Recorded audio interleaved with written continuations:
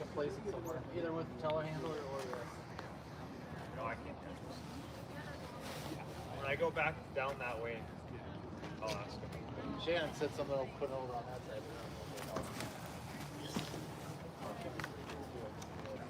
It's gonna be nice today, not windy. Okay. Tomorrow sounds a little. Yeah, we're sitting okay for time, or not for time, but for being caught up. That's a good way after the city. I always just scoot it together. I think you're on the edge, Mark. You're right on the edge. Yeah. I'm just happy. South wind now going home.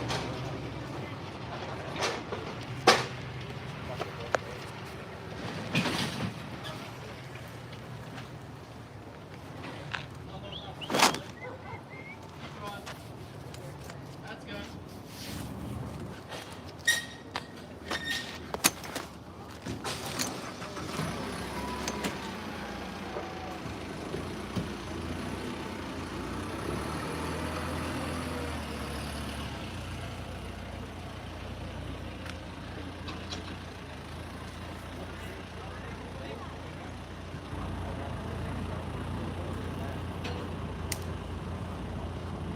I need a telehandler about it.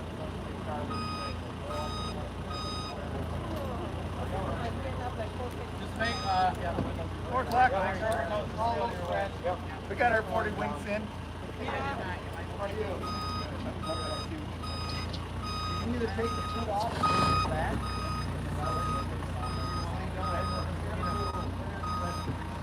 You want a strap on that car?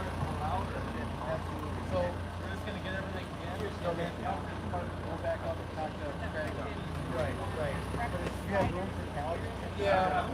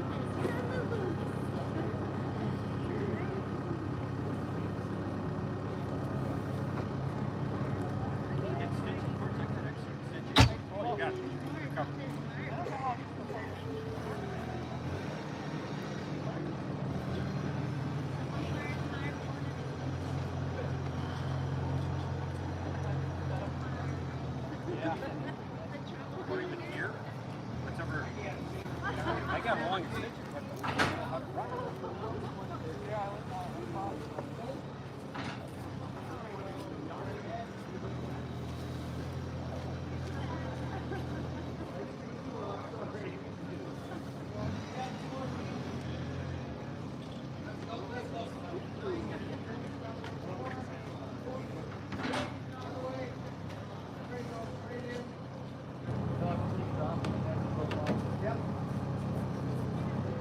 Get off, no. No, I think you'll catch it. Otherwise, turn your wheels a little bit. You're too much far this way. You gotta get over to the right. We're back up to do it again.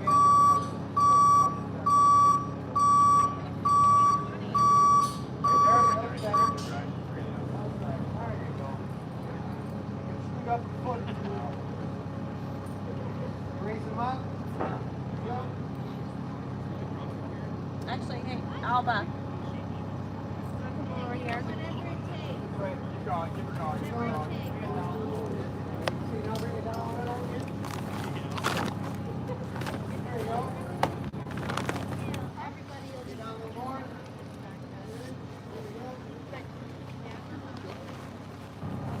Down a little more. There you go. You got a foot?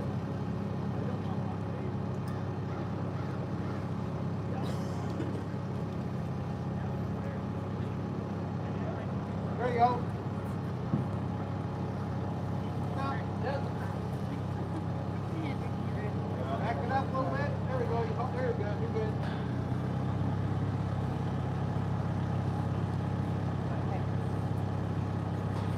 There you go. Nice job.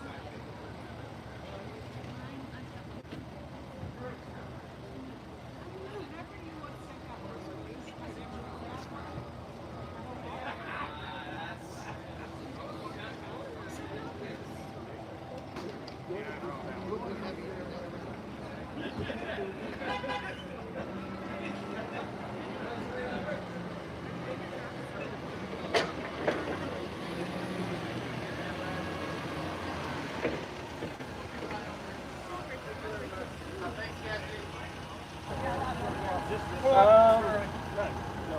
think just Here for one here. Typical operator. So okay, right there.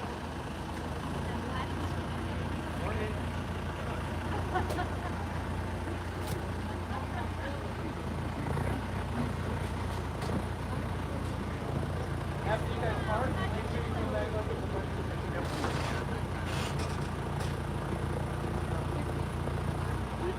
up, up. Try to get a little more tired.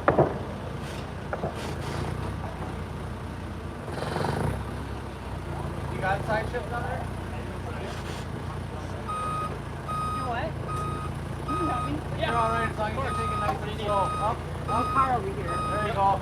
Bring back and then You just take this.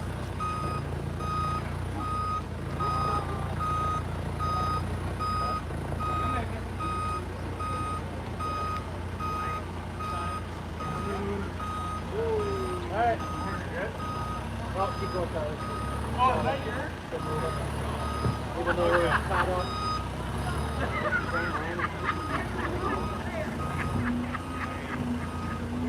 Morning, Chris. Morning, Chris. No talking.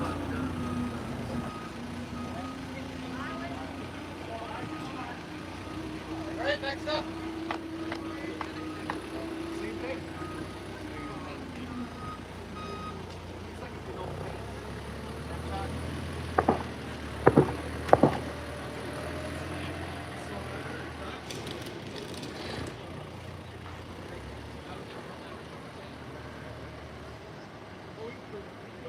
No, you can bring it up there, just ask if we permission.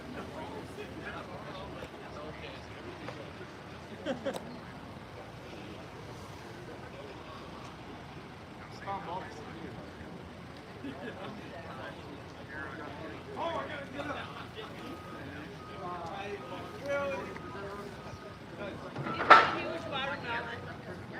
How are you doing, Chris? How are you? Actually, I'll go put it over there. And then I'll need your help with that watermelon. Okay, I got it. Let's go over under the tent. Yeah. You know, I'm so young, I lost my big one. Right now, we got my big one last week.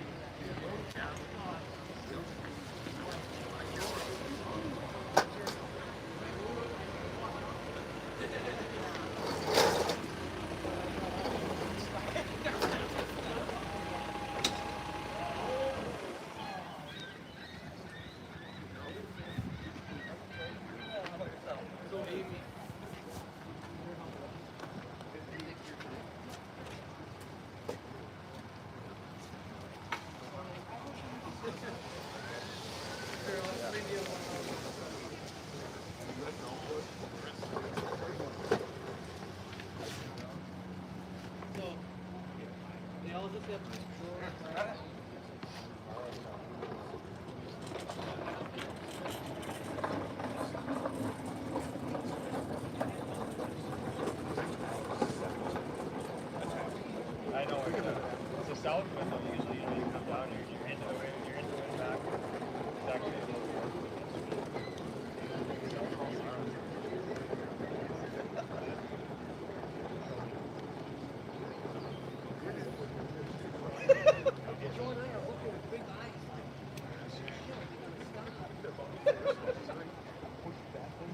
Yeah, yeah, yeah.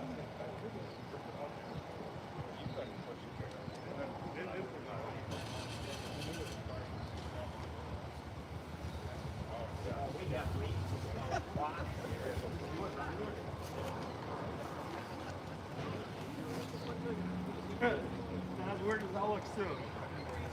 No, that's normal. Oh, yeah, yeah, yeah. 30th. You're 11.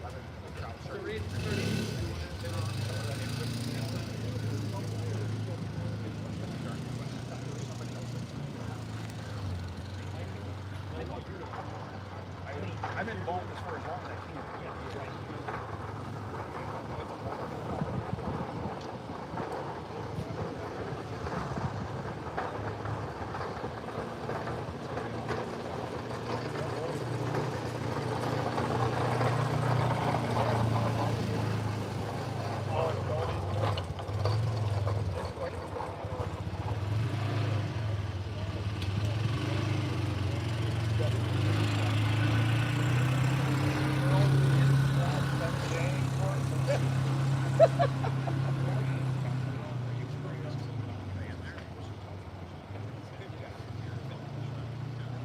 Yeah, no, a couple of years. Yeah. Yeah.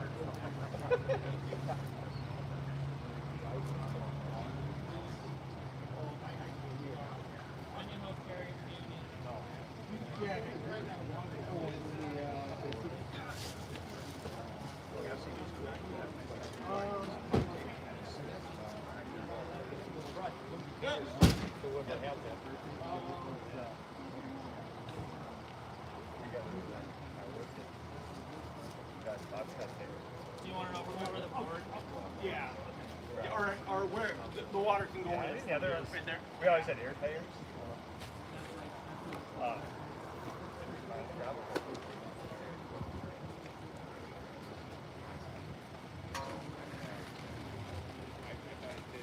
Is the water like low here? Like some of the rivers we drove over was like, yeah.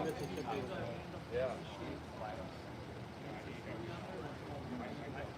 I know we talked about this at one time, but it's been a while. The first place I did it, Now when they unload, they load them up. one time, a lot of times. Yeah. Yeah. But I got one. I'm hoping everybody's here. Yeah.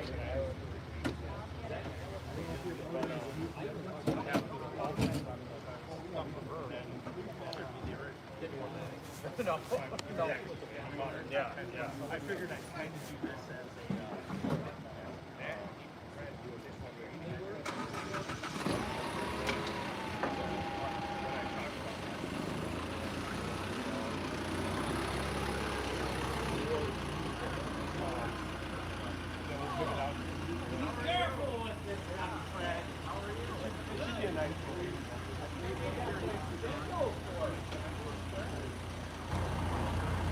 This is what happens when you plant in June and you get the first rod September 1st. You got me beat. I got September 6th.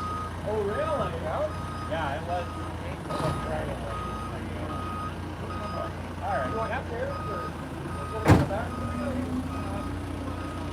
All right.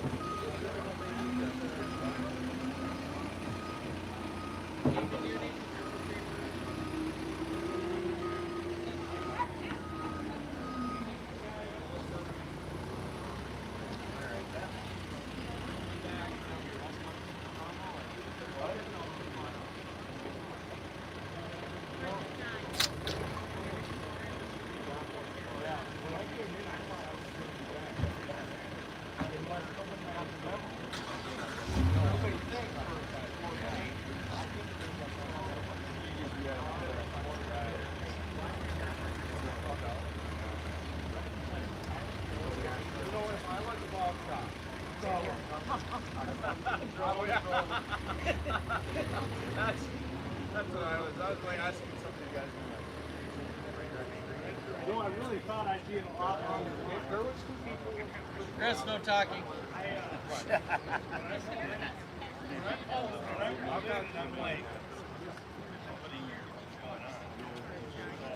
I know too many. Yeah, I guess. My dad. I dropped it.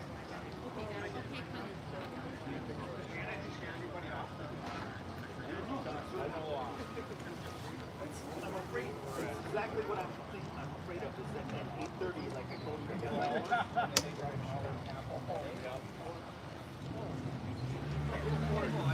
You know, you're 12 plus 3 the car and in the middle of the night. Oh, don't go there.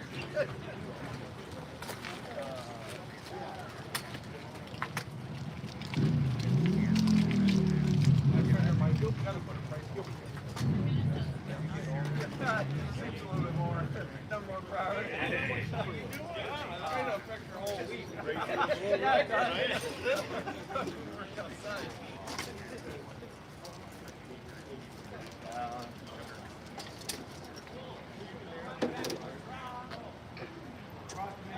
You ever get people that just stand in front of your camera? Yeah. At River Prairie, I was doing the time lapse, and I'm like, "Hey, you guys, not that it matters, but you see that little camera there? Yeah, where I'm shooting nothing but your butt. I put that one on time lapse. Okay. Is that a DJI? That's a GoPro. A GoPro? Okay. At the DJI Action 5.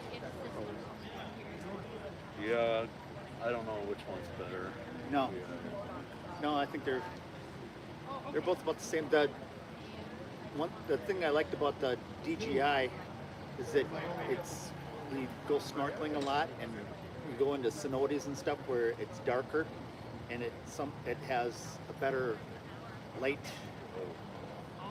Do you guys go? Do you go on cruises to No, do that? nope. We go to a place that's like an hour and a half south of Cancun. A sleepy little. It used to be a sleepy little fishing village, and now it's getting bigger and bigger every year. But not too bad. We snorkel from the shore. We get a golf cart. We drive to the cenotes and stuff. Yeah, last year we did a snorkeling shore excursion on a cruise. And I snorkeled a little bit, but this was horrific. It was an uncomfortable 1 hour boat ride. I guess And, like the water was so choppy. only place we like, I advertised usually early just was snorkel. Facebook. Yeah. Just look at fish. No, we went. Yeah, one time we went. We drove 3 hours through the jungle to get to this one spot. Talked to And Jody the guy told us that no boats are going out today. And I'm like, are you kidding me? We just drove 3 hours to get That's here. scary. There's got to be someplace we can go Not scary for snorkeling. injuries, but maybe scary for. Hopefully, we're organized. But yeah, he brought us out for a little bit, and he's no. And we went back. No, I just float at the top with the Yeah. and then have the GoPro. Yeah. I have some of it on my other channel. Shannon.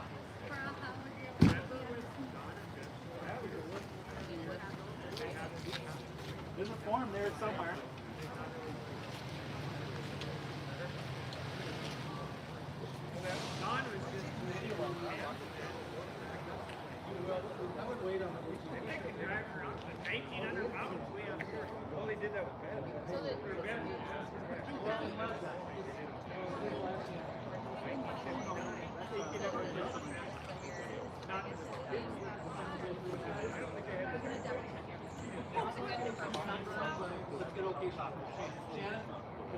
This is how I'm going to go. This is how I'm going to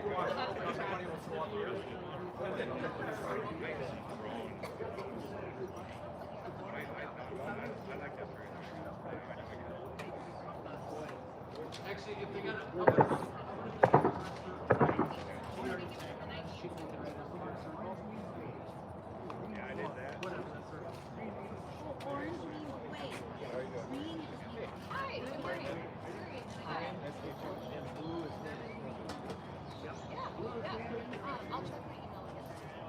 So is that okay? Well, with registration too, if Brian gets some guys together,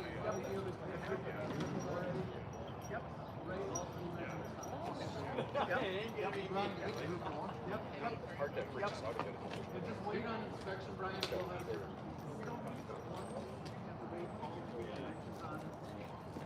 You're a man. Okay. Clarify. So you get the old one very instead of not the new one. Okay. Well, yeah, are you T2 or? I don't know, I'm just gonna measure.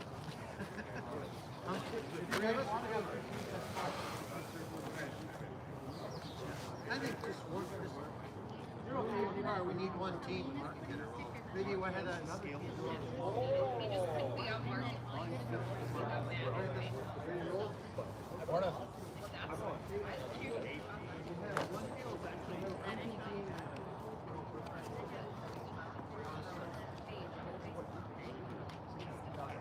I know he called you, but did my text clear? I've done this before and it probably got long. You had to retape yours.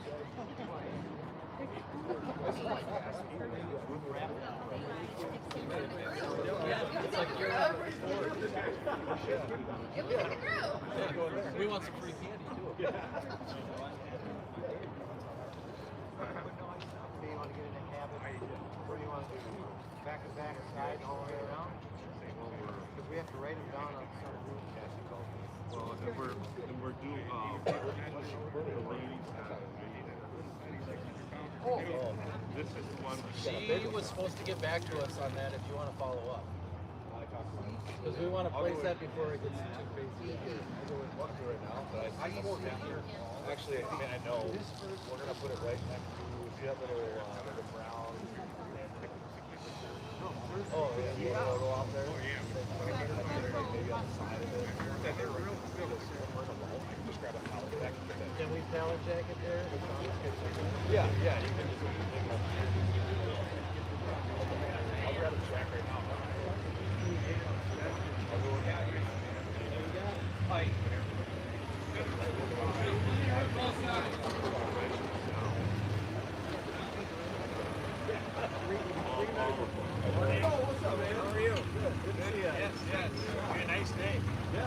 You're snickered enough, Paul?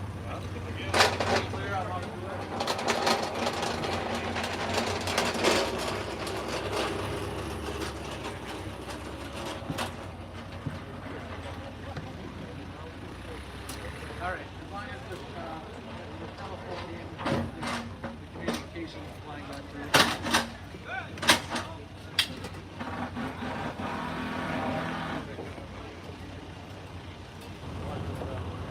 I know he said you can take it up the sidewalk. There's a big old van parked on the sidewalk. So I don't know right now. Yep. Coming in behind you, Charlie. You're all good. Harry, my man. Oh, hello there.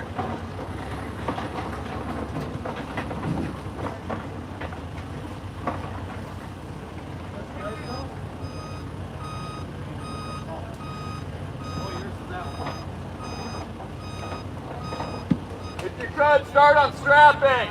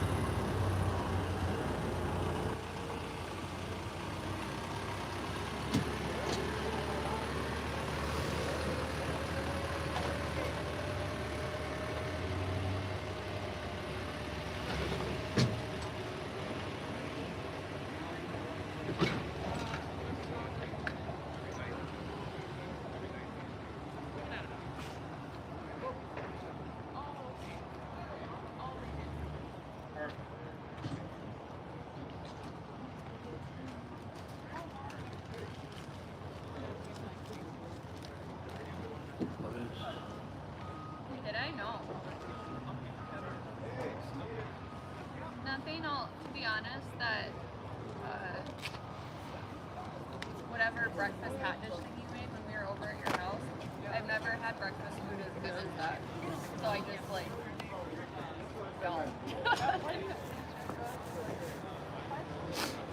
But I like that one really well understated because of how it's fresh.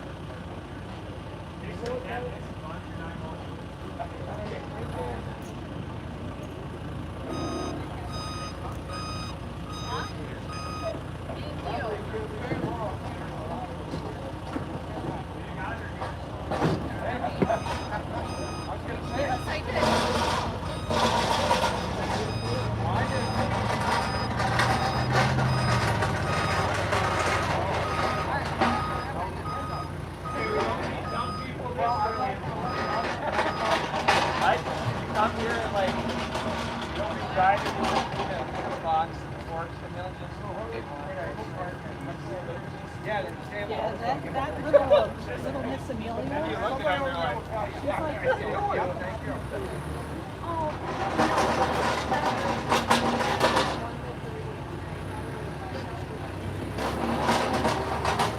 Whatever you want back. That's what I want.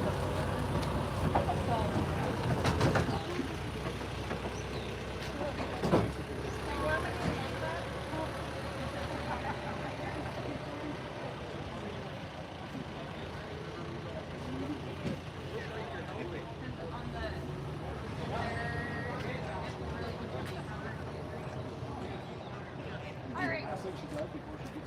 Yeah, yeah.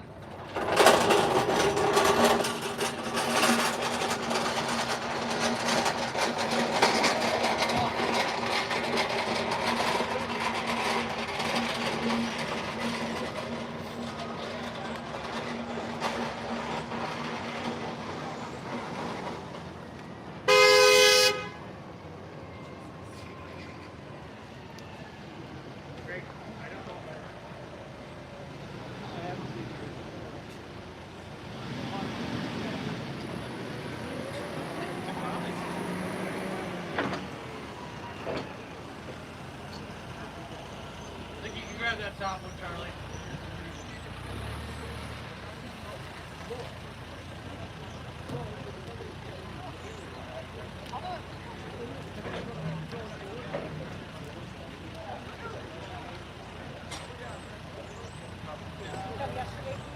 Yeah, we got a.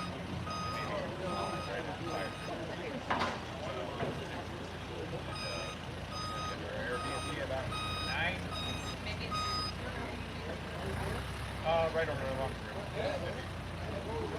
Not too far.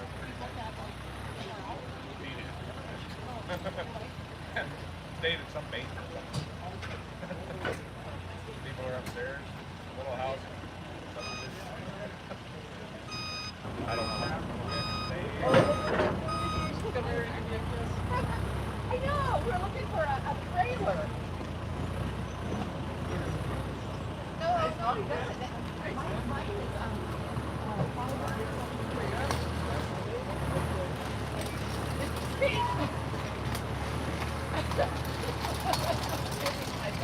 I got a 560 now.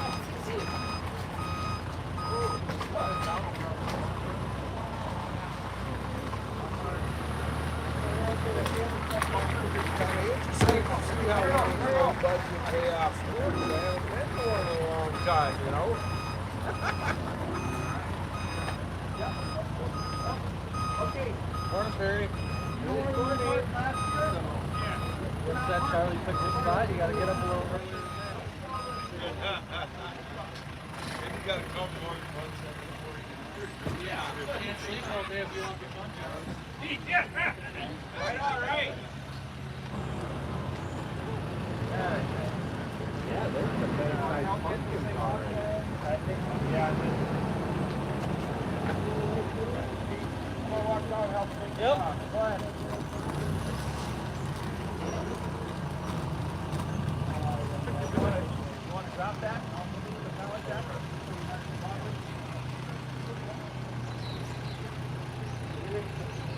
I can see you see the same thing I see. Oh, it's like, yeah. Turn it off.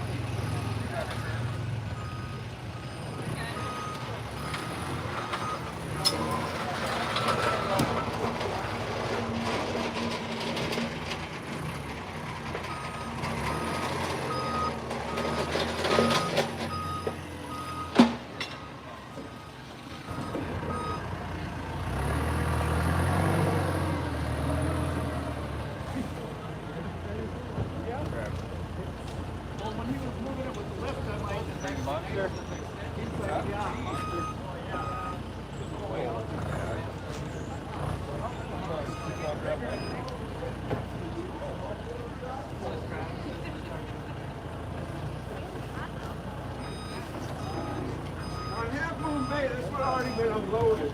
I don't know how they handle maybe the dark stuff, but they should have people.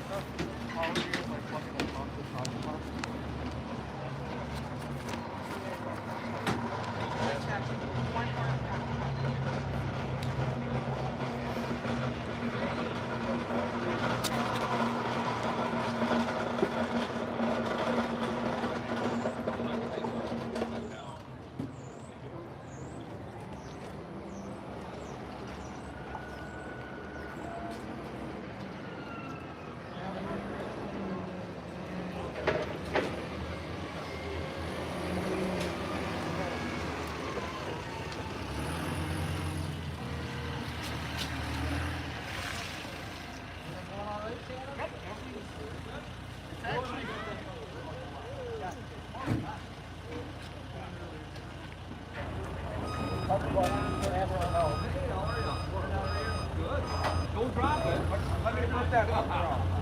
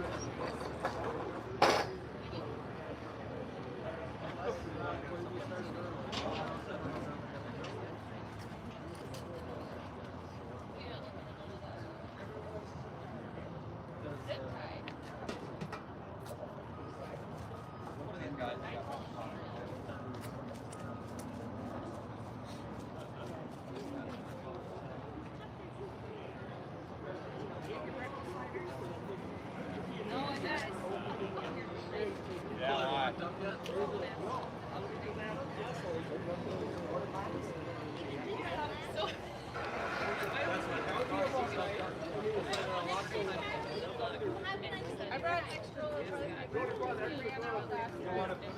No, I'm not the wrong one. Yeah. If you got a 5-gallon gallon. It's the only one that's not. Right? Well, I just one way down. Yeah. I don't know if I just got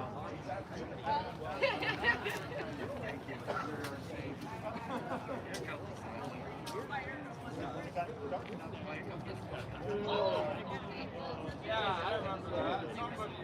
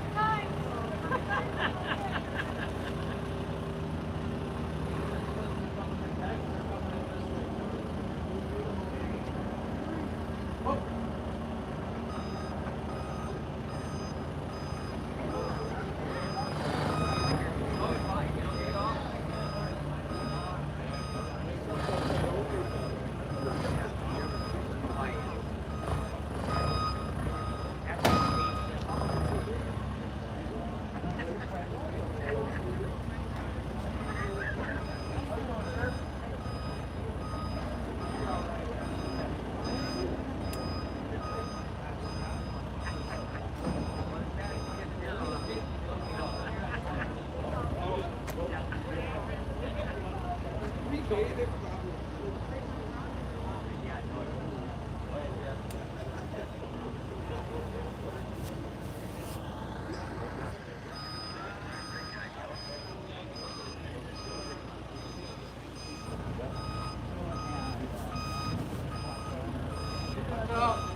two, and then the last 2 years have been the chamber. Yeah, different.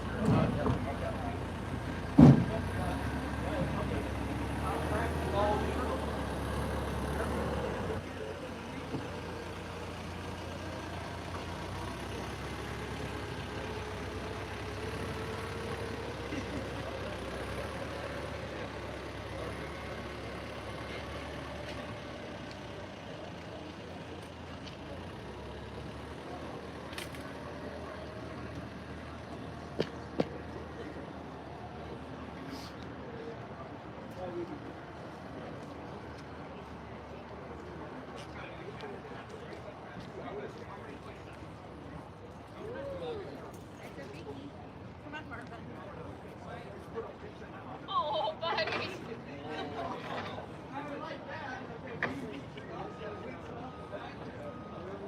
Look, I don't want to go in here and look at this stupid. He knows. You gotta teach him.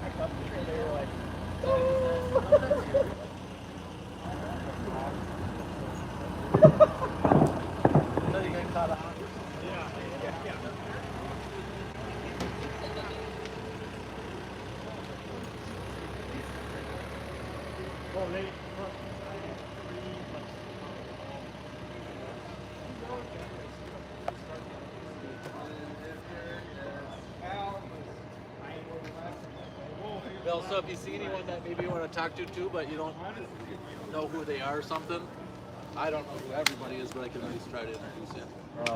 What time does it start? 10 o'clock we start weighing. Okay. Then put me wherever you want. Okay. Most likely what we'll do is we'll put you up on the podium. 'Cause that's typically where we have. He's not even wearing orange. So I looked at 2 years ago. I Yeah. watched a little bit of it, and I was moving around. It looked fun. Okay. Yep. If you want. What's a live stream? Yeah, so But you if can I do it on- We can get you. Yep. We can get you on that one. Sometimes we put them up where the girl's standing right now. That's my girlfriend. As long as we have the movement back and forth, we'll figure it out.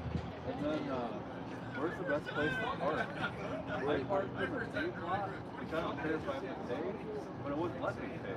Oh, I don't think it'll let me pay until like 10 I think a.m. or something. any of these Those are.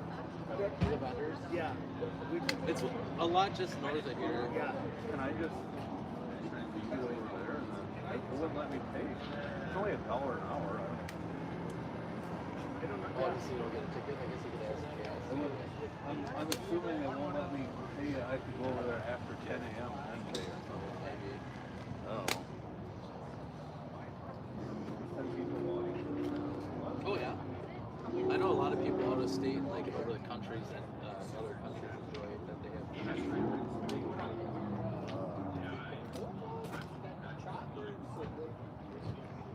So this is the latest one.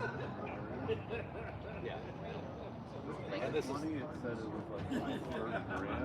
Yeah. What was yours? Mine's only like, no, not even, probably like 4 or 5. I don't know the total of that. But it's they're paying the 30.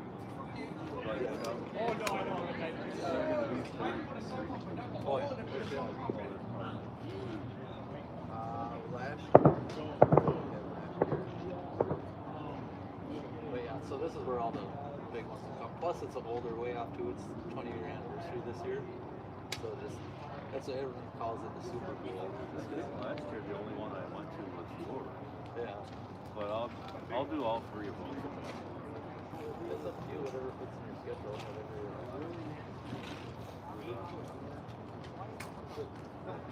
Yeah, if you got people watching even now while it's dead, you could go over this way and they can see people moving around and stuff. I don't know. For parking? Oh, I think so. The podium thing where they put the first, second, third, like at the end of the day. I think just either on that or just in front of it. So yeah, probably. People are probably just sick of looking at it. Just an empty parking lot. Yeah, just grab Shannon if you're gonna be there. I think that's what he's talking about. Just right in front of the wood thing.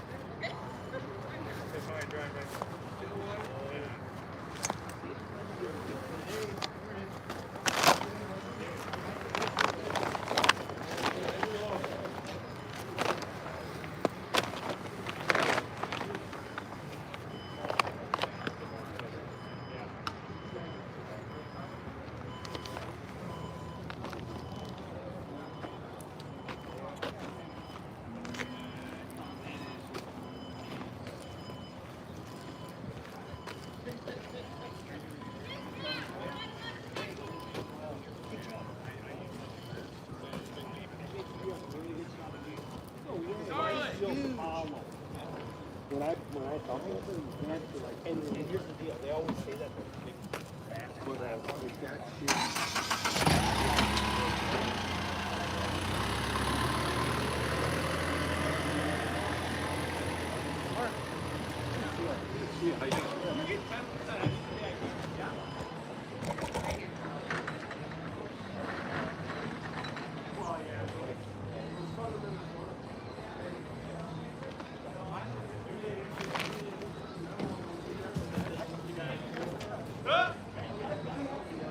Oh, darn. I mean, I like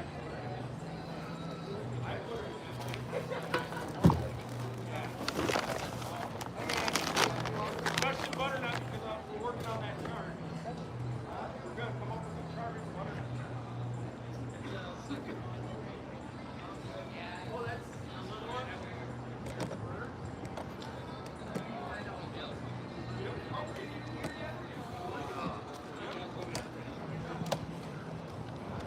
I was hoping this was 9. We cut them off. Thanks for closing that up. I didn't lock it. That's fine. That little guy there? Yep, second.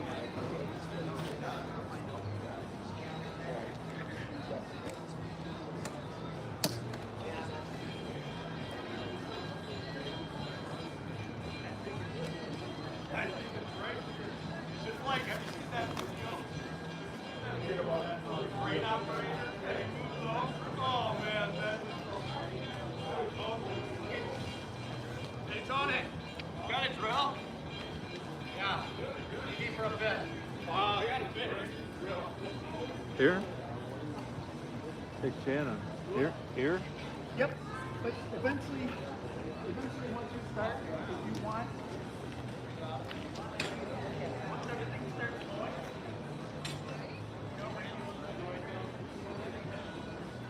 They have we'll get her figured out.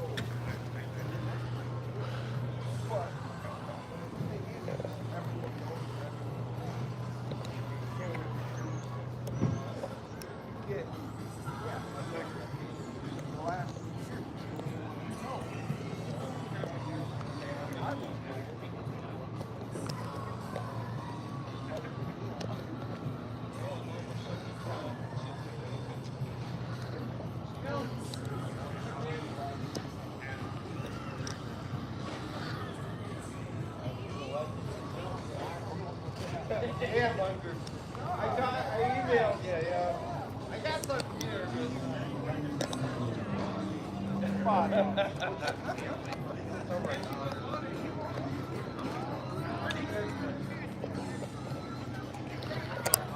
hoping to do better.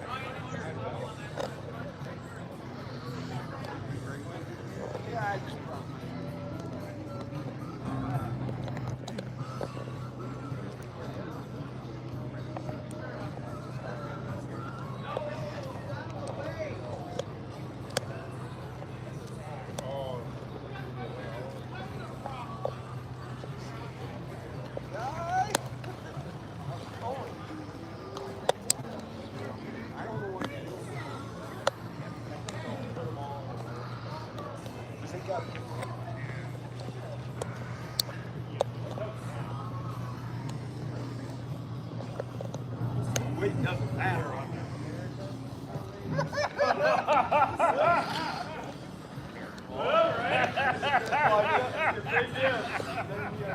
On that one right there.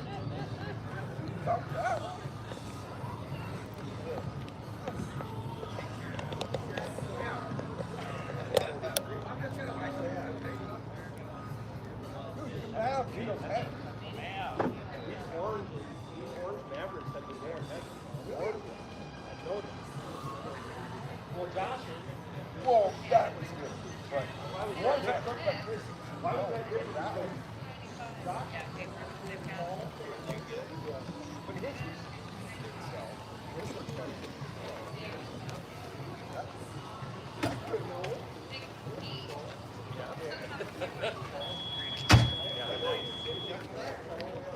Oh yeah.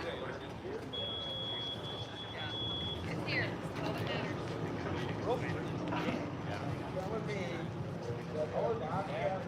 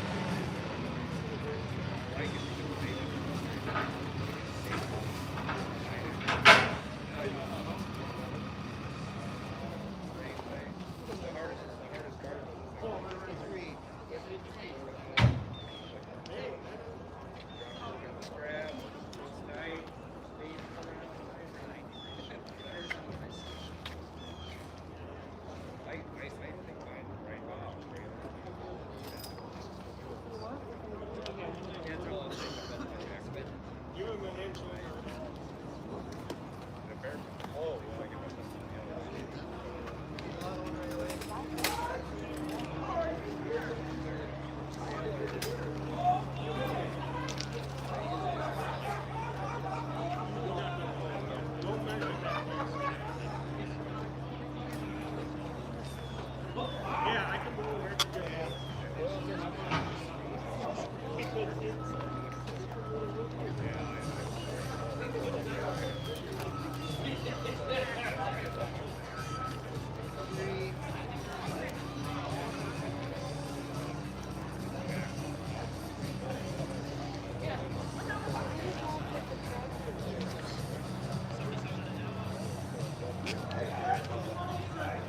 Joel. How are you doing, sir? Too bad. Thank you.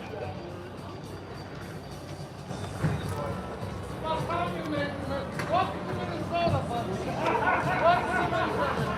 I'll give you 24.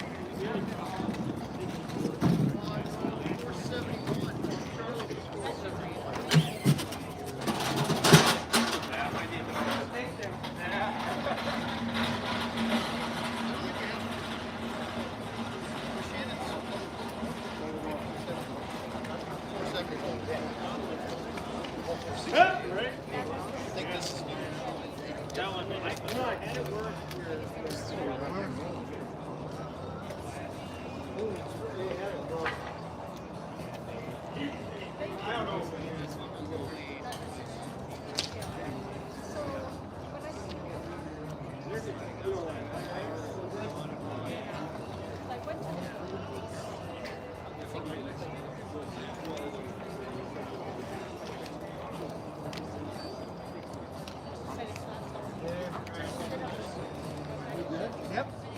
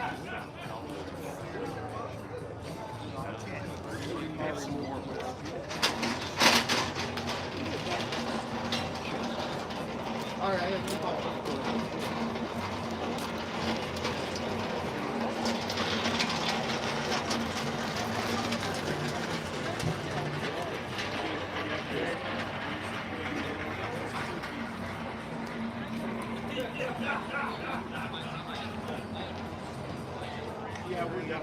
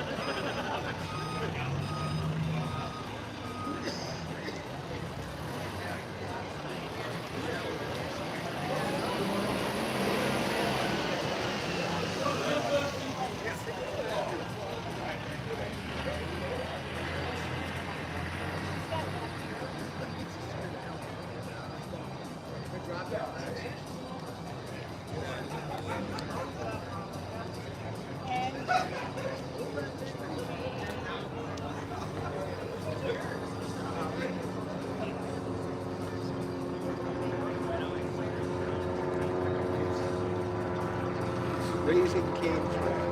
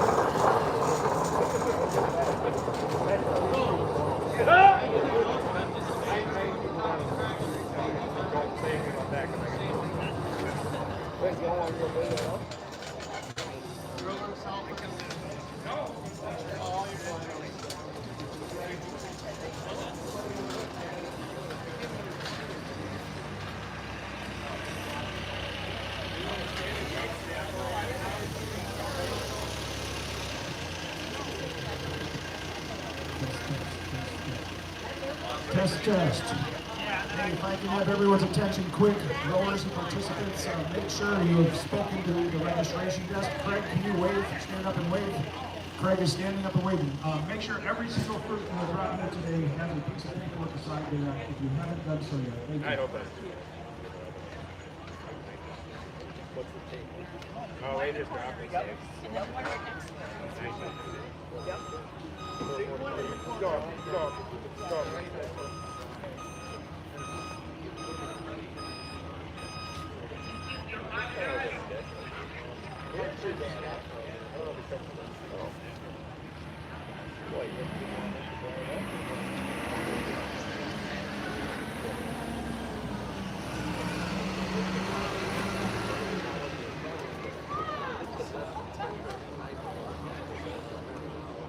Oh, yeah, I got a pretty wide.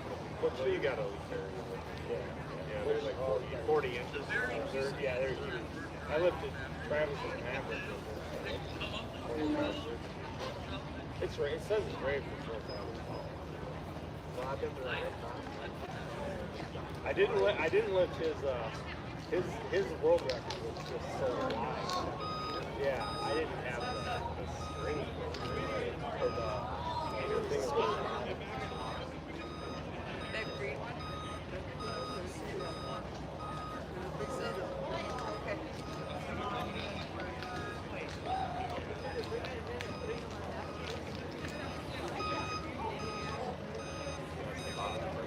I think I showed him. Oh, that's the bottom. That's good stuff. There you go. You can kind of see it. Oh, yeah. I like these JCBs, like get in on one side. You could never do it with a Bobcat. You can open the front door once you get it up in the air. Yeah, right. My neighbor does. Well, my neighbor have upgraded their last 3 skid loads. We started brand new skid loads because my pumpkin kept getting bigger. It pissed him off one year. I had to have the 24-24. I had to have my uncle come up and track the Kubota to get my big one out. And that pissed him off, so he upgraded. And he bought a mini excavator too, just for it.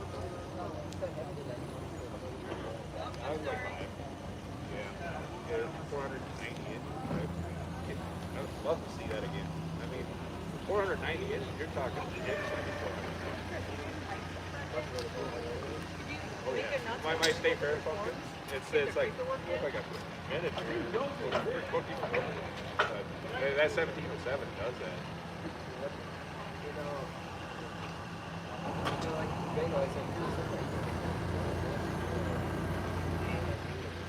Yeah, like and any one of them are capable of doing it. You just gotta. Yeah. I put it down. Nice and steady.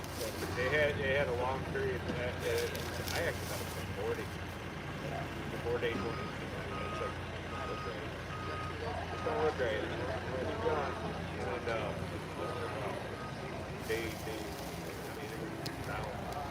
48 on day 4. And then it just happened. Yeah, it was bad. I tell you what, I would not stop and get a lottery ticket after work. That's the race straight home from work. You go out there, look it over. I would literally start crying. Like, You got to the hotel last night? I felt when it hit the scale and then you got the. You're good, like. I felt like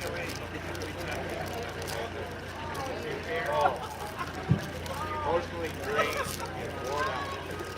Yeah. Now it's like.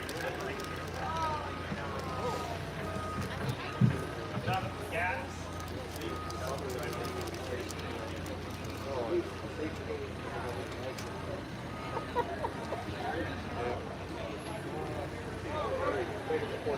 You got me by 443. I was got me by a half. They both got me.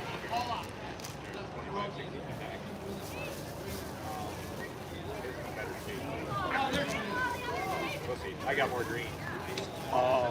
Yeah, it used to be when they're green. Orange, years ago, orange always was light. That's not the case anymore.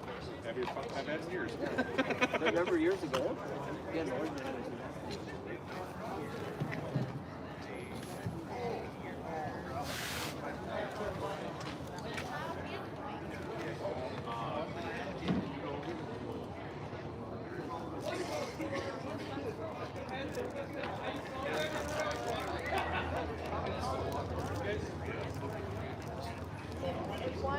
It won everything.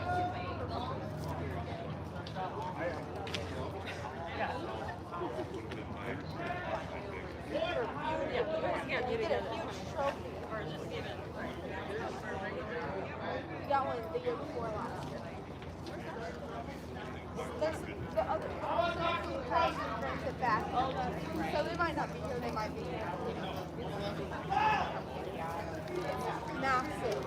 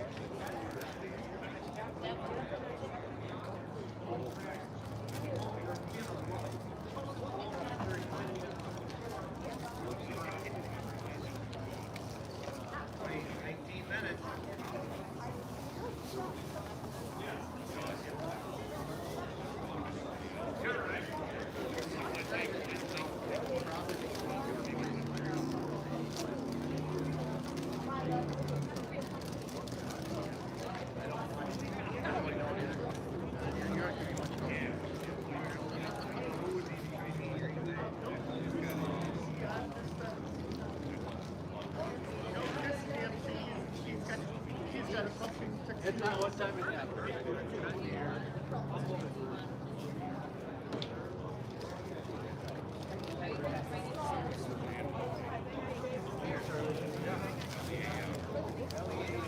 Canada, just anybody run through and double check.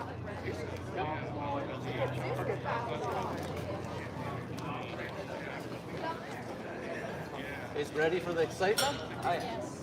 You guys brought another pumpkin for two of them with us?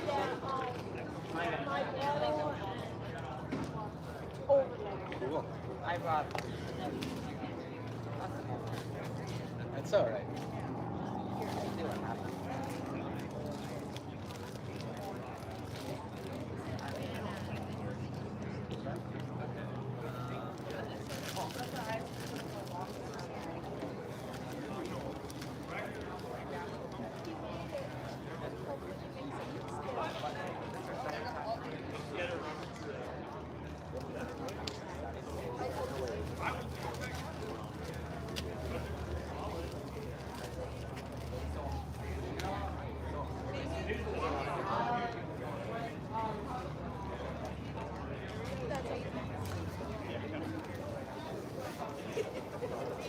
I did that one time.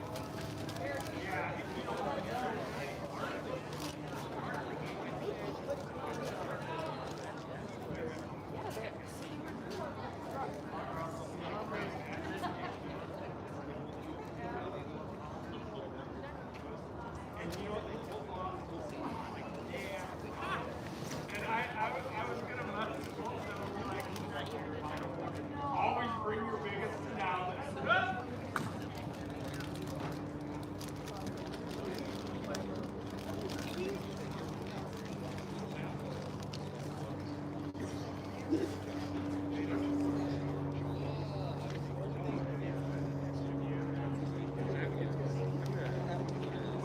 Yes, sir.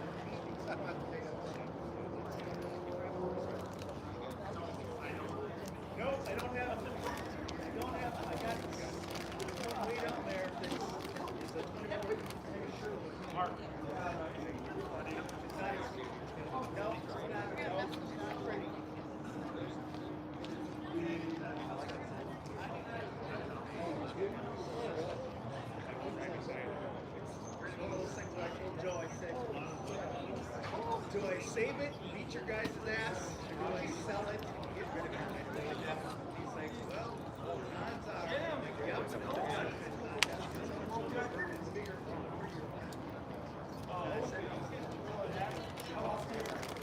Only if you're running over Stillwater, like if they have blue dots, those are ones that have one previous Stillwater, they come here and they go and enter into what's called the beauty of the next contest.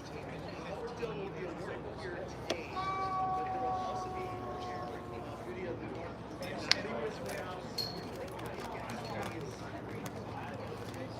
Yes, I know.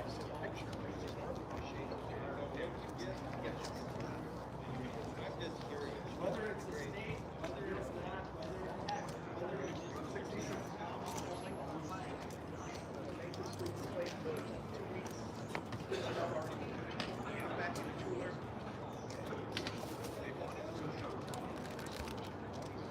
They go to the zoo, they go to the Minnesota Zoo. The zoo pays like 70 cents. 70 cents for this whole trip.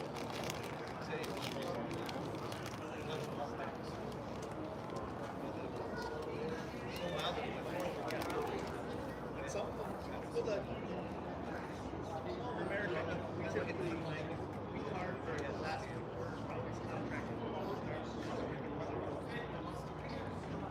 I should.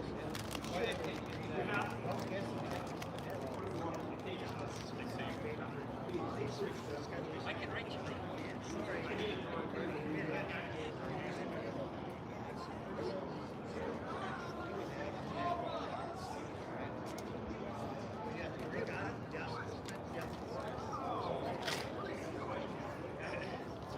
Where's your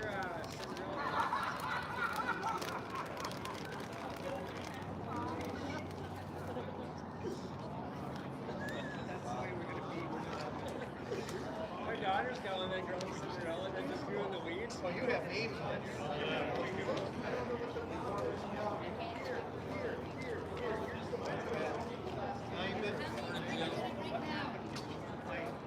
typically I grow Cinderella and name is what it was 3 weeks ago. 460. They got big and ugly. They got straps. Yeah, I had a strap so they would stay up.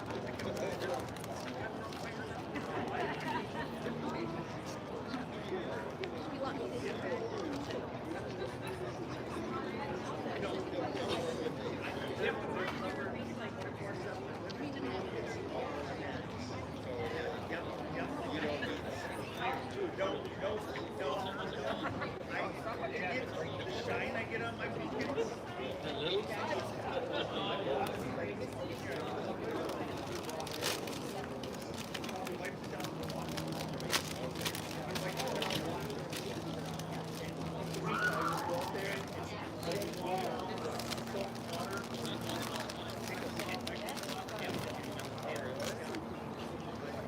Once they, if they get people, there's no making a picture.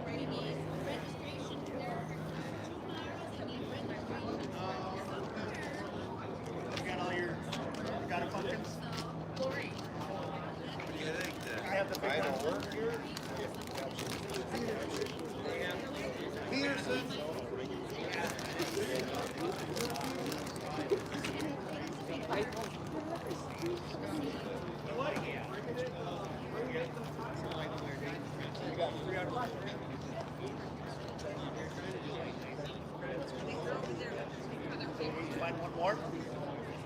Okay.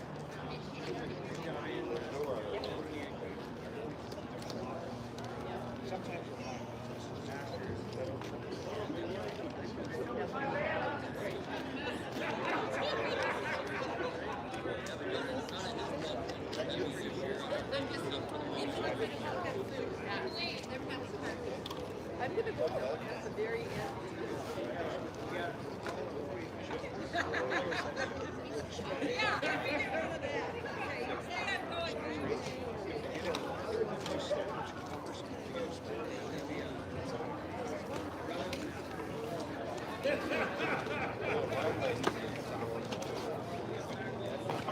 You got yourself. That would be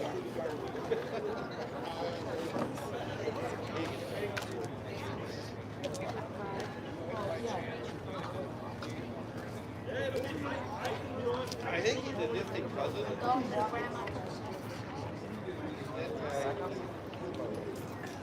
That John Deere.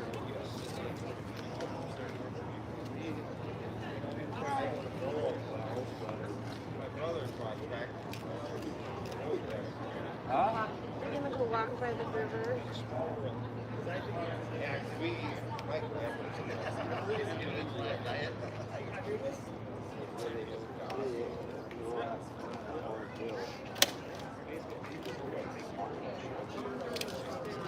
Okay, so then how do I go about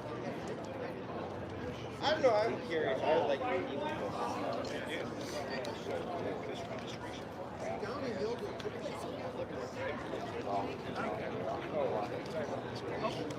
Oh, no problem.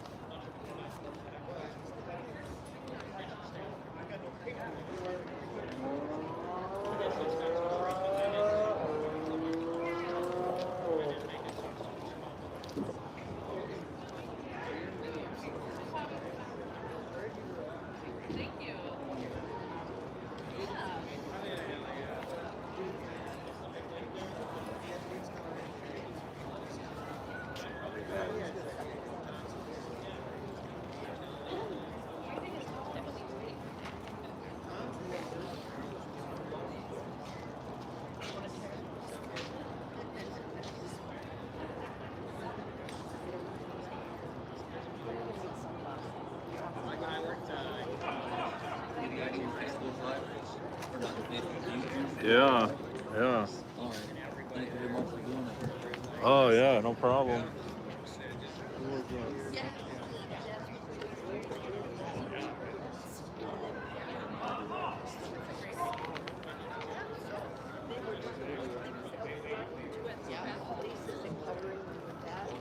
Yep. I was telling the boys,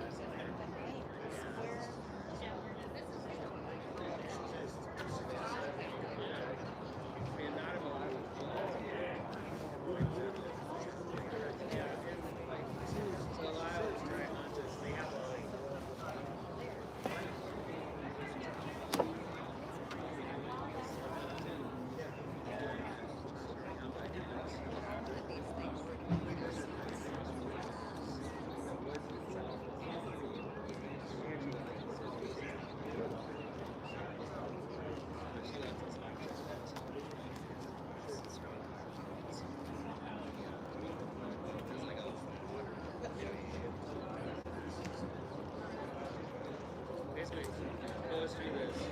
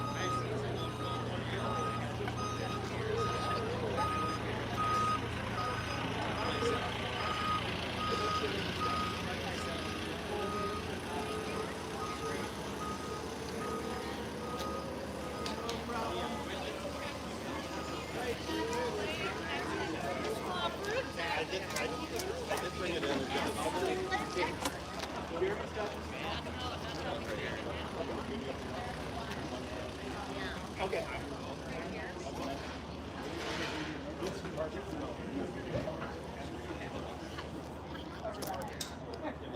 He just arrived.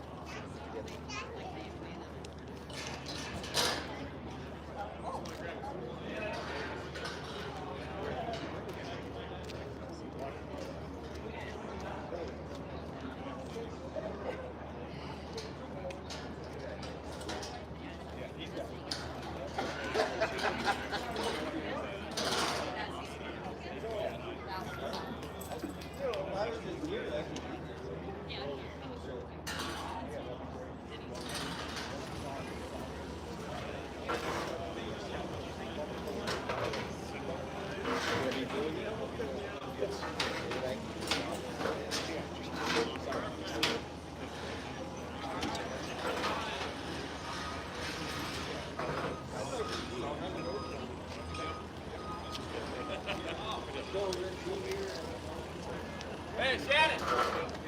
Shannon!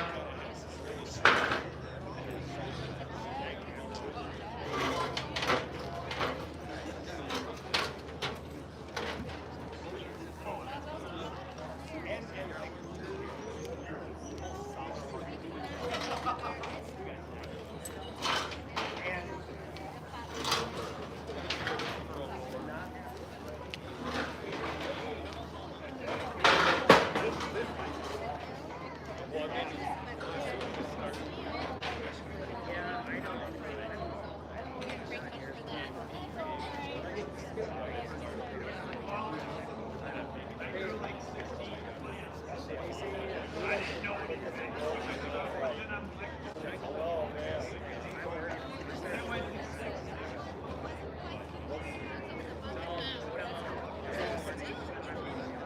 you know what? There is. Start working out 3 hours. Yeah. I'll be there for a few hours. They're not going to be able to get a meeting. It's either, How young was yeah, it's either like, it's either I do like get out of the meeting, or stay there this year, and then like miss the meeting. We'll see. It'll probably start this week.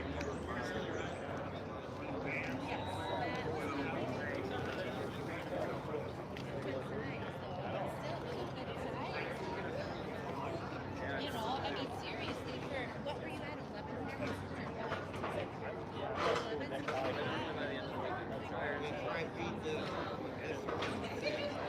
Yeah, what do you think? Where's your food here?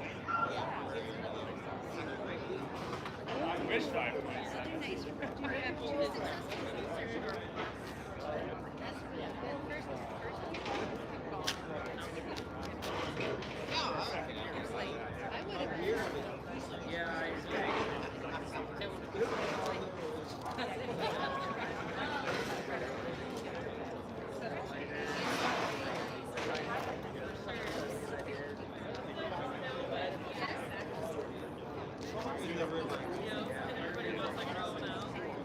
I mean, right? Are you going to test it?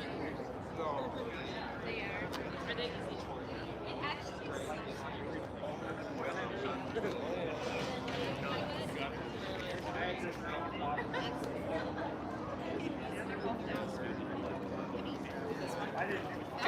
Oh, okay, so it does already have that. So she just needs to bring it in. Yeah, okay. I mean, right? Like, I'm sure you can.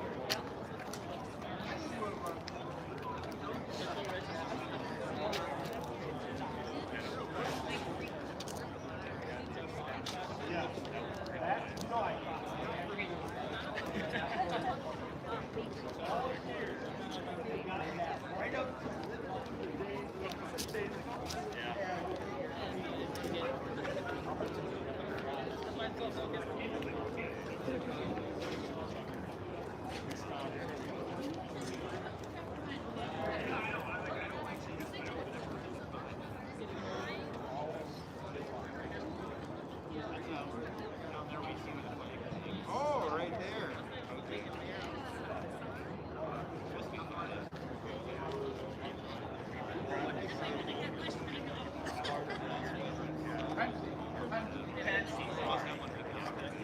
A little more on the professional side. Nothing throughout like it's done. And then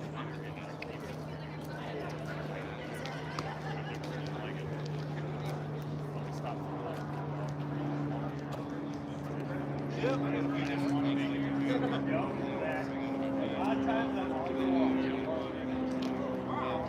oh, you got some groupies, huh?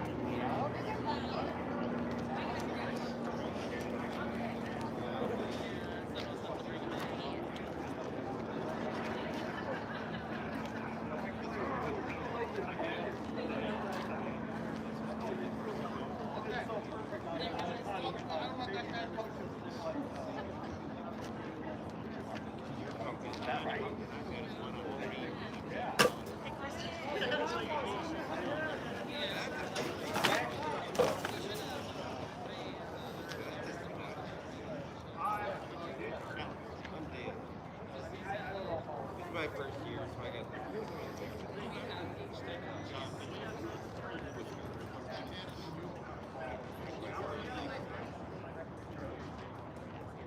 so next year.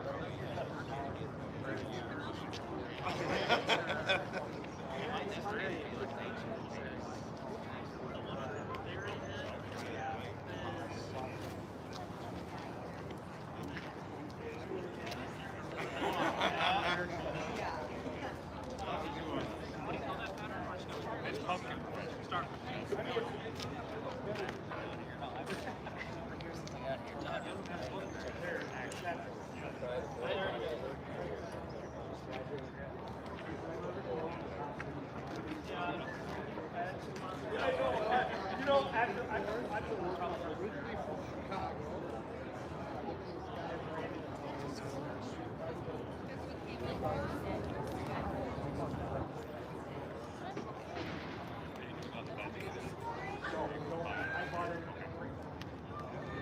Man.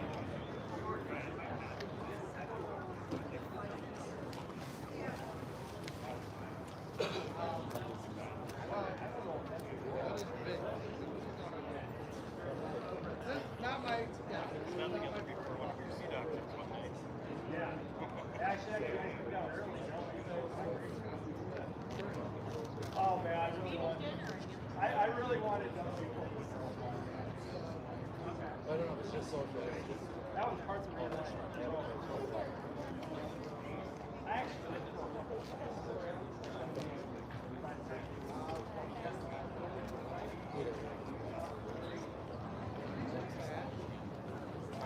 I just thought.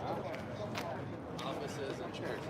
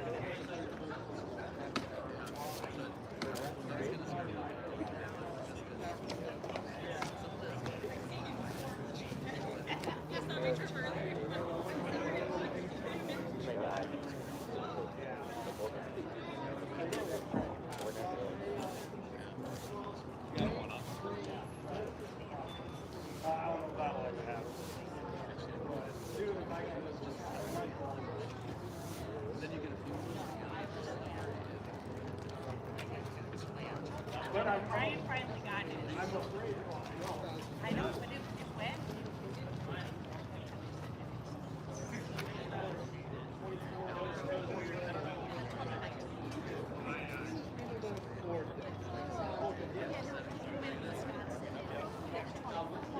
But he finally got to help.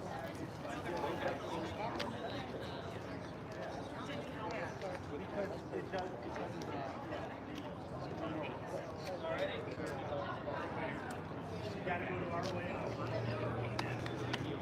Oh, yeah.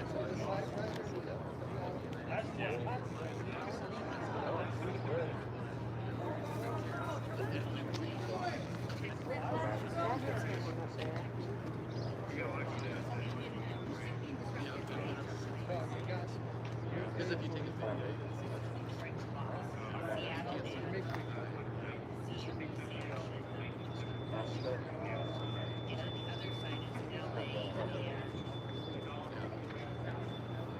but normally I was looking through some pictures too.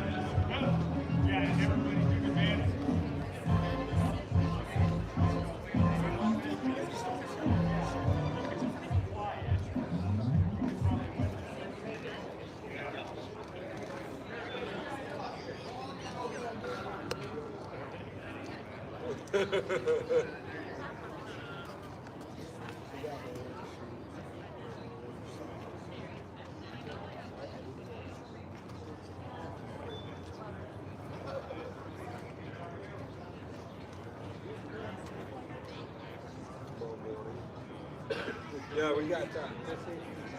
Yeah. Salvador's picking us up, so if we make it home safe, this guy, so one guy knows we got no respect. But not.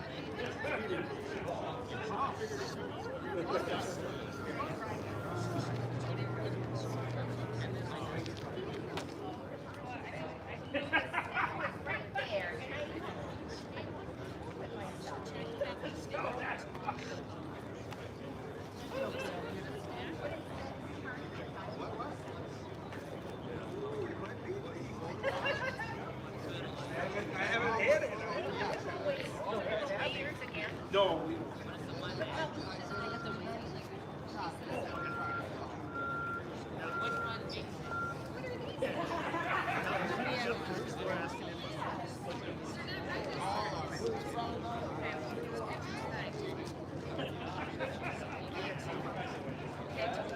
Hey, buddy, let's talk.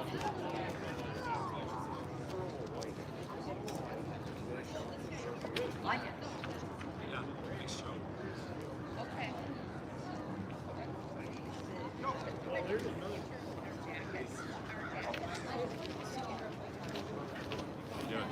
Good, how's it going? You do some live streaming? Yeah.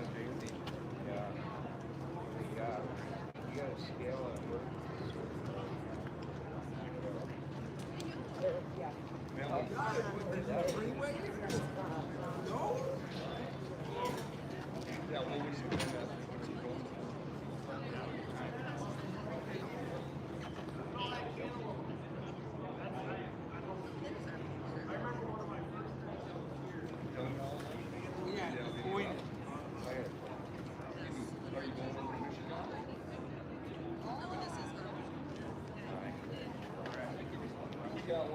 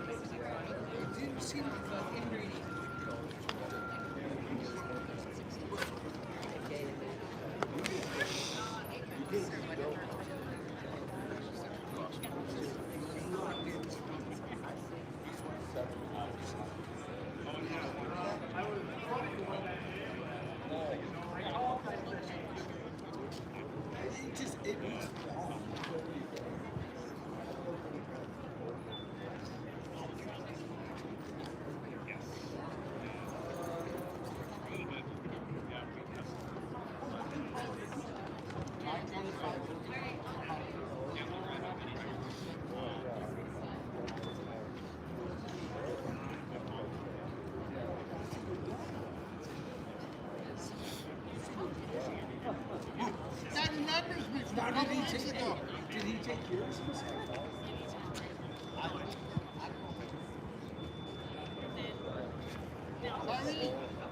I need to talk to him. You're not going to pee on me, right? Hey, buddy. Remember, I was giving you a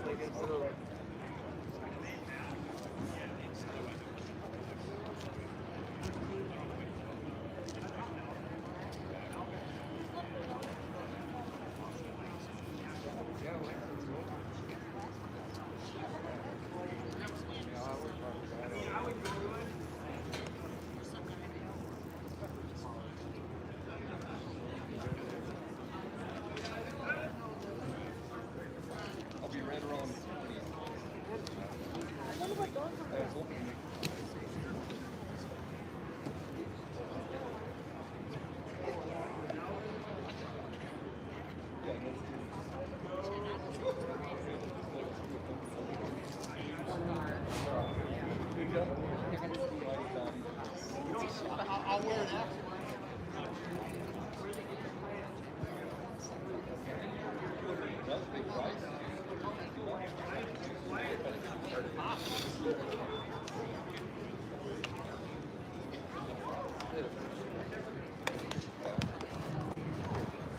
Watch that.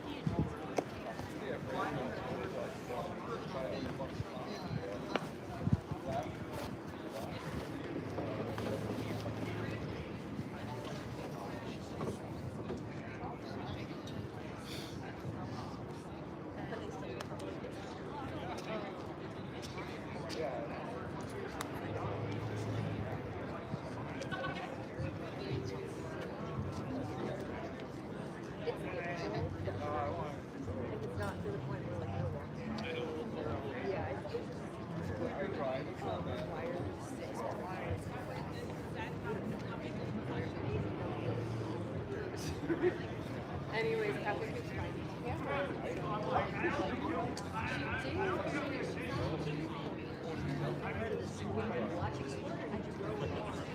No, we won, but our signing so he used to hold world record until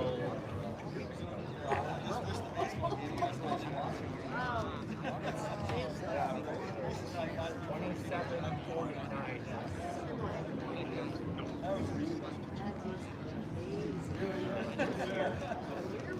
Oh, it's nice.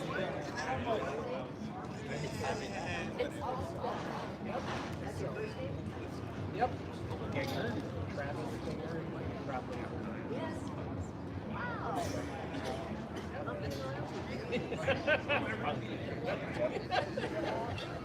So we have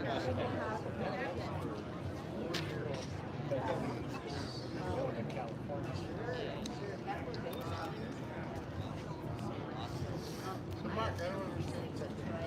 Yes, sir.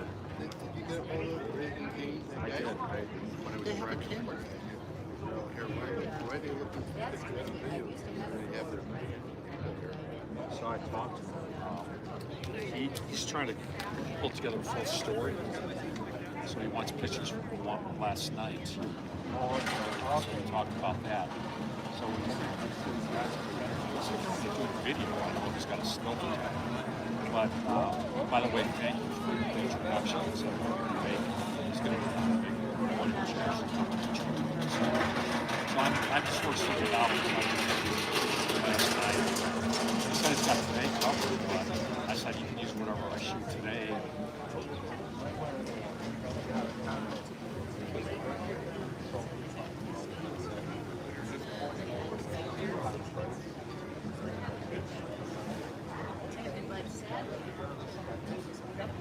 That's what he told me. Yeah. Travis on you think? Yeah, he did. He was supposed to get a certain amount. Yeah. You'd be happy to know that over that your pumpkin by far was bigger than the sales. There you go. By far. Remember, it's not a. I would love that for you. Yeah? Is that from a drone? It is, yeah. Yeah, it's a small one, but I would love it. You know what? Just so you know. yeah. But you got to get the size before you get the heavy. Not always. Not always. Pumpkin was it wait 2 weeks ago? Yeah. I was like, how 49 inches. Right. Yeah, they They actually had went 49 inches. Didn't they? I guess no. Now, if they would have gone like 5% heavy, they could have gone closer to 3,000, right? Yeah.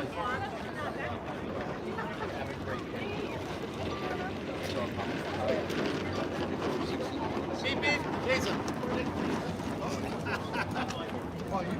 Yeah. Yeah.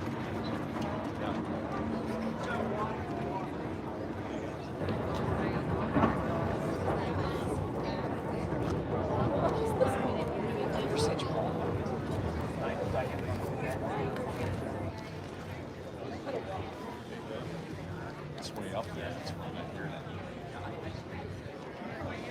Yeah. We had our first meeting. Oh yeah. Where did that go? How'd that go? Especially Clint.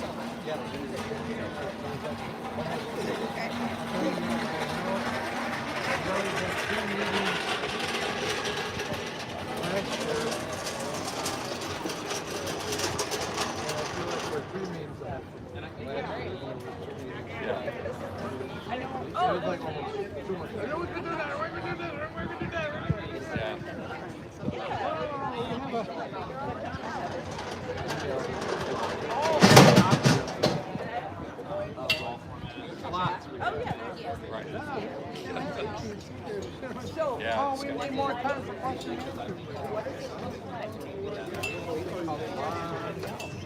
Almost there. Might need somebody to stand up front. I've got to send Cindy a little document on best practices. Like you hit them. And then, we did a survey. Well, of course, we did a survey. We got answers to the survey. So far to pin it down. I have all the suggestions. One of the things was that they wanted grades and Q&A.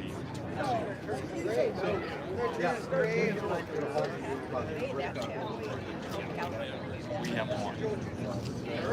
They want like 3 or 4 breakups. Yeah, well, the challenge with that is that we're going to spend about $1,200 on breakup.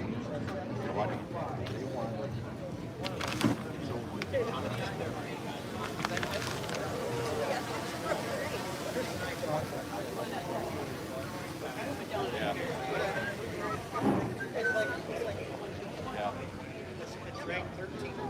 And you would probably. Okay.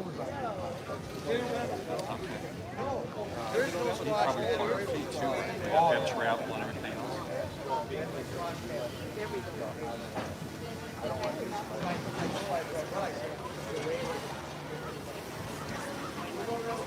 Sorry, we did not be walking in there.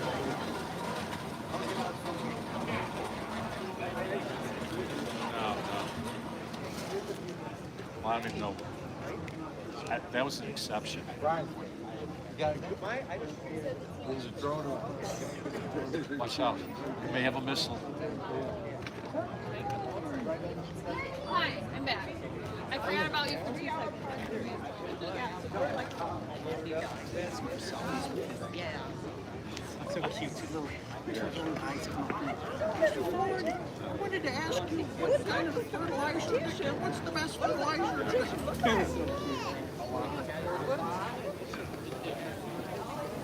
Yeah, at first when you start copying,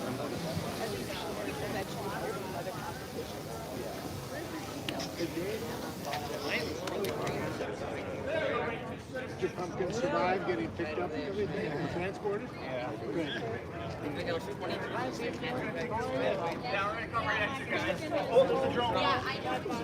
All over it. Got a great shot.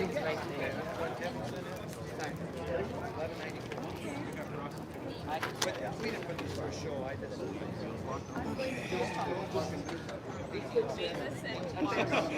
That thing's 20 years old at least. That was it. By noon? You know how bad that is. It is what it is.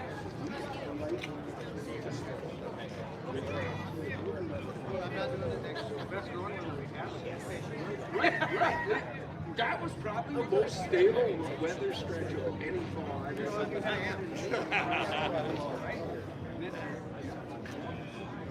There's another one. I don't know what we got to a guy on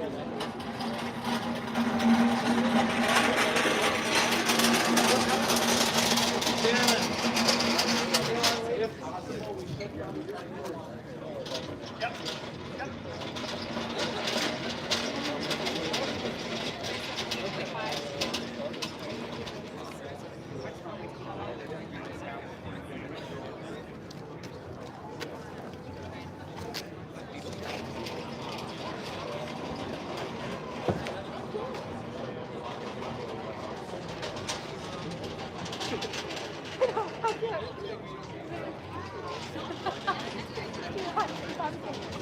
I really will.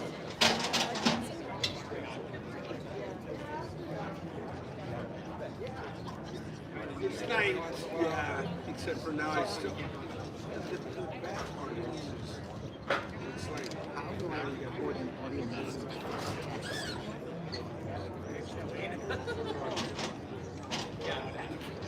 And then I look at what it means to happen again versus that's a sad thing.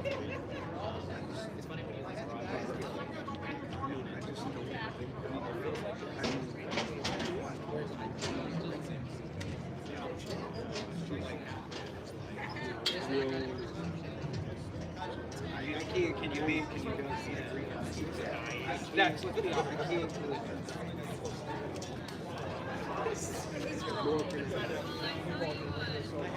Yeah. Yeah. With that being said,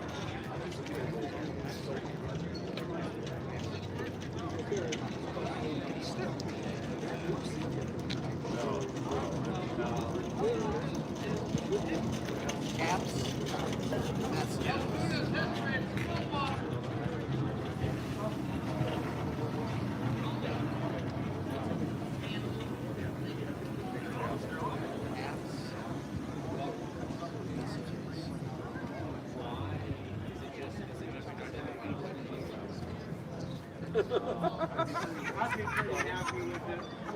Oh, wait, North America. I'm happy to bring it an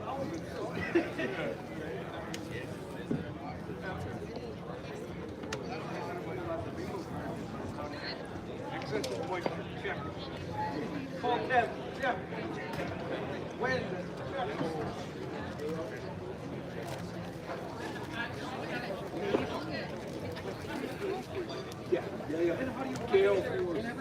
not bad that one of the people registering didn't even recognize. My wife's the one that put it on. One side of the back, I know.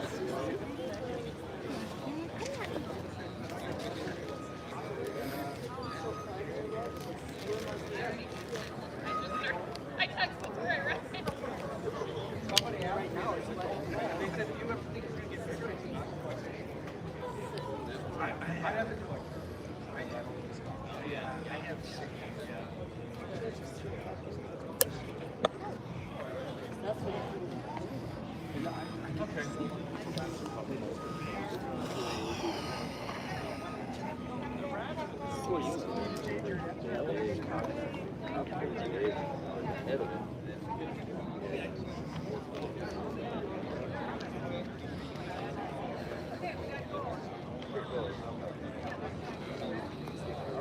I recovered a little bit.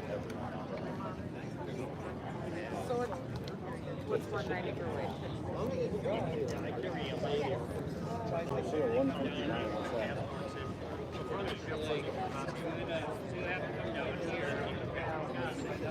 But like my money and credit cards, it's all inside my shirt. And the wife carries like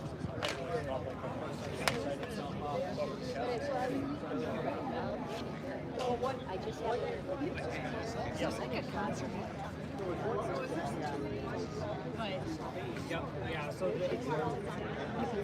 Yeah, so my pumpkin itself is like was picked yesterday is So Jeremy, most of the girls before he came in. So I don't measure mine. Other guys girls are like like have like 48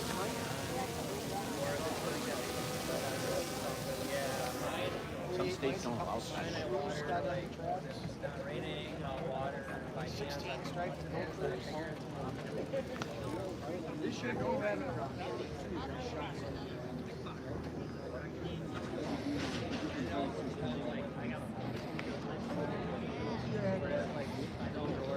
I went with a small chicken wire. I got to bring a fence. Yeah. Yep, I heard that word.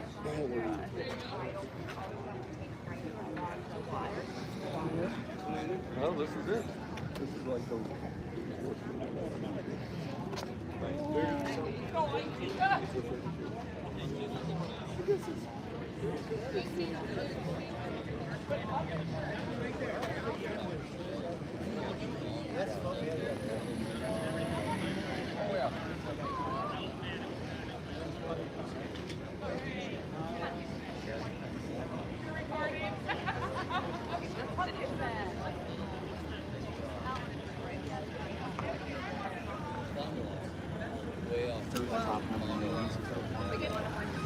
With air conditioning, the guys in the Pacific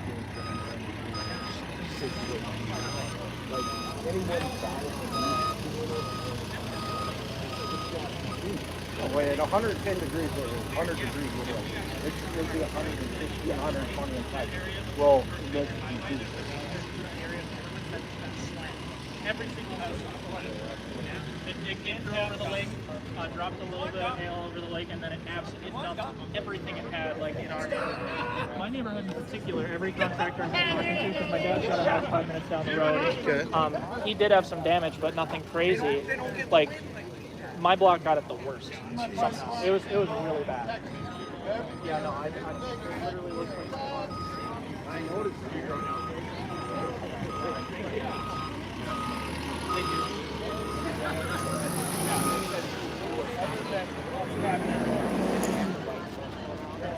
No.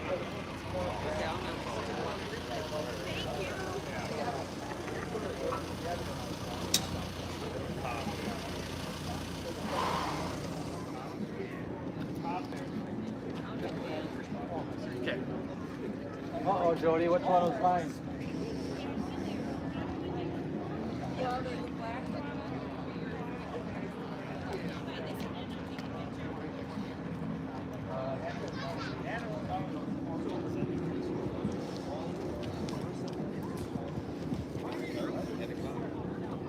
Hey,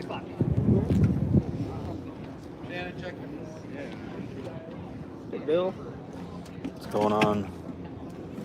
Ready I'm for not a nice sure how long day? I'm not sure how blurry this is walking around, but Was this live? yeah. Got anybody on there? What's that? Hey everybody, live from Stillwater. It's Harvest Fest 2025. The best MC in the business. Mr. Casper. What we got? A few people? 6? Chris, check your phone. 12.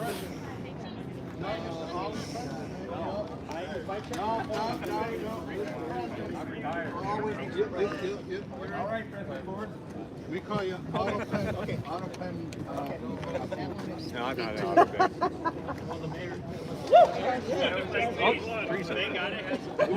Every once in a while, you have a good judge.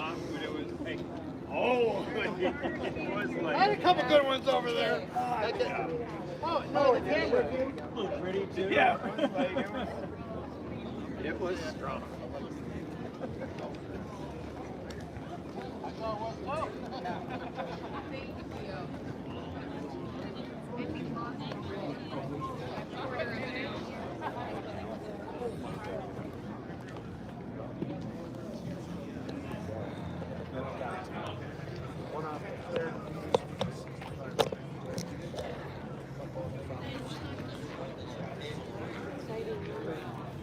Hi, Tim. Hi, Dan. I got satellite. Do you? Good.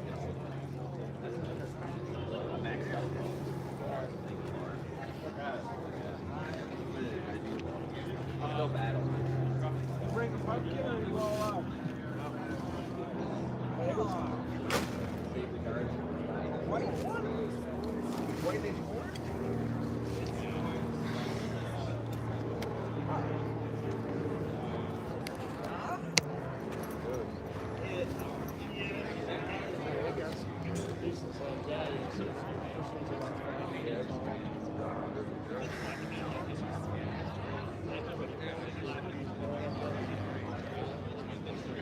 I know, right? Everybody's pretty mad about that. Somebody's gonna be mad.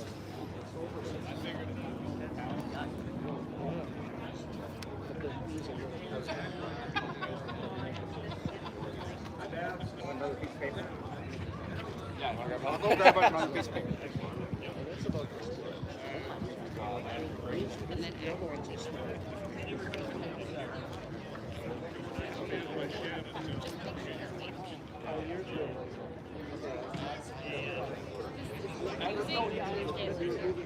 yeah. Well, we need to actually make sure it's correct now because the Butternut, some of those movies, so That one, that was 17.5. I see. But isn't this one this one? Yeah, is that this one, the 364.5? Oh. So do we not need to include it on this? Yeah. You want to check out that 364 down there? Is it the 364.5? Yeah, 364.5 is the OTT. See if it says just Beauty of the North down there or something.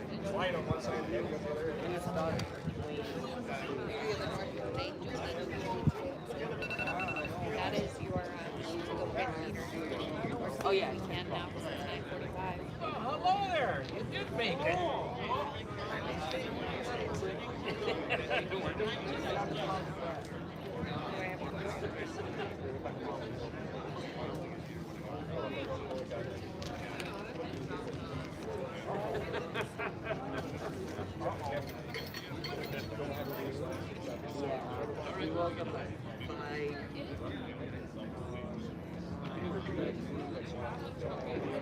We left at 5:05. We got here at 7 o'clock.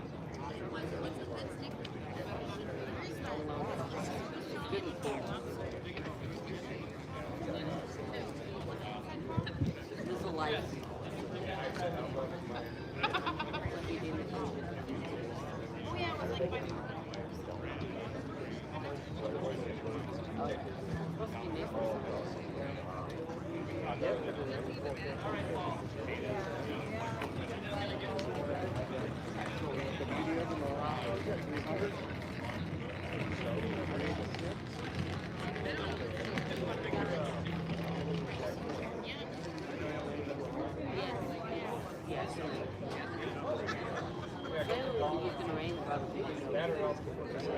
All four beauty of the motion.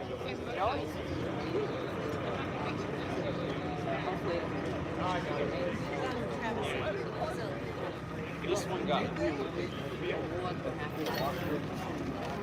Moved them after they told us like, this is not fuse all this. We'll be done with the plane.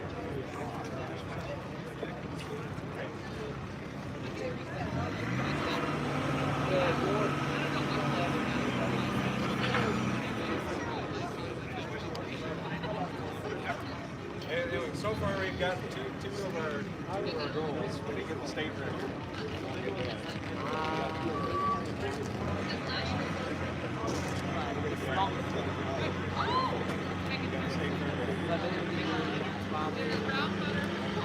I think we got left.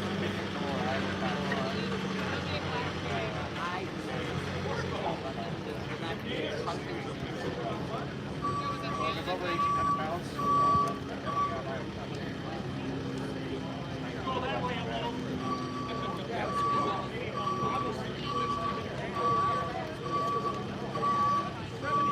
Oh, that's just it. I understood where I got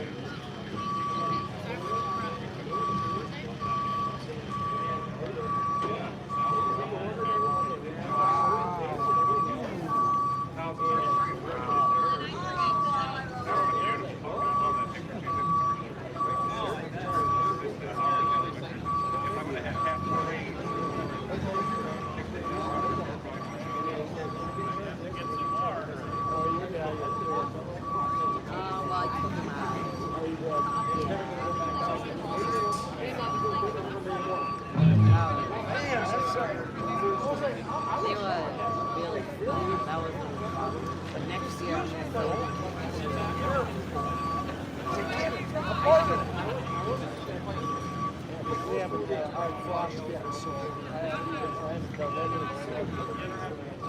Yeah, I frost today. It was a hard frost.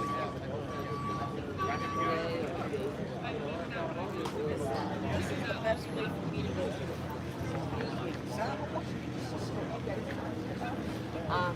Yeah.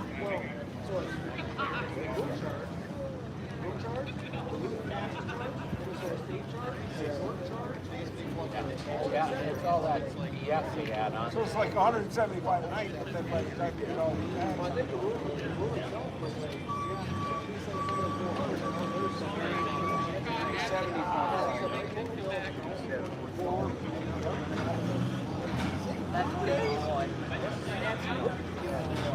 Yeah, I was like, he's another guy that's not that other guy. So, they gotta pay propane service. yeah.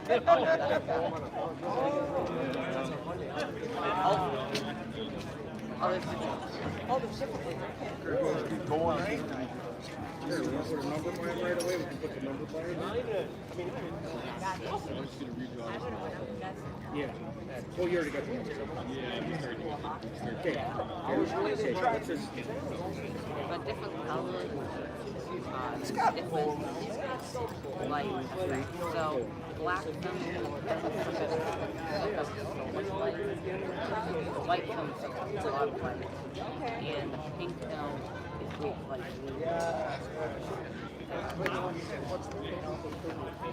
It's like for outside. You don't like when we always try to see light. So if you're looking at your outdoors. Yeah, I researched it. I was thinking, I bought a bunch of film a few days ago because I was worried about that.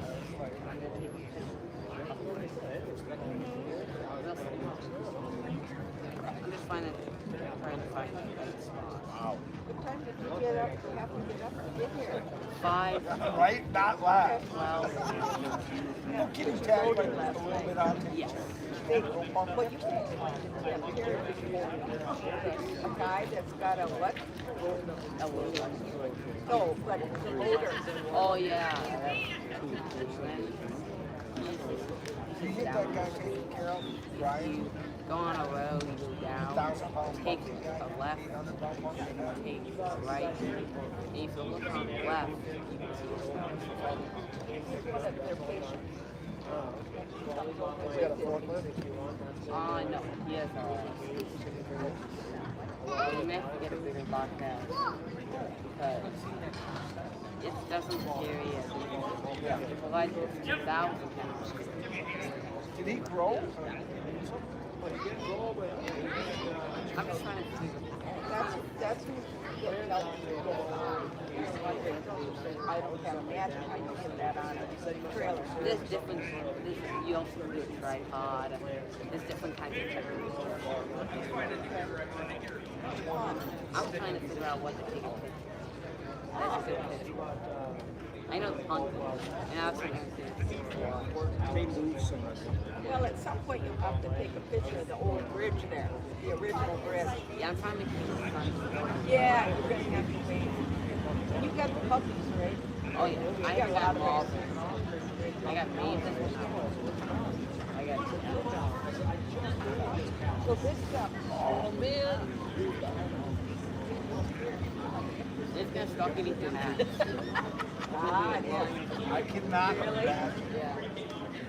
That's why you should back up your chair.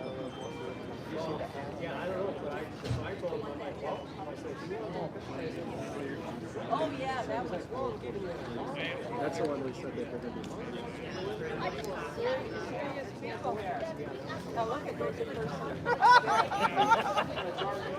Oh yeah. I just about guarantee you, when they sent that back to me last year, I bet you this one. Dedicated Dodge truck, just like it was. Oh my. California. Yeah, that's nuts. And how much?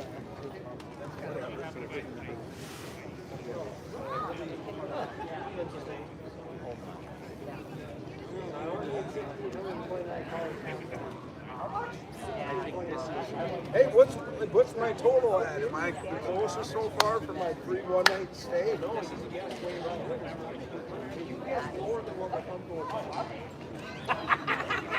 He's going to do his personal best this year. You apparently don't think I'm ever going to advance. I don't ever think you're going to advance. But you already advanced.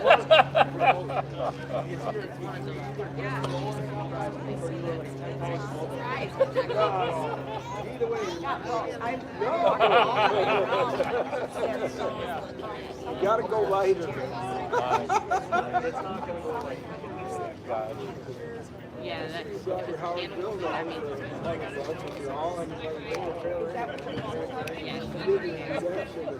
What if you get the beauty of the north now? You can see it when you're hiding.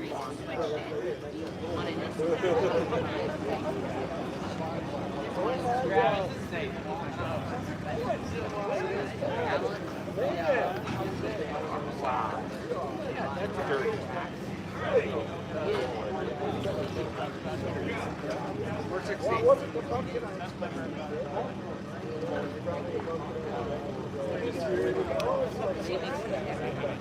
yeah, we'll see.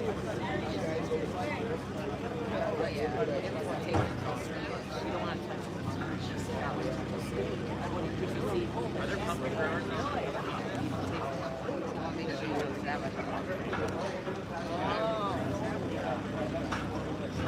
Yeah, so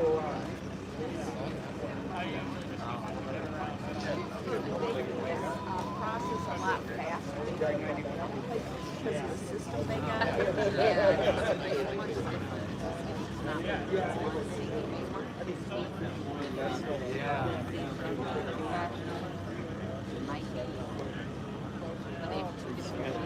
Other way out. Well, no, no better. I think it's now and then. But I might want to talk to this strong license. So, I could make way up down south. Highland Road. Well, they must have some. Oh, yeah. Oh, they do. Go online and look at it. Yeah, they had big pumpkin up on there. They have 6 guys. They call up David.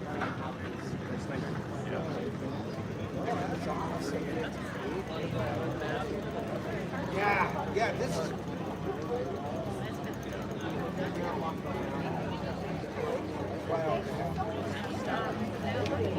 Yeah. I don't know if I'll be going tonight. I'll come back. Are you going to I got pictures.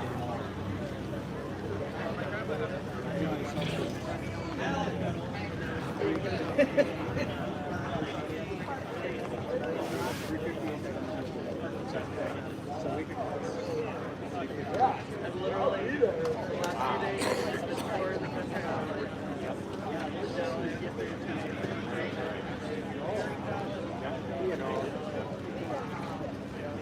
Let's get started here.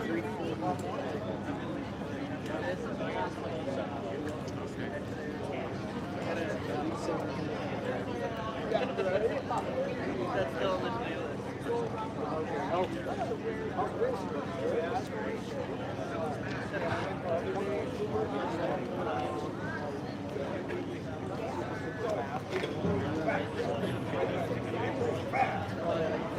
You know what? No one knows. It's very misleading. Either Like, I know it looks the same, so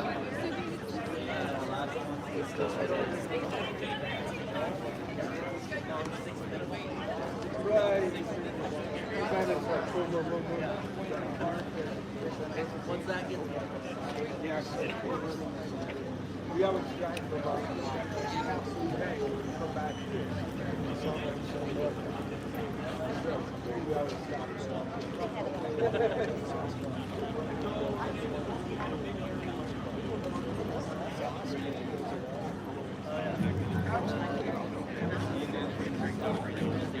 Right. 9:58. Hey, look, it's back in your pocket, not my pocket.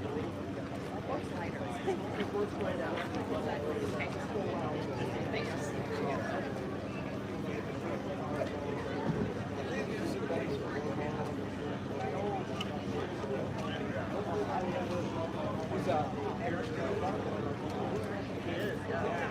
as of right now.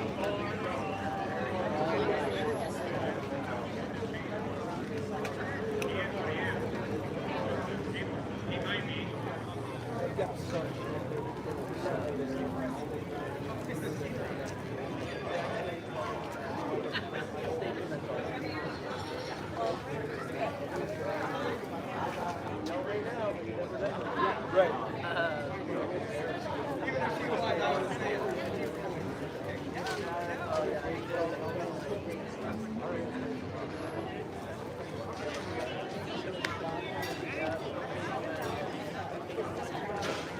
Is it for sale? Oh, I don't know. I'm not sure who it is. Jones? I don't know. Jones. I'm not sure who Jones is. Are you looking to buy one? That one. Well, you need to find Jones. I don't know who Jones is.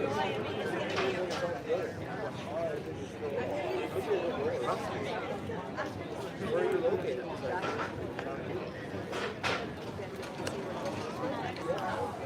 Probably.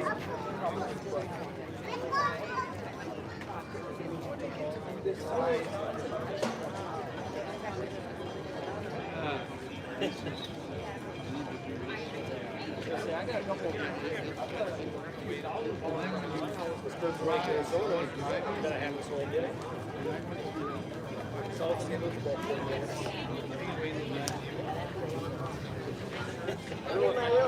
I know a guy with a trailer. No, but he may travel if fuel is covered. There's always options.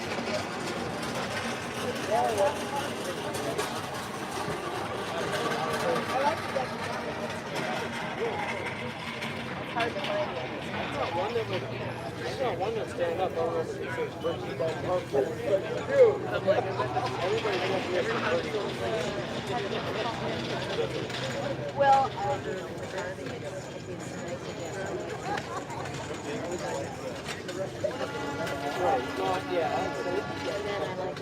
I'm here at the way out. What? I'm here at the way out. Drop, guys.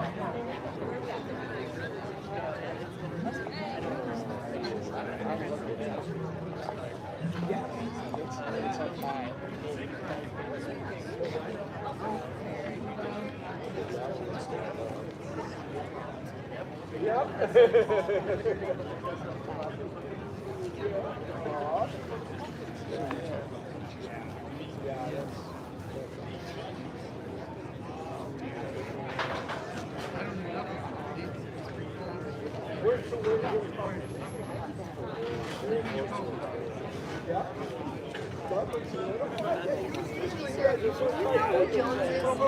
Why not? Found your license plate.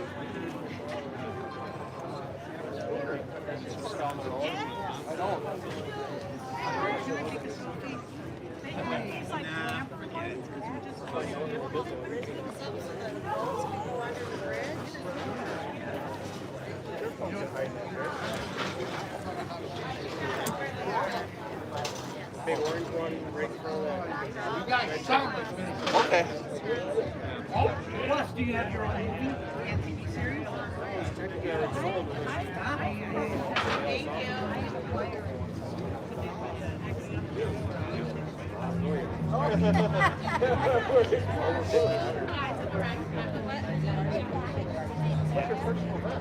Yeah, see how it's going up and up and up. I am Must be a so big close. boat that needs to get out. So close to jacket and all day, depending on what that becomes. I need 1629 on it. All right. That's what I need. I need 1629 on it. No, I have one that we found earlier. It's kind of soft now. And then the second one I weighed last weekend in the local was 1461. That was probably my last little bit over what I was hoping for. And then I got that one. 4,300. I missed it. I missed the 4,300 a few years ago. No, I didn't see it. I did that. I just tried to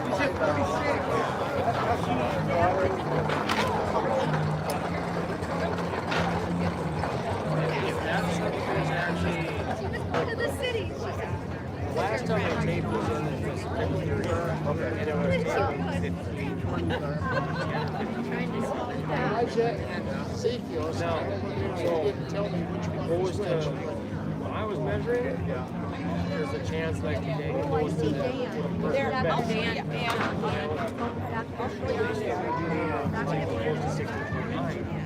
You know, that's a whole different thing. Oh, way over there. Oh, okay. Now I'm right by. Yeah. And I've got a bunch of Yeah, that's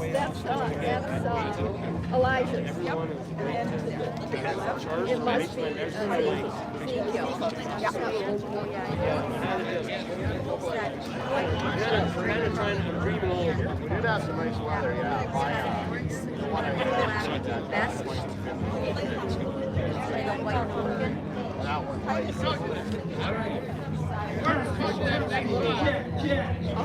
Who likes Jack? Going pretty good.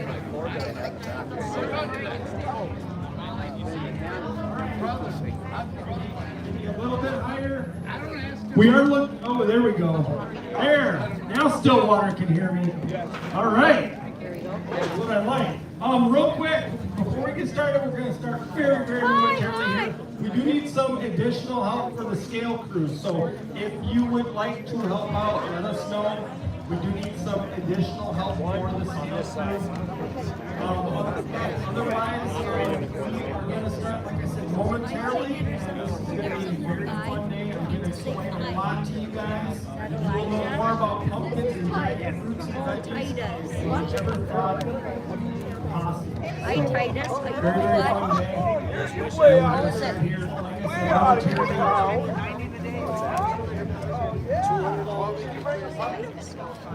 A couple other quick announcements. For those of you who brought a pumpkin here today, the event is still looking for a giant pumpkin to drop from the crane. The club pays $200 for that pumpkin, so that's something please come by. All right, you'll check out the spot, and your pumpkin will be the one that's dropped from the crane today at 5 p.m.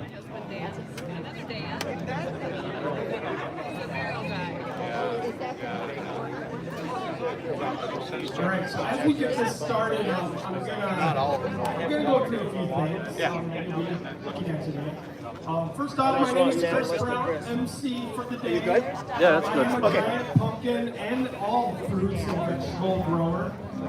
So I know just as much about these as I love all the facts and fun stuff. So let's have an enjoyable day. This is a GPC sanctioned event. What does GPC mean? Great Pumpkin Commonwealth. So Great Pumpkin Commonwealth governs about 130 sites, just like the way off sites, just like this one, across the entire world. So from Japan to Germany, from South Africa to Russia, all over Canada, the United States, the GPC is the governing body for the different competition sites. What that means is that we follow a strict set of standards and rules, much like you would find with like a Guinness. Like if a Guinness World Record were to happen. If it happened at this site, it would be legal and verified because we follow those same rules. So when you hear GPC, if I say that at all today, the GPC is the Great Pumpkin Commonwealth, and that's who governs these different sites. Like I said, about 130 around the world, so quite a few sites around the world. And today is a big day. There are a lot of very large pumpkins that are being weighed across this entire planet. So we got a lot of big ones here, so we're going to watch them as they hit the scale and see what they come in at. We got a little leaderboard over there that you guys can follow. And I'll fill in all the holes as we progress throughout the day.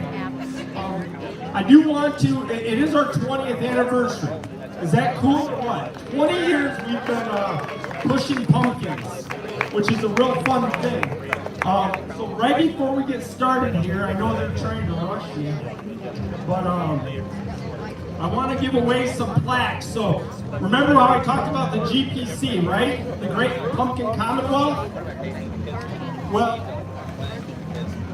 Well, they do this little competition where if you have the top 10 pumpkins and you add up their weight and you hit a certain level, you attain, the best in the world. And back in 2023, we did that right here in Stillwater. And what we did, you usually get one plaque from the GPC, but what we did was we were gracious enough to make a plaque for each one of the members that year, each one of the pumpkin growers that grew one of those pumpkins that got us into the world record spot for the heaviest top 10 average in the world. So we're gonna give those out today. First one, Charlie, come on down. Come on down, Charlie.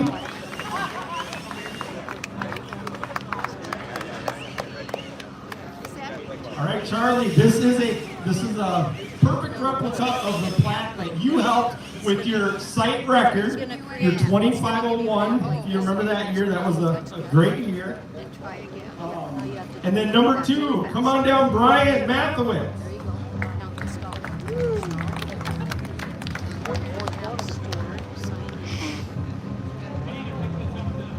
I think Tom is not here today, so we will hold his. Dan, come on down. Dan Thompson, come on down.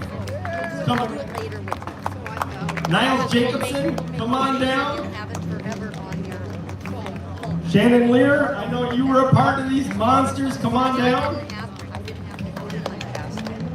And Paul Bonners, come on down, Paul. Right, and I didn't. Brian Turner, come on down. And last but not least, the state record holder, Pete Caspers, come on down. So these are your team. This is your group of growers that came here and they got us the world, at the time, the world record, the highest top 10 pumpkins weighed at one single weigh-off. They were the ones right here that did it. So give them a huge, huge round of applause and congratulations. Absolutely incredible.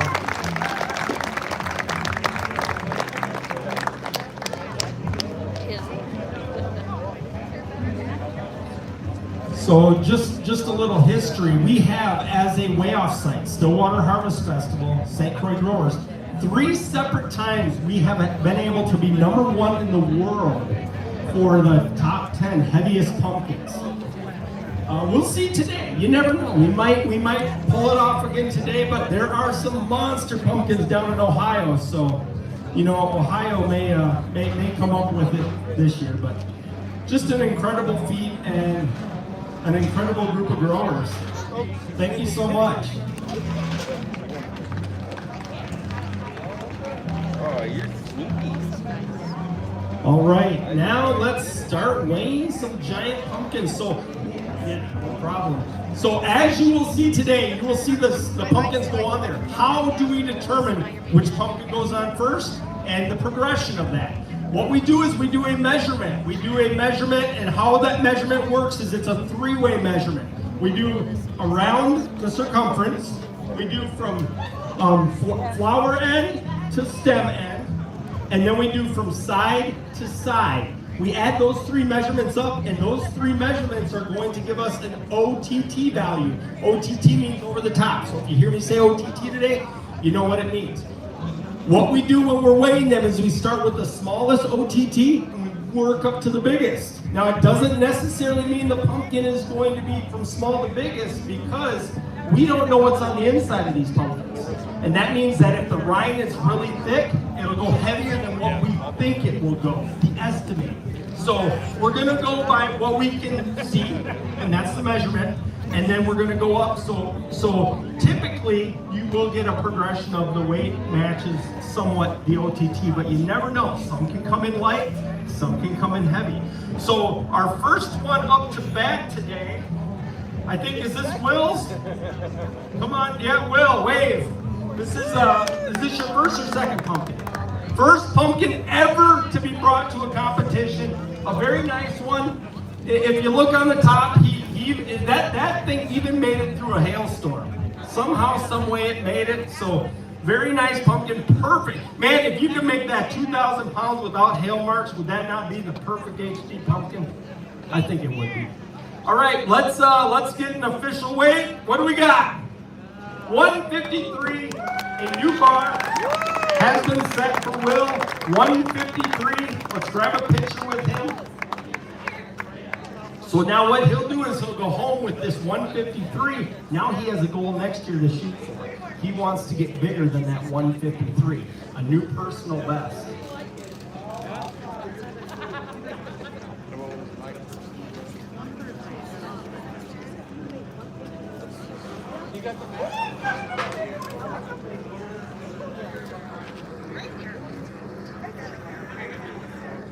All right. And the first pumpkin at Harvest Fest 2025. Again, this is our 20th year weighing giant pumpkins, and it has been an incredible run.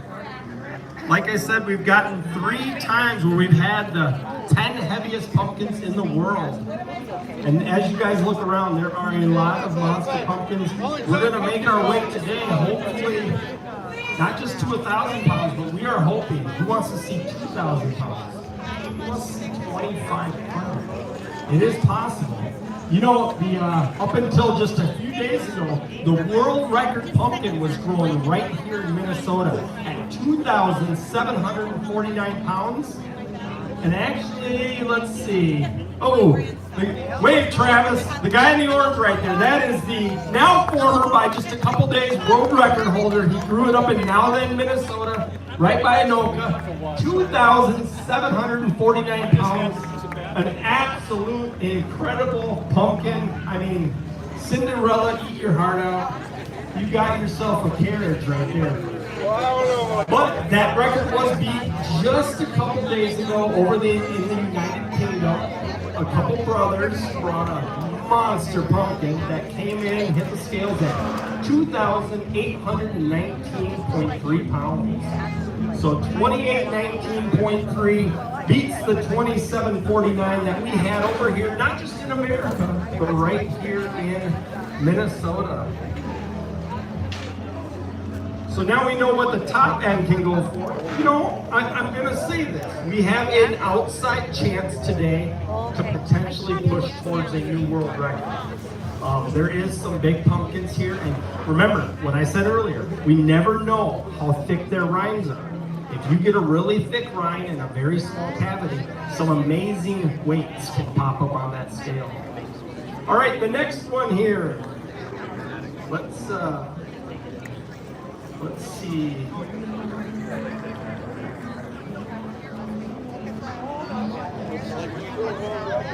All right, Cheryl Gaynor, come on down. Oh, you're right there. All right. Well, you're in the right spot. First year growing?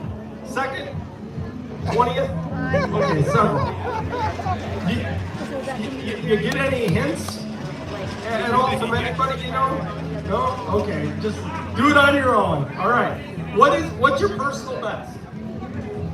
450 pounds. So her personal best, Cheryl's personal best, 450 pounds. So obviously we want to beat that, right?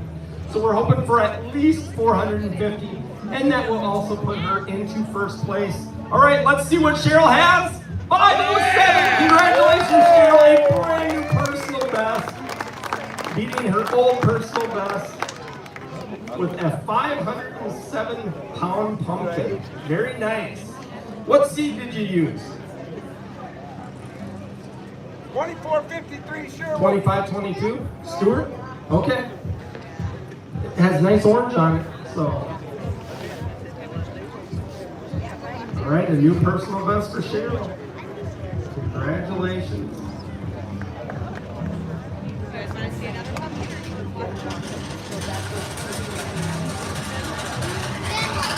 All right, as we work our way up through these fruits, you'll notice there's a lot of giant pumpkins, but you also notice right over here there's a lot of other giant fruits. So remember I talked about the GPC earlier, the Great Pumpkin Commonwealth. They recognize 8 different fruits for their competitions. So in there, now you can enter other giants, but those 8 fruits are counted in the competitions. So obviously, category number 1, giant pumpkins. Category number 2, giant squash. Here's possibly the lone representative today of giant squash. Now, what is the difference between a giant pumpkin and a giant squash? Well, the only difference is color. They are both Cucurbita maximas. They are both the exact same species. The only difference is this is green or green-gray. This is orange, or cream or white. You'll see a variety of colors. If this pumpkin, this squash, this green squash, if it had a little bit of orange somewhere on it, it would then be classified as a pumpkin and not a squash. So, number 2 category, giant squash. Number 3 category, we have, you see giant bushel gourds, the big green ones. Look at these things, right there. There's one there, there's an example of one that's a bushel gourd. That's weight, we measure that for weight. Then we have what we call a long gourd. You see these long? They're real long. Like, look, big green beans. Those are long gourds. We measure those for length. And then we get into watermelon. You see a couple watermelon back there? We do giant field pumpkin, not to be confused with giant pumpkin. Remember, giant pumpkin is Cucurbita maxima. Field pumpkin is Cucurbita pepa. So they will not crossbreed. So think of these as your jack-o'-lanterns. You know, the hard green stem, the ones you get and you carve up, that's that class. World record here, 2,819 pounds. World record there, 268 pounds. And then let's see, What are we missing? Oh, tomato. Giant tomato. And then last is giant marrow, which I like to call gator zucchini. They look like big, huge zucchinis, but with real rough skin. They're in the zucchini family, and actually, they're in the giant field pumpkin family. They're a cucumber nut couple too, so they can freely mix with a giant field pumpkin. And which is why you would want to not mix them together. And we'll talk a little later about pollination and how to properly do it. All right, next pumpkin up, Ezekiel. Come on down. Ezekiel. Go, Zeke! All right, Ezekiel, what is your personal best? 7:10, and that was a couple weeks ago? And now then? All right, now then. So 2 weeks ago, remember how I said there's multiple giant pumpkin sites around the world, 130. There are 4 in Minnesota. We have one up in Gonvick, the new one. Anybody up north of Minnesota, Gonvick? Oh, nobody's here. They're all up there. Oh, there's one. Couple. All right, that's one. We have Now Then, Minnesota. Anybody from Now Then or around there? No, nobody. All right, and then we have Anoka. And then now Stillwater. Those are our 4 way-off sites in Minnesota. A couple weeks ago, and Now Then, Ezekiel got a 710-pounder, right? Very big. Personal best. Now this is your second pumpkin. What are you hoping this one weighs? 650 is the hope. Well, let's see what Ezekiel gets. 591. Very, very nice. Or is it 592? It's jumping. We'll call it 592. 592. Woo! All right, that is nice. A 700-pounder and an almost 600-pounder. Not too bad. Ezekiel, what is it? Your second year growing? Good care. Second year growing. So a second year grower doing very, very good stuff. And he has a long growing career in front of him. Doing very well. Congratulations.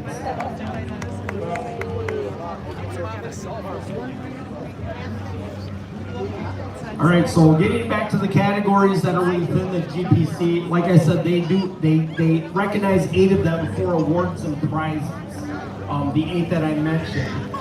So today there will be ribbons for first and some money prizes for every one of those. The one category we have here that is not a GPC recognized fruit would be giant butternut squash. Now you guys are going to want to stick around for that. You see this really, really big one? That one has a chance to be a brand new state record, which our state record sits at 94 pounds. So it could be bigger than that. Now the world record stands at 137 pounds. That one definitely has a chance to be potentially a brand new Guinness World Record. So definitely stick around for when that one is weighed up. Very, very big butternut. I mean, most people are used to butternuts. You know what a butternut is. A small. That one is just beyond gigantic. So exciting when that comes up. And the North American record is 131.4. So we have a chance at that too. So some exciting stuff with what I like to call the small giants. But we'll get back to these bigger giants here as we weigh them and we Good job, Zeke. get bigger and bigger. I think, what are we at? 592 pounds. What are you doing up there? Are you pumpkin standing? You got a floor? Are you a floor? All right. And this next one here, Shannon England. Oh, right here. How you doing? All right, is this your third one you've entered this year? Third one. Third one? What's your biggest so far this year? 885 pounds. So an 885. This one has a nice orange to it. You love to grow orange, right? Yes. Yep, if you know anything about Shannon, he loves the pumpkin orange, and who doesn't, right? I think the only one that loves orange pumpkins more than Shannon is Jim Ford. He loves orange pumpkins. Like, he's obsessed with them. It's an insight. Look, read his shirt and then you'll know what I mean. His favorite color is heavy. All right, Shannon, let's see. All right, Shannon, what are you hoping this one weighs? It is a perfectly round, beautifully orange pumpkin. What are you hoping? Over 700. He's hoping over 700. What seed is this one? It's 2453 Sherwood. Okay, this is a 2453 Sherwood, a very nice size, beautiful orange pumpkin, weighed last year. He got a seed from that, and looks like he got a really nice specimen from this. Now you cross this with a Cali, right? A really old seed, a seed that was from 25 years ago. Shannon took that seed and he somehow got it to germinate, and he did some genetic preserving, including a cross-pollination with this pumpkin here. Correct? Carved pumpkin down by the bandstand that is. So down by the bandstand, if you go and see it, the pumpkin down there is at 869. That's the one he crossed with this. Now, one more thing. Shannon and his wife Jody. Jody, wave! There's Jody down there. They do the carving. They carved all the pumpkins up here. If you go down there, they did all the carving there. They're going to be doing carving at Mall of America, right? When's that? The last weekend in October. Okay, the last weekend in October, Mall of America. Go down there, see their carvings. They do an incredible job. They do it at River Prairie over in Wisconsin. They do it at Noka. They carve. So they carve about everywhere they go. So really big round of applause for them carving those pumpkins today. They did a very good job. And like I said, if you want to see down by the bandstand, a pumpkin you grew that was actually crossed with this one, and it's carved up, right? All right, let's see, Mark, what do we got for Shannon's weight? 838, boy, we're jumping up fast here. 838. Congratulations. A very nice pumpkin. 838. Man, we're closing in on that 1,000-pound mark off the week. Can you do that already? You're nearly a half a ton. 838.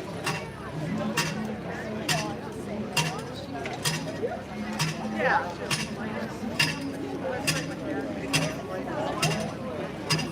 Yeah, and he's like, oh,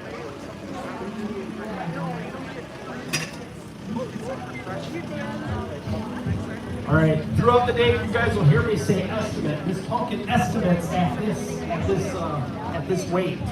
The estimates I talk about are based again on, remember how I said in the beginning, the OTT, the over-the-top value. How do we get that again? That is 3 measurements: circumference, flower to stem, and side to side. We add them together. That gives us an estimate based on a chart that we have of what the pumpkin will generally weigh. Now the pumpkin can come in heavier if it's a thicker rind, or lighter if it's a thinner rind, if it's more of a balloon. This one, Shannon's, I swear came in heavy. 12% heavy. So it was supposed to be 12% less than that, but the rind is really, really thick in there, perhaps up to 10 or 12 inches thick. So incredible. Very nice pumpkin.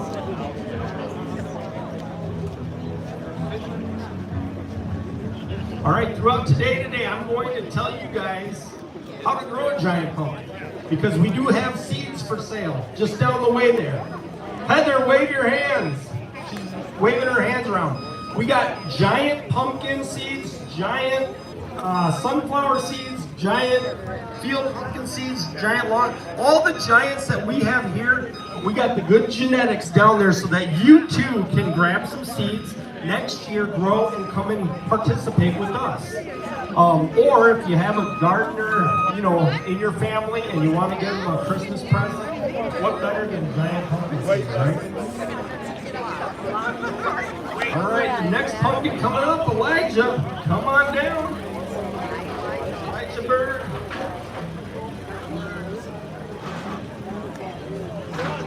Elijah, come on down. Oh, there you are. So let's see here. Your biggest so far in your entire growing career, which is 2 years, right? 2 years? 3 years? This is your 3rd year? You have growing 451 pounds. That's your first progression. 451 pounds. When was that weigh? Noka Last week? So just last week, he weighed the biggest pumpkin he's ever grown in his life at 451 pounds. And Elijah, you brought a pretty nice sized pumpkin. That's a nice one. So what is it taping? So he taped it based on that OTT I talked about, and it's supposed to come in at 944 pounds. Now, the truth teller is going to tell us in a second the scale if it comes in at 944. Now, if it's heavier than 944, that means it went heavy to chart, which is a sweet surprise for any grower. They love seeing that. If it comes in light to chart, that means that cavity in there is so big he could probably climb in there, right? Right, yep. Very nice pumpkin though. What genetic on this one? 2144 Barren. If anybody knows that seed, that could be a heavy seed. And I probably should, for the people that don't know, when I say a 2144 Barren, what that means. It means the seed he grew came out of a 2,144 pound pumpkin. The last name of the grower, Don Barron, 2144 Barron. Don grows out in Michigan. But you'll hear me say, what's that seed? That's how we keep track. We have lineages. So like, you go to a dog show and they have a pedigree. We have pedigrees within these giants, and I'll get into why we do that later. The incredible upward growth of these is because we have lineages of them, and we do close pollination. We don't let the bees get in there. I'll explain all of that as we go throughout the day. But right now, what we want is we want a new personal best. And I think we might have a shot at this. So we need to beat 451 pounds to give you a brand new personal best. What are you hoping it weighs? He really wants that 1,000. So let's see if we can give him 1,000. What do we got, Mark? Oh, 978, so close, but a brand new personal best, beating his old personal best of 451 pounds. A very, very impressive. Look at that tall pumpkin. 978 pounds, and just like that, we are almost to a half a ton. That was short order. Almost a half a ton, hoping to go well over 1 ton later today with some of these real big giants. All right, so a lot of people ask me, how do you grow a giant pumpkin? How do you do this? Where do you even start? Well, the first place is you want to get seed. You want to get the best seed you possibly can. And how do you do that? Well, if you know one of these growers, that's always a good place to start. Otherwise, we do have a seed table just down the way there where you can get any of these giant categories that we grow. We have for sale down there. Money goes right back into the club to help run these weigh-offs. And once you get that magical seed, how do you do it? How do you start it? So I'm going to talk pumpkin specifically here, but there's a little bit different ways with all these different categories. But pumpkins in particular, what we do is we get that seed, and after you pay your taxes on April 15th, you put it into a pot. You start growing that seed, and what'll happen is you'll have it inside for about a month until about May 15th, and then you'll get it out into, we like to do a little hoop house, just to kind of protect the pumpkin. In middle May, that's about fish opener. It can still snow, it can still get really cold, so you have to protect that little seedling as it starts to grow. And then as you progress into June, the hoop house comes off and you let your pumpkin plant just kind of go crazy growing. You do want to, there's technique, we'll get into that in a little bit, but you want to grow it a certain way. I'll explain that in a minute. But you'll have that little seedling grow until about the end of June, and that's when you pollinate your first pumpkin. And that pumpkin you really want to pollinate about 15 to 20 feet out on the vine. That gives you a big enough plant to really pump up the size of that pumpkin. So very, very important. We'll get into the rest of the story in just a second. But first, let's have Dan. Is it Lundgren? Come on. Dan.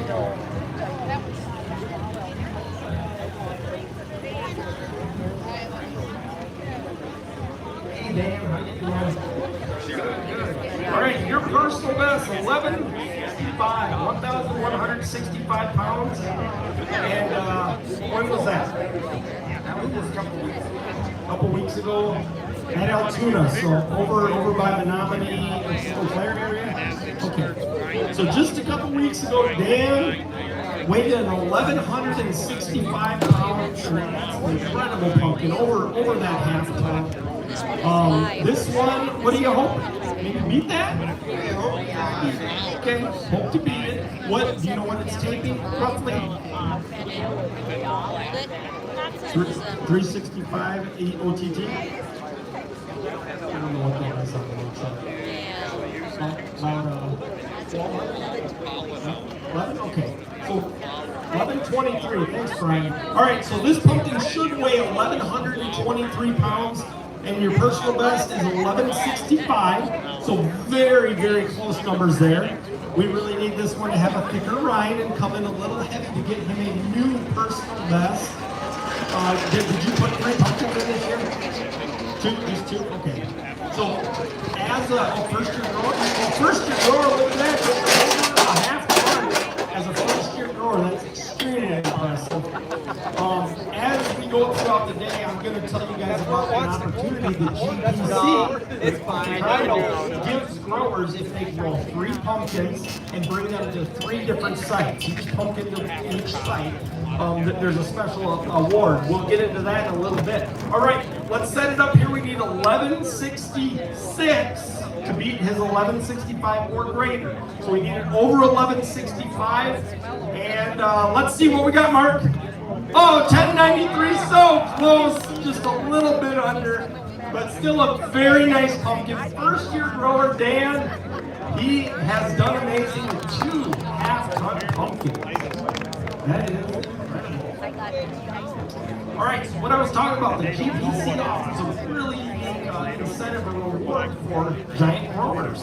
All they have to do, and I say all because it is tough, but you have to grow 3 pumpkins, and you have to bring each pumpkin to 3 different way-off sites. Remember, in Minnesota alone, I told you about 4 of them. There's 4 sites. So we got plenty of sites to go to, but you have to bring those 3 pumpkins to each one to a different site, and then if those 3 pumpkins equal a total of 4,300 pounds or greater, you will get a grower's jacket. Who has a grower's jacket they can show us? Anybody have one on? Or is it getting warm in here? Oh, right there. Right there. Here. So they give you this nice grower's jacket right here. Much like, like Tiger Woods, he got the master's jacket. Well, we get the grower's jacket. These are more in demand than the green jackets. But this is what it looks like here. It has a nice little logo. Now, as you increase, so you see some patches here. This 4,800-pound patch, that means he then, a different year after he won this jacket, he then, with 3 different pumpkins to 3 separate way-off sites, he was able to attain a 4,800-pound cumulative between those 3, which gets you a patch. So once you get the coat at 4,300 pounds, you can then still work for more patches. Thank you, Dan. Dan Thompson out of Wisconsin. Thanks for coming. Stillwater, Minnesota. It's the birthplace of Minnesota. Did you know that? All right. Middle 1800s. Stillwater was the largest city in all of Minnesota, and it's literally right around the corner here where they signed to begin the process of Minnesota. Now, Minnesota, they had 3 big cities. They had St. Paul, they had Minneapolis, and they had Stillwater. They had to divvy up 3 big institutions. They had to divvy up the capital. Yeah, that's right. They had to divvy up the, got one coming in here. Don't want to get run over by a jet. So they had to divvy up the capital, state capital, the university, and the prison. So who got what? We know St. Paul got the capital, right? We know U of M, Minnesota, Minneapolis got the university. Guess who got the prison? Stillwater. Yep, the biggest prison, or at least at the time, the biggest prison was in Stillwater. All right, back from Stillwater to Giant Pumpkins. Orville Jones, come on down. Schooner, Wisconsin. Very, very nice pumpkin here. Let's see. Your personal best 1603. So you throw a very nice size one. When was that? 2023, so 2 years ago. A couple years ago. How long have you been growing? 3 years? All right, so 3 years. He's gotten one up to about 1,600 pounds. A little over 1,600 pounds. We almost had some pumpkin drama there, huh? Let's make sure we don't drop a pumpkin. Unless it's Jim. Just kidding, Jim. Oh, he's not. That's probably good. All right, Orville, let's see. You brought a pumpkin. Did I spy a longboard too? Did you? Yeah. All right, so that real long green bean looking thing over there is a longboard. So a couple entries that Orville brought today. Anything else or just those two? And a field pumpkin, one of the Cucurbita pepos, the green stem. Think of it, green stem is the field pumpkin. The soft big stems are the giant stems. That's the easy way when you look at it. Wasn't even trying. They were first night. No, he's not. If I get Elijah, I might get All right, while they get that pumpkin up there, just some news I'm hearing just off the corner of my ear here. There is perhaps a chance today to get a brand new world record squash. Not at this site, but at a site I think out east, maybe Ohio. Is that where they're? Rhode Island? Out in Rhode Island. Now remember, a green squash, it has to be 100% green to be a squash. Otherwise, same family as this, but the world record squash currently stands at 2,118 pounds. So there's a grower out east in Rhode Island, Joe Jutras. He may potentially have a world record today. As soon as that hits the scale, we will let you know exactly what it comes in at. It's always fun to watch records break, unless you're Travis. Nah, he'll just go get it again. All right, as we get this pumpkin lifted, exciting stuff today. There could be many records around the world. The last 2 weeks and mainly the next 2 weeks are when probably 90% of all the pumpkins in the world do get weighed. They all clump up here right at the end of the season. Now remember, we do have some weigh-off sites in Australia and South Africa. So when we're in the dead of winter or spring, they're doing their weigh-off sites because they're the southern hemisphere. So sometimes you get to see some really big pumpkins come, early spring when we're just getting that itch to do it. We're watching some big pumpkins hit the scales down in the southern hemisphere. In fact, here's a little story of one, and I think we might even have a pumpkin from that one. But there's a grower in South Africa, Watts is his last name. I don't remember what the first name was. If Niles was around here, he'd tell me. But that grower had gotten a seed from Travis. So that seed made it from Minnesota all the way down to South Africa. He grew that pumpkin to a brand new Southern Hemisphere record of 2,469 pounds. Just incredible. So, all right, enough with South Africa. Let's come right back to Stillwater Harvest Fest and let's see what Orville got. 12:25, not too bad. Good job. Get you into first place if nothing else. 12:25 for Orville with a couple other categories to come. Congratulations, 12:25. We are well over our half ton. All right, well, like I said, South Africa, new Southern Hemisphere record, 2,469 pounds. Incredible. I think one of the pumpkins here today was grown off of that seed, which is pretty incredible considering that pumpkin was just weighed this spring. So they quickly got it up to us and then a couple of them were planted in the United States. I think one of them's here today, so we'll take a look at that a little bit later.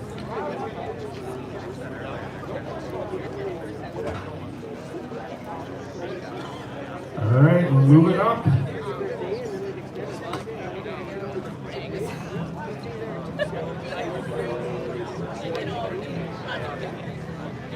All right, this next grower, he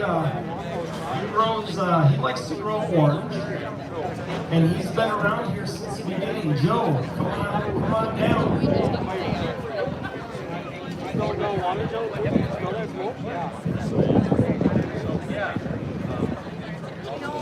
All right, Joe is the founding member, right? 20 years ago, he was a big part of why this happens every single year, and still is a big part. He is extremely involved, has been every one of the 20 years.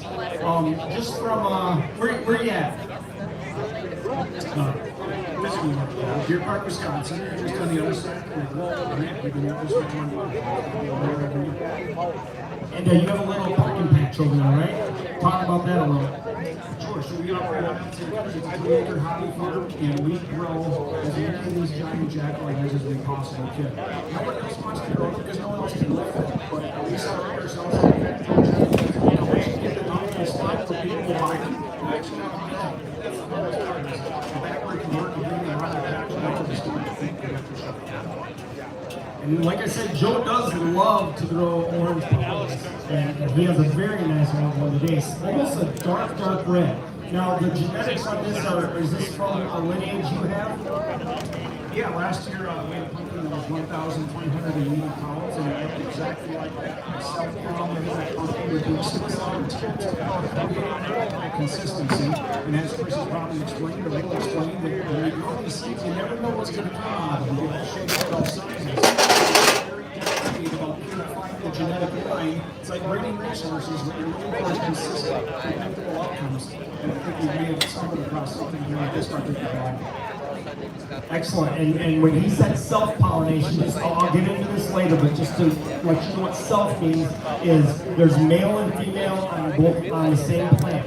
He took a male flower from that same plant and pollinated the female flower, thus keeping that line pure and keeping those traits, most importantly the traits, perfect round, real beautiful deep orange, almost a red if you look at it the right way. And his goal is to keep those traits coming. Now, if it was a cross-pollination, he would take a male flower from another plant and cross that in. Like I said, I'll get into that a little later, but very beautiful pumpkin. What's your personal best again? 1,422 pounds twice. Back in 2010, I made a personal best here at that weight, and then 2 weeks ago now, tuna. I tied my personal best. I couldn't have beat a pound. Yeah, just one more pound, you could have beat it. One more pound out of 1,422, I couldn't quite get it. So 1,422 is the number to beat. All right, so 1422, he obviously wants more than 1422. All right. And we want to keep it a little bit of a surprise here. So 1422, that would be a nice number. That'd be a nice size, especially with this beautiful orange. And what was the exact cross on this one? 1380 by self is the lineage behind that. And God willing, there's good numbers that will be available on the St. Craig Growers website. Just anybody who wants to try to grow an orange like that, it's got a chance at it as well.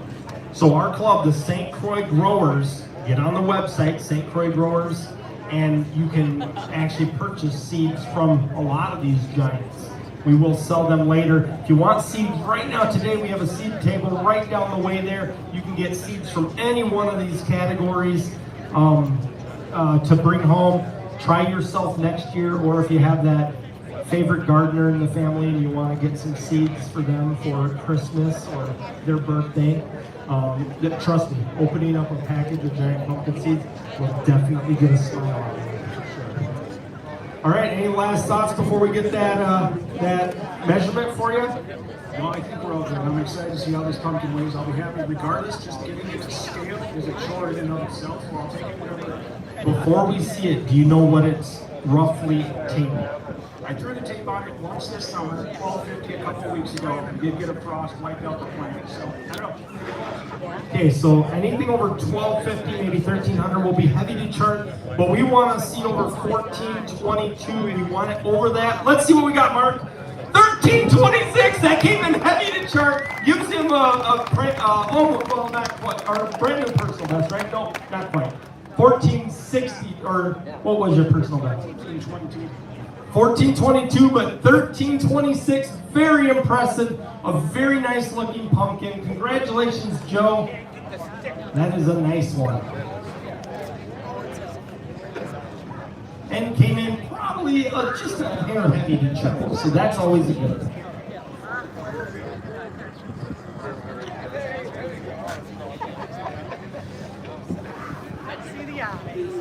All right, yeah, like we talked about earlier, it's a lot of these pumpkins can come in all different colors and obviously shapes, and that all goes back to genetics. And genetics are some things that a few of us growers play around with. So how do we cross a seed? How do we pollinate a seed? What's that even look like? When we pick a plant that we grow and we find a female flower on it, and a female flower is told from a male flower by the small pumpkin that's under it. So if the flower comes up and there's no pumpkin under it, no little teeny marble-sized pumpkin, that's a male flower. If there is a little marble-sized pumpkin under that flower, that's a female flower. Both plants, or one plant has both on it. So if we're going to self the plant, like I just alluded to, you take the pollen from that plant and you put the pollen onto the female flower. Now, how do we do it where we control it, where we don't allow the bees to get near it? What we do is the night before that female flower opens, we put on I like to do, the way I do it is I do a chip clip. I clip the tip of it, and then I put a paper lunch bag over it, and I tie it. That way I'm being redundant. I'm not allowing the bees to see the color, because there'll be that hue of orange there. And so if they were really, really hungry and they wanted to dig right through that petal, they wouldn't get to it. And then I'm covering it with the bag, and then the chip clip makes it so that it doesn't open. So then the next first off, after I do that, then I go and I pick the 5 male flowers. I like to use 5 to really, really take on that pollen. And those 5 male flowers are going to determine if this is a self-cross or a cross out from another plant. If I get the flowers from that plant, it will be a self. If I go to another plant and I grab those male flowers, that'll be a cross pollination. Both of them have worked very well to creating bigger and bigger pumpkins. And we'll get into that a little bit later. But know that one day after you pollinate, you go and you take that bag off, and then you pull those petals off, and that pumpkin is going to start growing. Remember, it only takes 1 grain of pollen to start the growth of a pumpkin. And the seeds in a giant pumpkin can range anywhere from 1 to 1,000.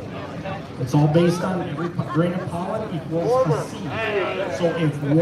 So they've literally opened up, 1,800 pound pumpkins, and there's been 7 seeds, because only 7 grains of pollen. But on the pumpkins that are 400 pounds, 500 pounds, there's been 1,000 seeds. Now they're average about 300 seeds in a pumpkin, maybe 400, but right in there. But remember, from 1 to 1,000 seeds, you can get a giant pumpkin.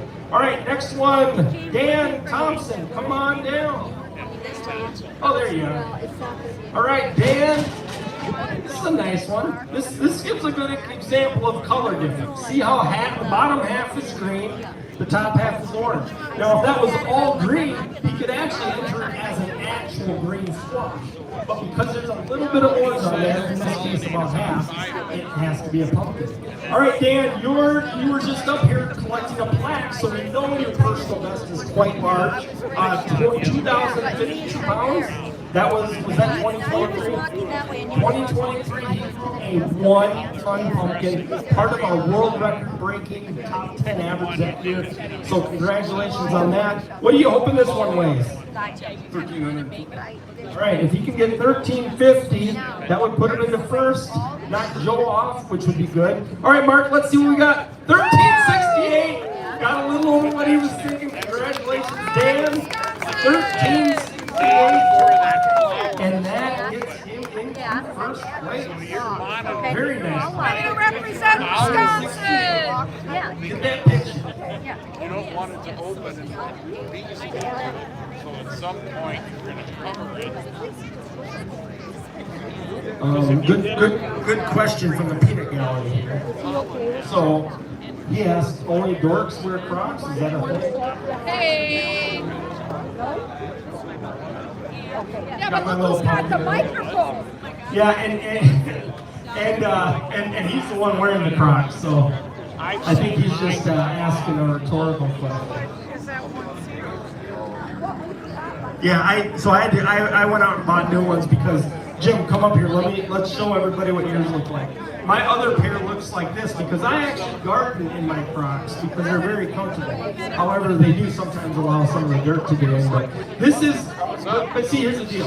This is what a gardener's Crocs should look like. They should be that color because that means you've been out in your patch doing the hard work. And we'll see Jim later. If you guys look over and see that monstrosity over there, that's, I think, the biggest pumpkin here. So we'll see Jim later in a potential to go after the Wisconsin state record, which stands, just so you guys know, at 2,551 pounds. Growing just last year, guess by who? By Jim. So he's going to try to break his own state record, which is pretty incredible. And the record just 1 year before that was by Brian. Where's Brian? Brian Mathewitz. He got a 2,420 pound pumpkin. So the records, man, they just keep falling in Wisconsin. That's always a good thing.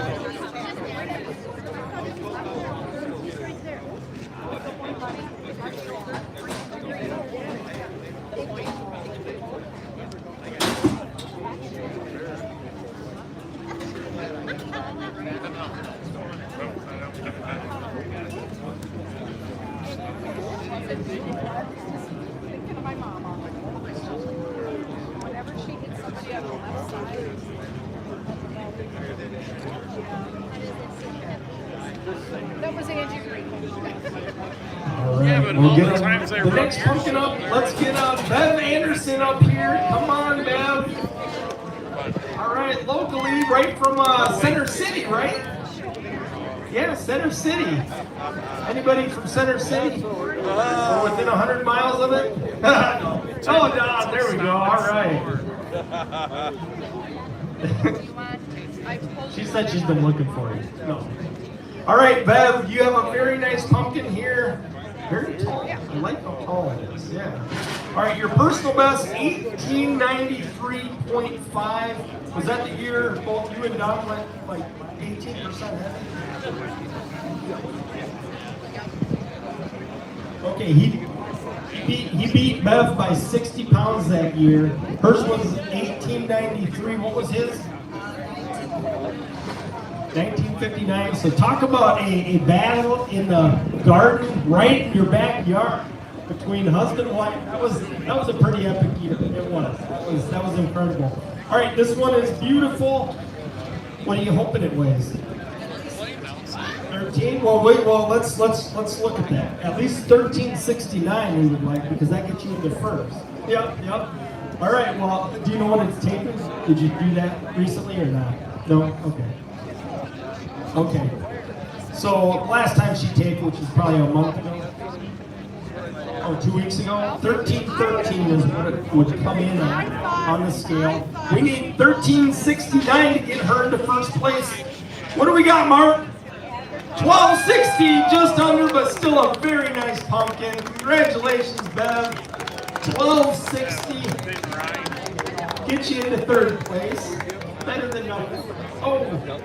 Unless they eat breakfast every day.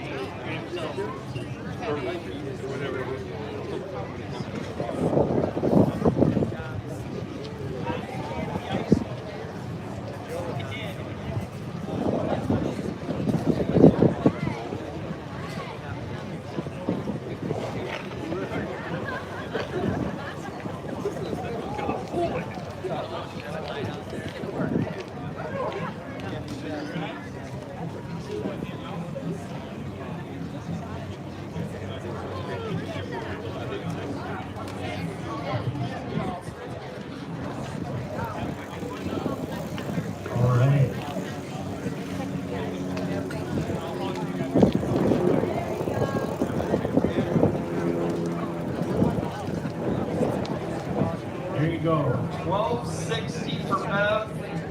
Congratulations. Very nice pumpkin. Right from Center City. Just a quick little drive. And gets her into third.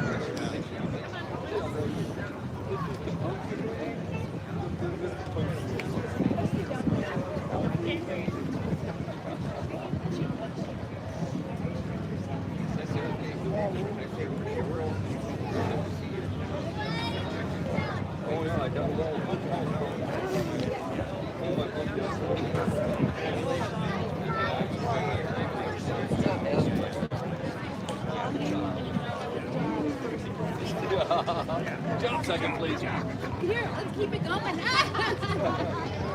All right, there's also a brand new way-off site this year in Wisconsin called over in Fond du Lac. What's that, about 5 hours from there? Something like that. We'll get some updates from there because there should be some pretty good sized pumpkins from there. So as I get those updates, I'll let you guys know if any.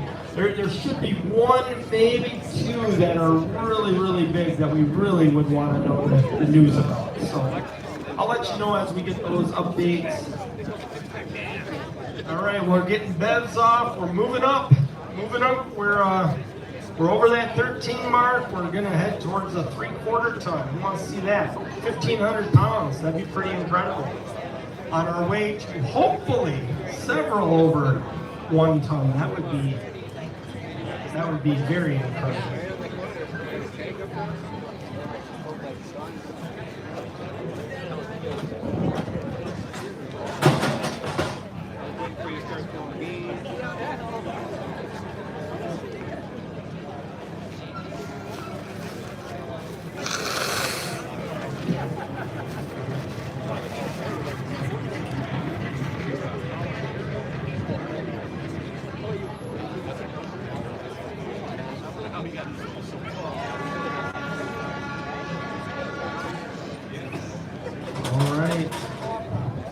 All right, our next contestant, Jonathan Cleaner, come on down.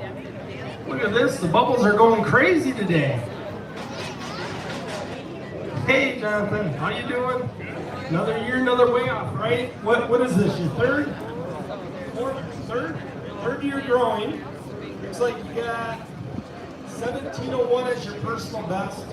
When was that? Last year here? Last year at Stillwater Harvest Fest, Jonathan came with a 1,701 pound pumpkin, a very incredible pumpkin.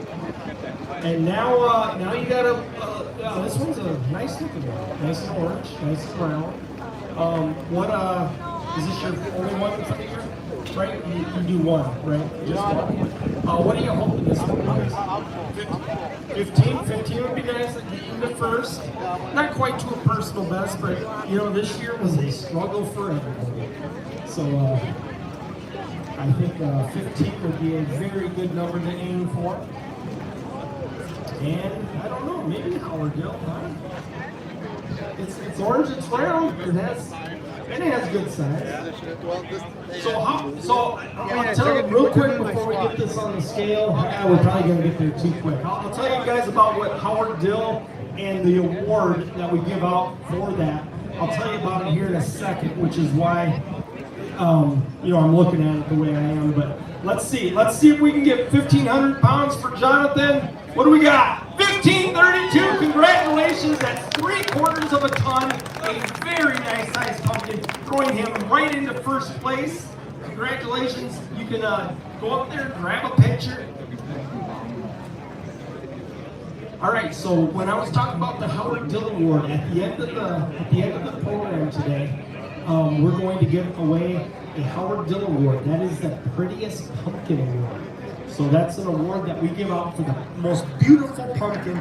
We got to go through, figure out who has the prettiest pumpkin here. 3 things we look at for that. One is color. We want a real beautiful orange red. Also, we look for shape or symmetry. Is it nice and round? Does it have real nice ribs to it? And then we look for size. So the bigger the pumpkin, the better or the harder it is to get a pumpkin to look that beautiful.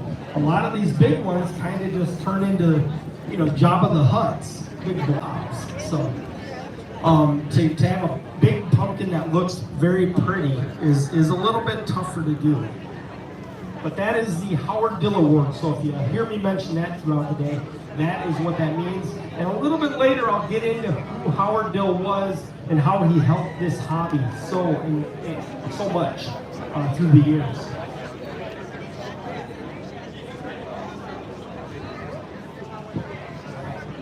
All right, this next one, remember how I said there's 8 categories with the GPC being Great Pumpkin Commonwealth. The 8 categories, we've been weighing pumpkins so far. This is going to be our first and I think only squash of the day. Again, green squash, what separates it from the pumpkins is that it is 100% green. Has to be green. If it had just one little square inch on it that was orange, it would be classified as a pumpkin. But this one is a greenie, as we like to call them. And Brian's personal best in this category is 1867. That's a very big fruit. And I think, Brian, was that last week? 2 weeks ago in River Prairie? 1867 he weighed in River Prairie. He is very close to what the GPC has another award that they give out, and it's called Grower of the Year. So they give Grower of the Year if you grow 3 different fruits within one of the 8 categories, 3 different fruits, and you bring them to 3 separate weigh-offs, and you get the highest net weight of anybody in the world. And Brian right now is, I think, near the top of that, but there's still others to be weighed. You have an 1867, you have a 1664, those 2 are already in the bag. This is just going to add to that, and the accumulation of the 3 scores, poundage, they're going to be buying some for anybody the big pumpkin, beats that this year, so then trying to he get would like the obviously backstory not get Grower of the Year for green the way squash. off.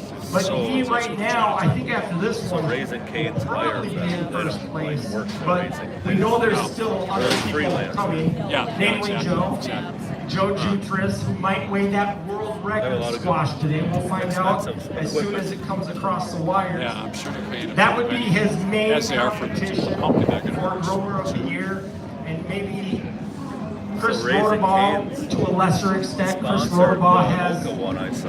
he really went all out. I think Yeah. he had a patch of four They had a squash tent this there year. and they were I giving think one away, got like, turned DQ'd into a chapstick or pumpkin.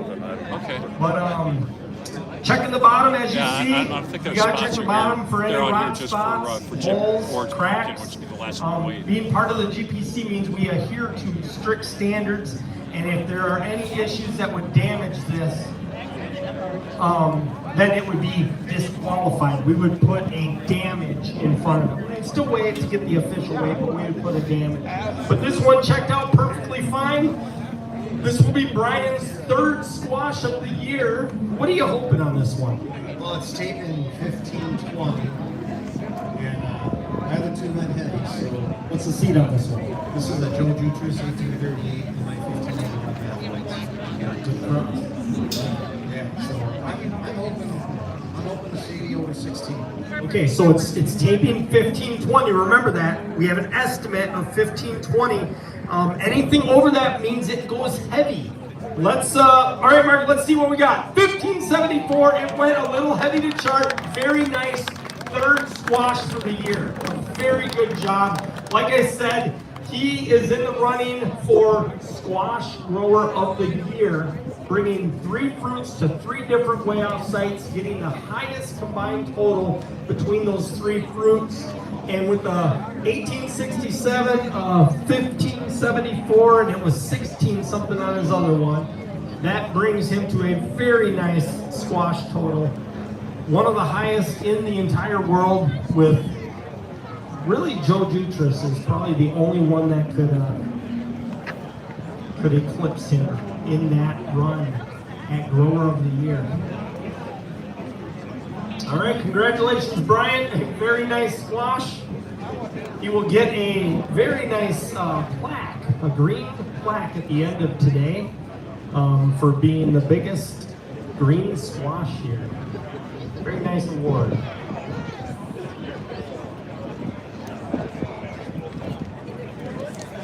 All right, so like I was saying earlier, I was talking a little bit about pollination, starting the seeds. So seeds are very important in your journey for growing giant, not just giant pumpkins, but giant anything.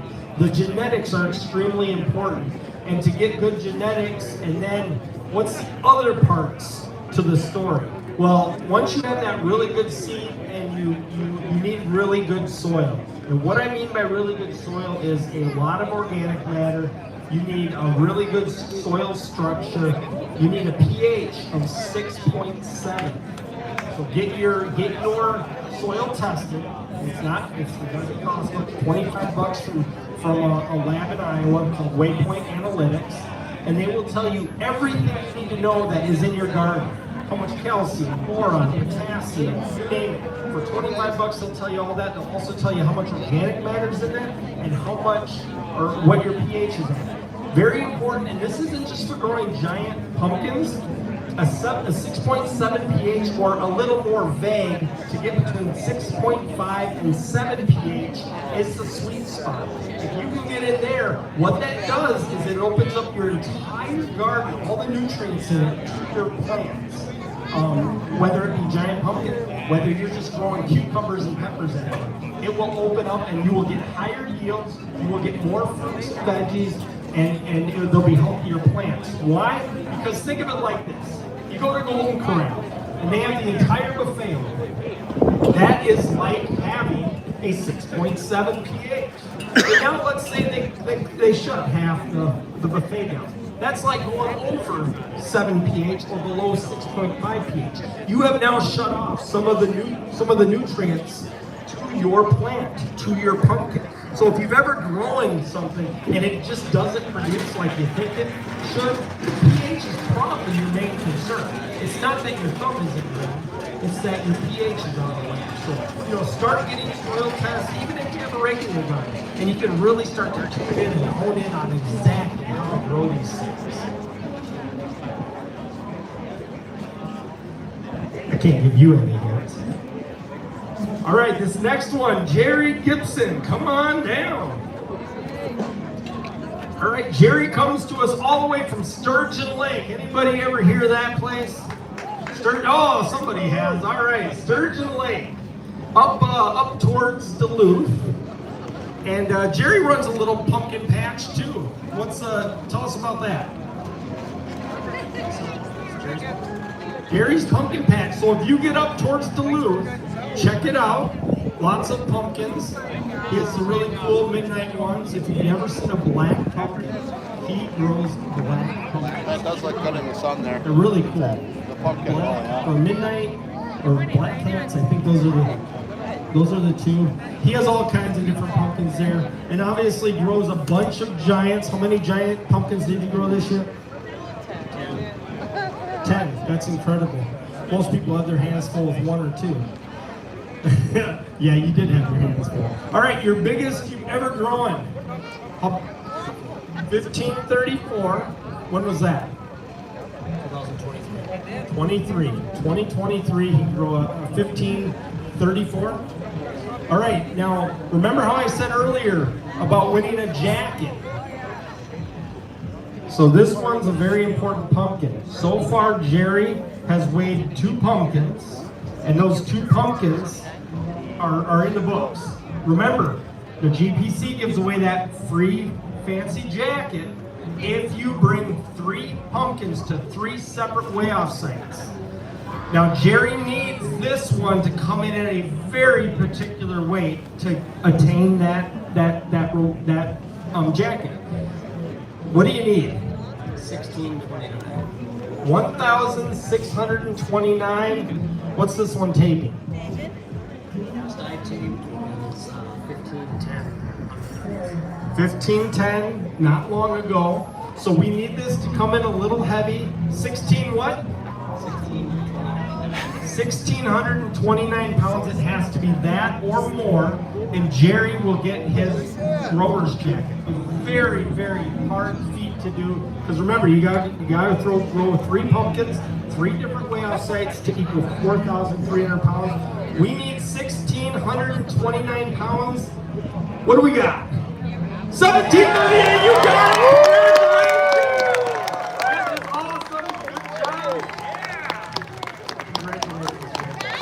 congratulations. A very, very important moment for him.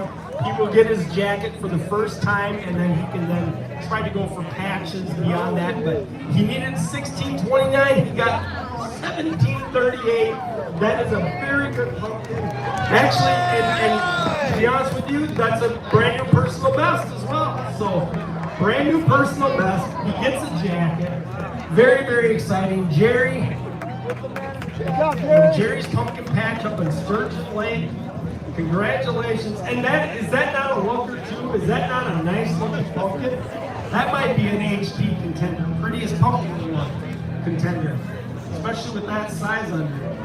Congratulations, Jerry. He has himself a grower's jacket.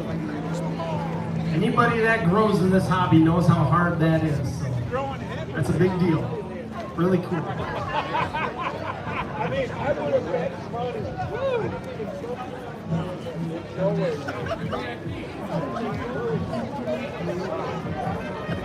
All right, so once you get that soil tube in, then there's technique. Now this is the part that most people end up screwing up. The technique is what we would call secrets. The growers have the secrets. And what are those secrets? Is it dumping milk all over your pumpkin? No.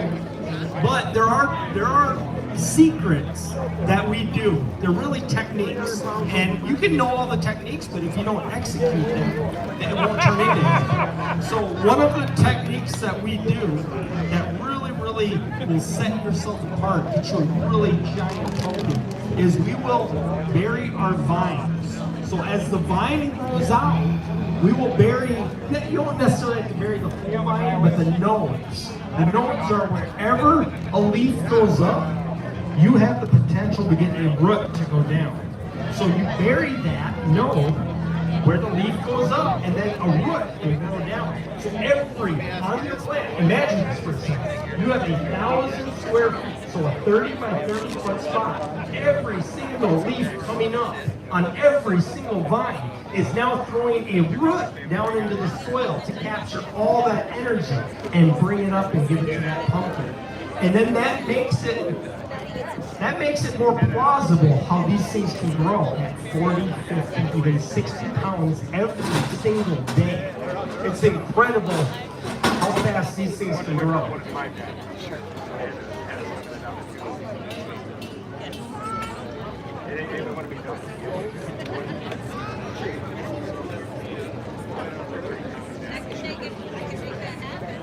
All right, I want to show you guys a little something here.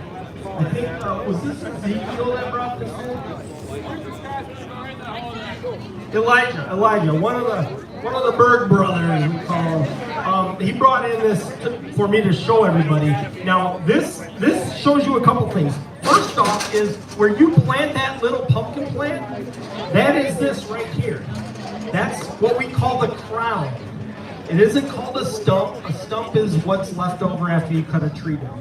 We call this a crown. That's where the plant starts. But as that vine grows, you have the potential, and you can see it here. There's roots coming down. Roots coming down. At every leaf going up, we bury them so that a root goes down. Very, very nice example of what a crown and the starting of a stem looks like. But you do that, if you do that, you will have incredible success at really upping those weights. All right, Eric, come on down. Oh, right in front of you here. All right, so Eric, you got a 1934. How long ago was that? Last year at Stillwater, right? Yep. What place was that? Fourth. Came in fourth place. That's pretty nice at a Stillwater event. 1934. How many did you grow this year? We grew 3.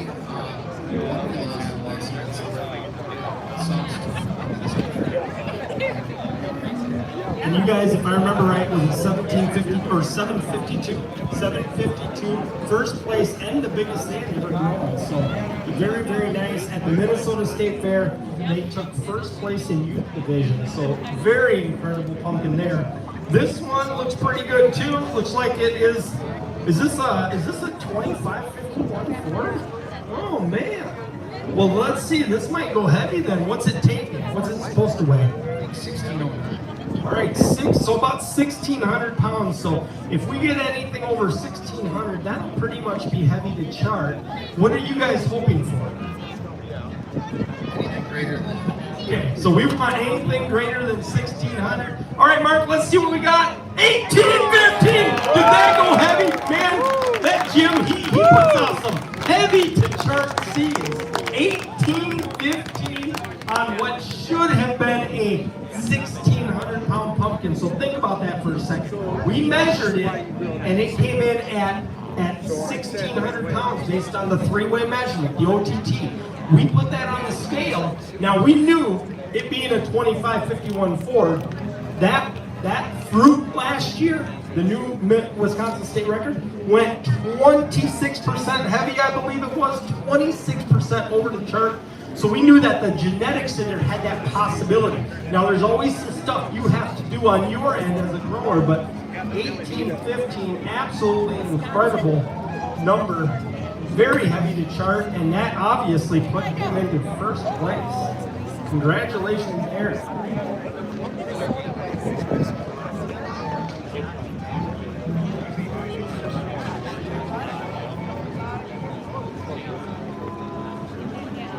All right, congratulations, guys. That is incredible. Coming in almost about 200 pounds heavy to chart. That is the sweetest surprise as a grower you could ever hope for. All right, get that off.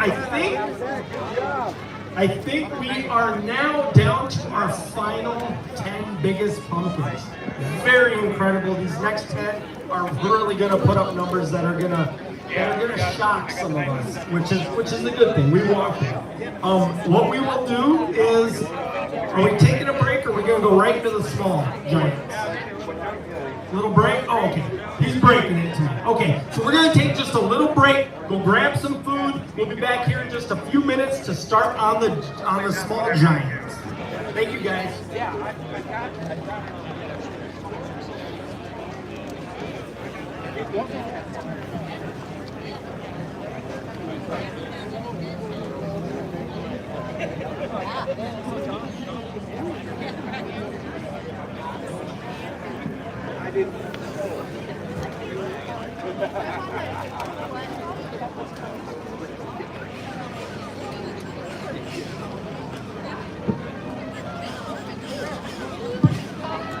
Giant pumpkin growers, you are welcome to help yourself to the buffet down there towards the end. If you're a grower, came here today with fruit, you're welcome to eat some lunch if you'd like to take that opportunity. Also still looking for a drop pumpkin. If anyone has a drop pumpkin to sell to the club, please come find me.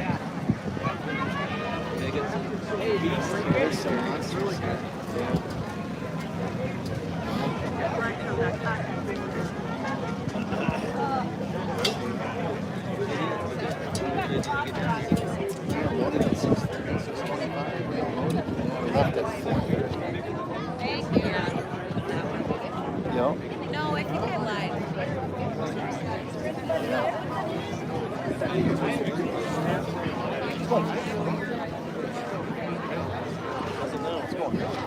Last year they weighed all the small stuff.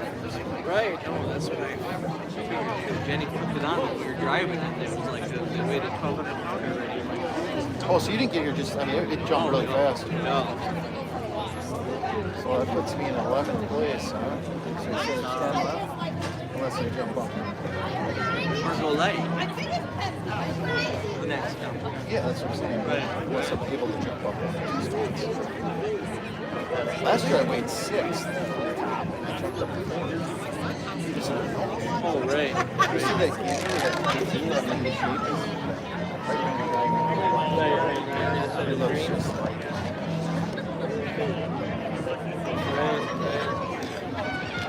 but they're all together, which I don't think any of them are. And I don't know. I don't know what. I don't know. Yeah, I don't like the ripples of it. Hello.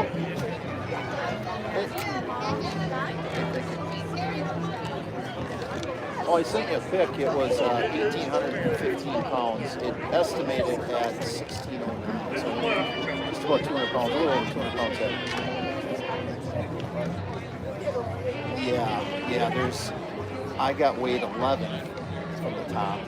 Yeah, they took a direct break now, but there's 10 more pounds. So I don't know where my final will be. I could stay right where I'm at, or I could potentially put down maybe about 62 for just like that.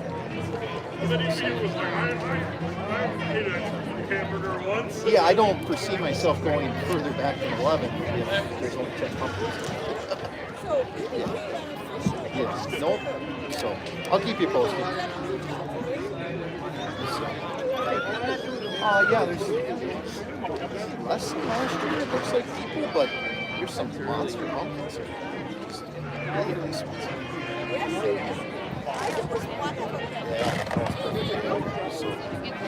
No, it's really going fast. So they're chugging right along.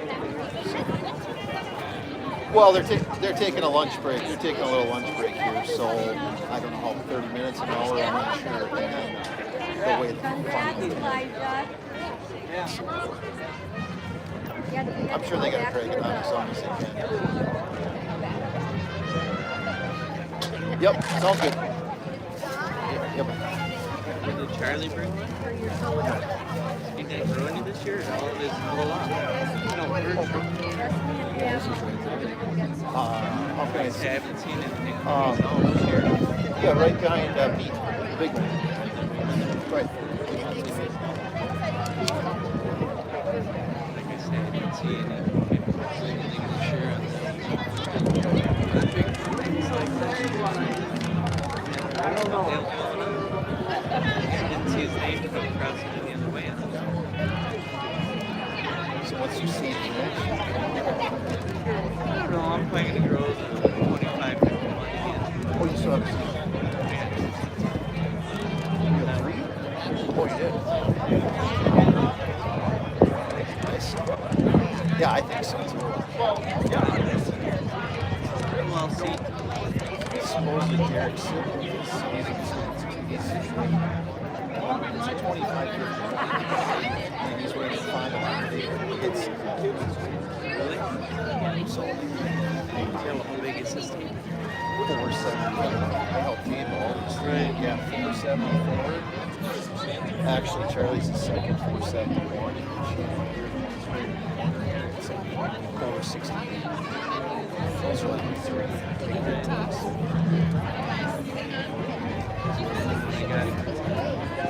Alex Bolton's he's got the Starburst one here. The fourth one in line here. Yep. And then Pete Casper says his white one looks pretty good. And then Ryan Altoff, his white one's over there. And then Do they weigh Paul's or anything? no, Paul's is right next to mine. Yeah. Yeah.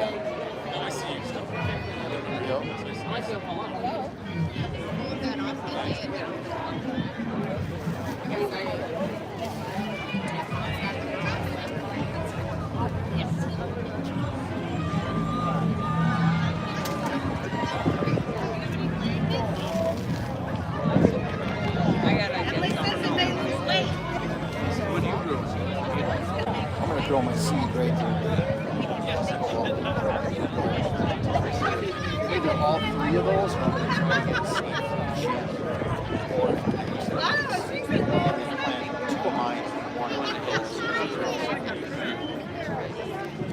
Being that I got shitty looking plant in my son's storage.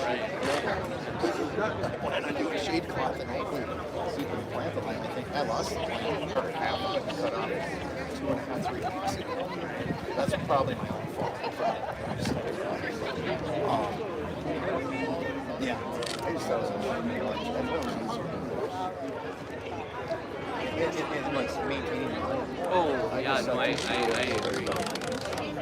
But you're gonna have, I mean, the humidity is just not a plan when it comes to I agree with that. Even though mine cracked last year.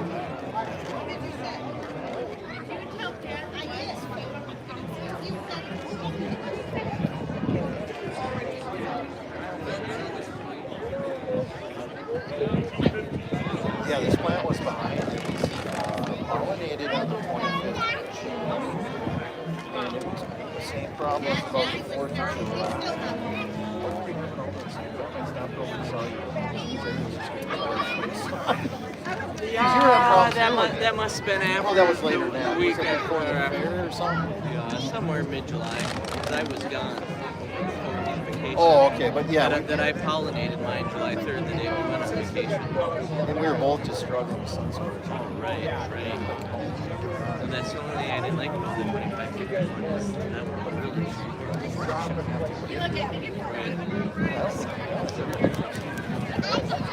I don't know. Maybe it's not hot in Wisconsin. Could be that too. You know, or he's got misters going. Yeah. And I was really toying around with that idea more than anything. A couple Whistler's and just put it on the timer. Sure. Deal that you run and just hook it up to city water instead of my other water to where you know you're going to have water. You know, there's chlorine in it, which I don't want to use, but it's taking a couple minutes. Once an hour isn't probably going to do squat to the soil more than the benefits you'll get from keeping plant growing on.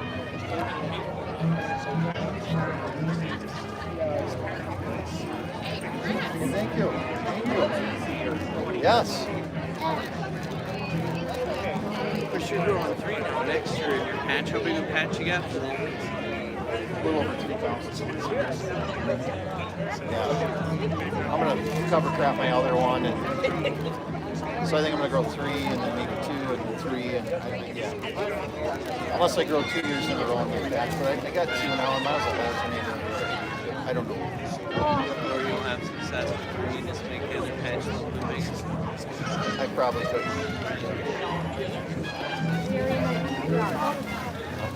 I keep asking Jenny which way she wants me to go to get mine to where I'll have 2,700 square feet. I'm like, oh, wait a minute, I think I can get there. Not quite. 900 and some per plant. So. Which, honestly, I mean, right. That's sufficient if you just. Oh, right. No, I do too. Otherwise, all you're doing is growing. But I know when I filled up afterwards, I knocked another like 8 feet down. Well, we go down a little bit farther here, and it's got room for 3. Yep. And it's just what it is.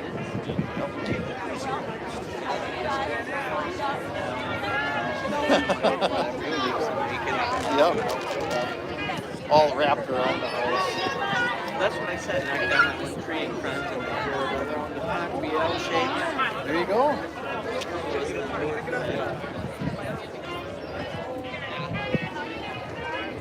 But I know I was floored. I took a soil sample just through Hutchinson Water.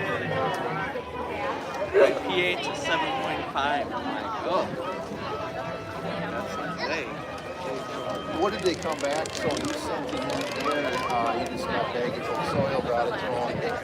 What did they charge you? What was it? I think Western Alps, they told me, obviously, all the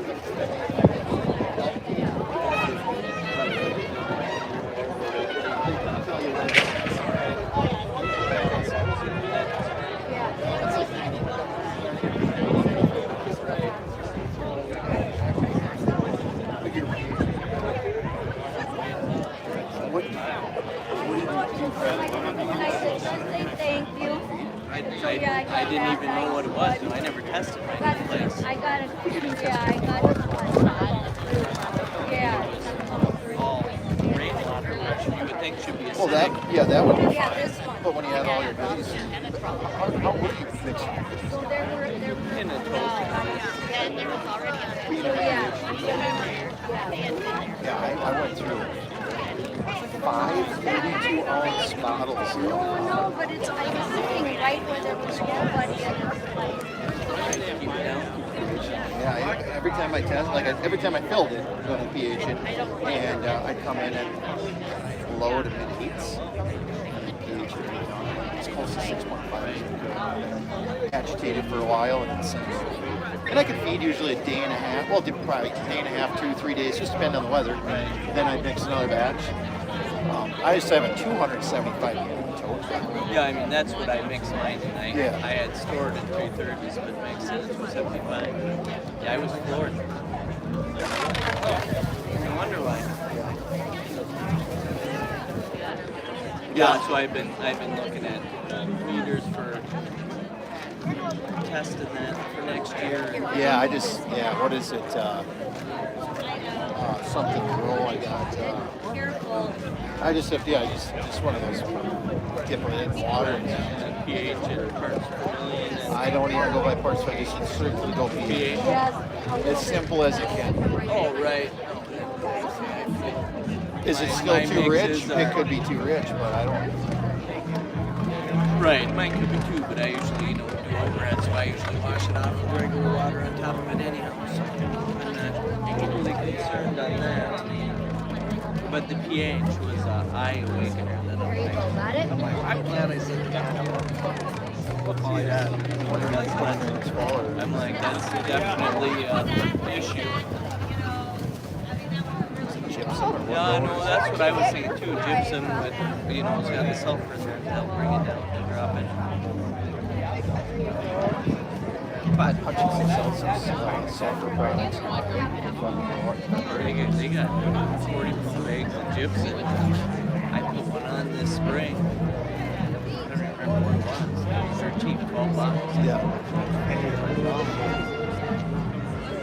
But I thought that too. When the guy tills up, you'll just dump one on and hope it's closer. What did you plant for? Oh, you planted mustard. Mustard, and then I planted winter rye and my leftover mustard on the other half. I put it on way too thick. So are you going to just let it go dormant now then?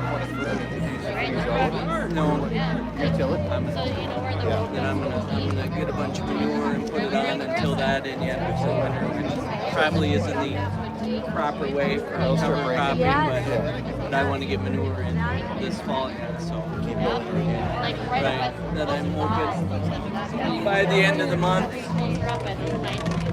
it'll be the other side will be established good enough where I can haul in the manure and fill it in and call that good.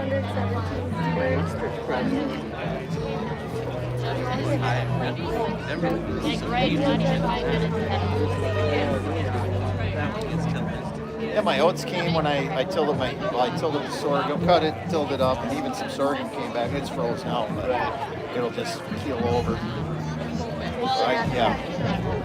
I was worried about. I talked to somebody. I talked to Jim Ford at the pasture. I said, should I be concerned about like too much nitrogen? Because that sorghum like grabs nitrogen. And just and then you chop it down, you till it back in, and someone told me, oh, you're gonna burn your fucking plants next year. Jim said, don't fuck Not from natural nitrogen like that compared to ureas. Right. It's totally different. Those plants are slow release. They're going to be given it all year long.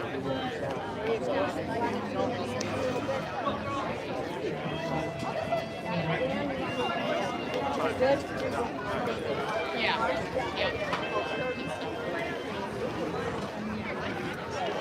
Charlie got football again today? Caleb's got football. Caleb. Yeah, they call it Jamboree. You get a game at Jordan on Tuesday night, and that kind of set where their seat is today. They're in Wasika. So Jamie and him are down there at 3:30. Last day today. He's done. Charlie's in 8th grade football. He's got a game in Belle Plaine on Tuesday night. He's done. They have a lot of kids like in his grade playing down in this sort. 8th grade or what? Yeah, there's. Oh yeah. I think they're like there's. They got no kids that go up for it anymore. And same with varsity. That was our homecoming. Yeah. But like I say, I think whenever Archer's in 7th grade, it talked about it, and decided to write out a check if you don't have your desire to go in, that's fine with me. But I thought 7th and 8th grade combined. No, they got a 7th grade. Well, at least Sewer does, yeah. No, at Civil East, that there wasn't enough 7th and 8th graders to make their own team, that they had to combine them and just like it up. And why is that? I mean, why? Well, I suppose, but years ago, Lee Sewer had the problem. A couple of years ago, now it's freaking varsity. It's just we're at the varsity game up there, just stacked. Right. Tons of freshmen. Where do they get them kids from? I don't know. It used to always be the farm kids. Yeah. There's none of them around anymore. You know that's the thing in the past.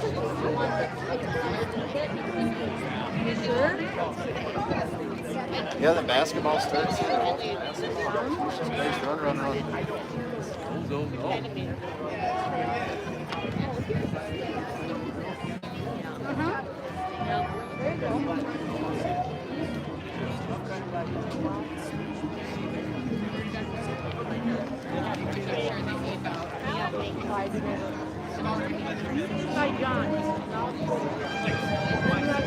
Well, you didn't plan anything back in your patch next year.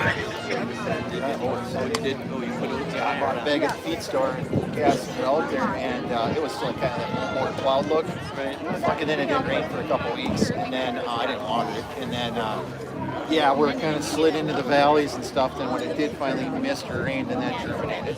So it looks spotty, but it's there.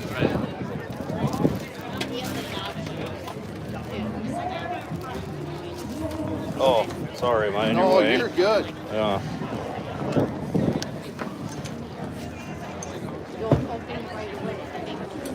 You didn't run through with the tiller then to break it off? Nope. I like the, even though, when I harvested that one that I went through last time with the forks and my skid and did a rough kill on that too, I like the winter break it down. It just busts it. Then you hit it in the spring and you can just level it in the tiller. Otherwise, I think you seal it up. I feel like the more look here, chisel plowed look is a little better. Yeah, the old forks does wonders. So it's crazy. When I broke that new ground, of course it was tough. Right? And I go into a patch. I did half a patch last night. But I've added 2 years of my comp. I get this stuff from Jordan there. It's it's the compost black right? That's an aggregate to it for drainage. Nice stuff. It's like 28 or so bucks a yard. And that's what I use to bury the beans. It's really, I dump it on my concrete pad, and then I can take 5-gallon buckets or a wheelbarrow and then feed off of that. It's like easy and loose to work with. So.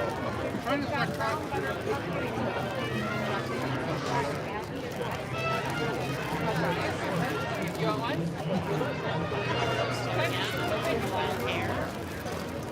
Might have to feed a young man.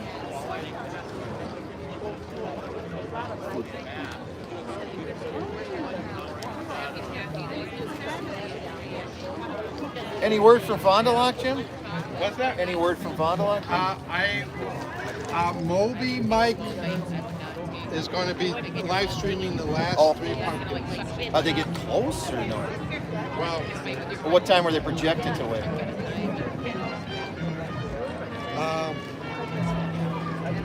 About 10 minutes ago, Tom Monsma said they're down to 9.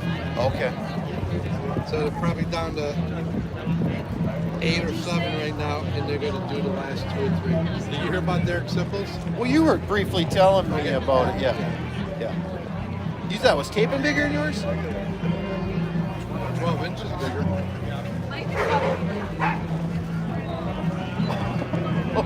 Yeah, that's gonna be hard. Have you seen it too? But you want to know who had his first pumpkin? Mine was heavier than this. You know how many inches they had on it?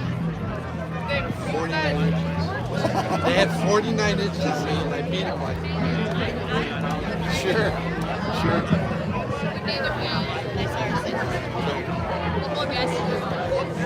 Yeah, I'm gonna grow. Like I said, I'm growing that seed again. I'm gonna grow my own next year, but I should talk to you or Derek and get one because I'm gonna grow 3 and then do some crossing in. I don't know what he crosses, but I cross mine with his 2551. Well, My 2551's a set for his that he's well, then I should just talk to you and get it. Yeah. And this one was pollinated with my 2551. Sure. I crossed everything because I thought that was going to be my first. I was that close to my growing. Oh, really? Yeah. I thought was lightning twin strike twice in my dad. There were some people influencing me. That made sense to me. To them or myself. Yeah, Pat grew your seed this year too, the 2551. Did you? Not as big as that one. What happened here? I brought it now then.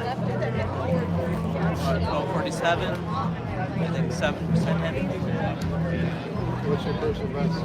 That was. Okay. I mean, that was my second year growing. But There you go. Where'd you guys get your seeds? Bought mine online on auctions.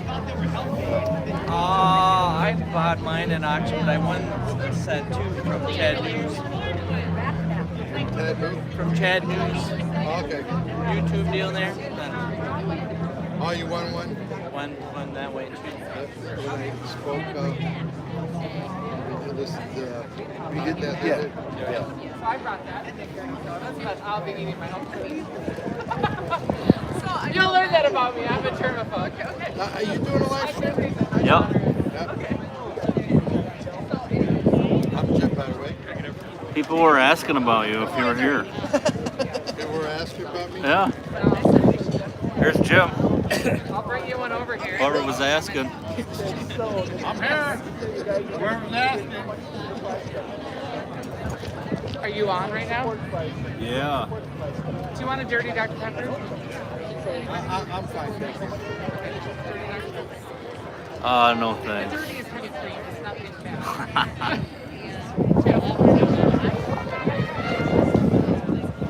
It's like a black cow.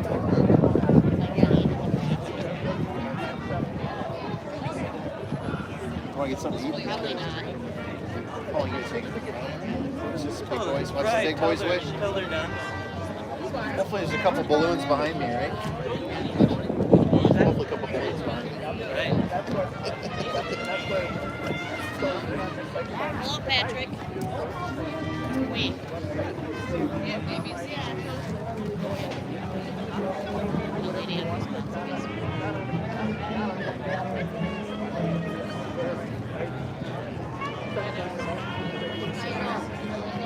I did, 40 minutes later. Cat right here. Bigger down on the ball.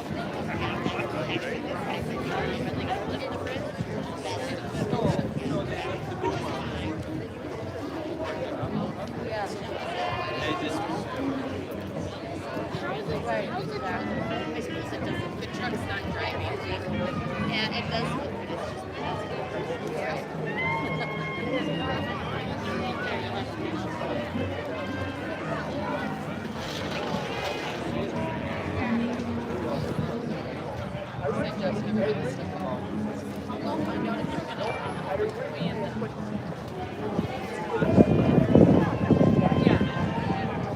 Exciting stuff.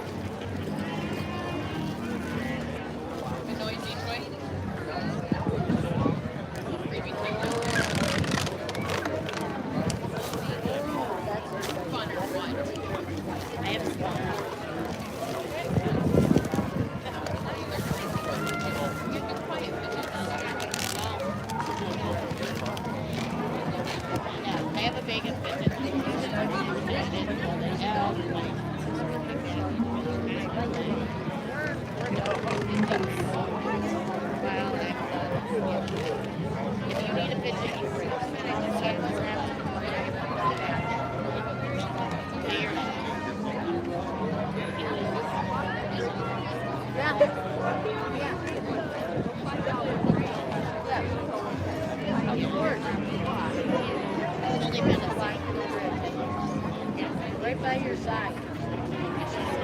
Walking and watching. Yes, walking and watching each other's left. Look. They were a township. Yes. Boys, would you like to The only reason I know that is yourself? Elijah, would you like to drink those? Sure. That's okay. I mean, hearing is hearing. Does Elijah try to see Ezekiel? Does Ezekiel want to? Are you okay? He got his hat. He got his hat.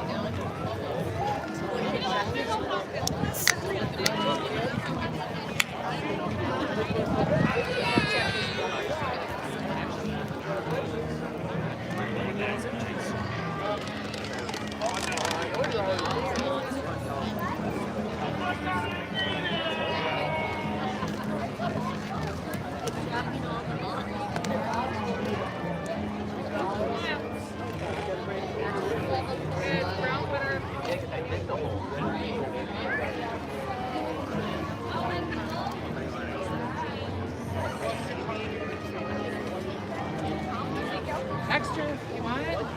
Well, we have I guess I'll try it. 34 and 34 and Brown butter, pumpkin, heavy cream, and Dr. Pepper. No, dirty Dr. Pepper. It's not dirty food, but yeah. Heavy cream and soda. Dirty food. Never had that. Try it. I want your reaction. I can try it. I'll go on camera. I don't want to be on camera. It's been on since like 7 a.m.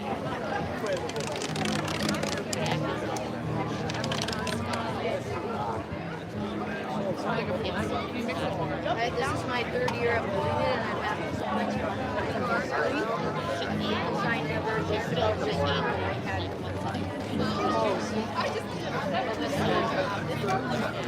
what's his name? Not Swinson. We laughed at all of his jokes. I took a picture of it. We laughed at all of his we laughed at no, I did the workbook answer. That was just fun. Yeah, it was happening. I think that one. I love it. You want to go stand by Dee? Let's go stand by Dee. Look at her. All coaches are awesome. Look at her, Dee. Look at her.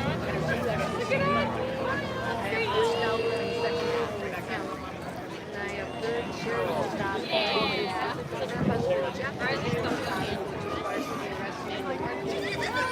So, sorry, stop. You keep going down.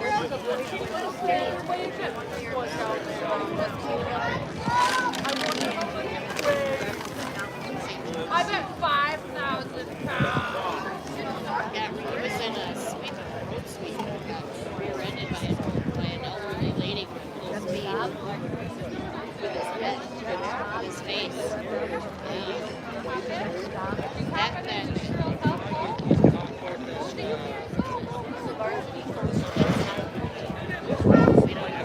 don't say, it just said he was in a bad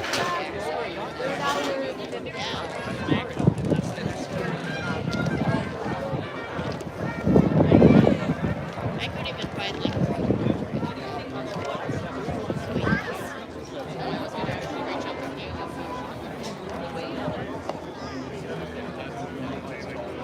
Here, you can put it inside here.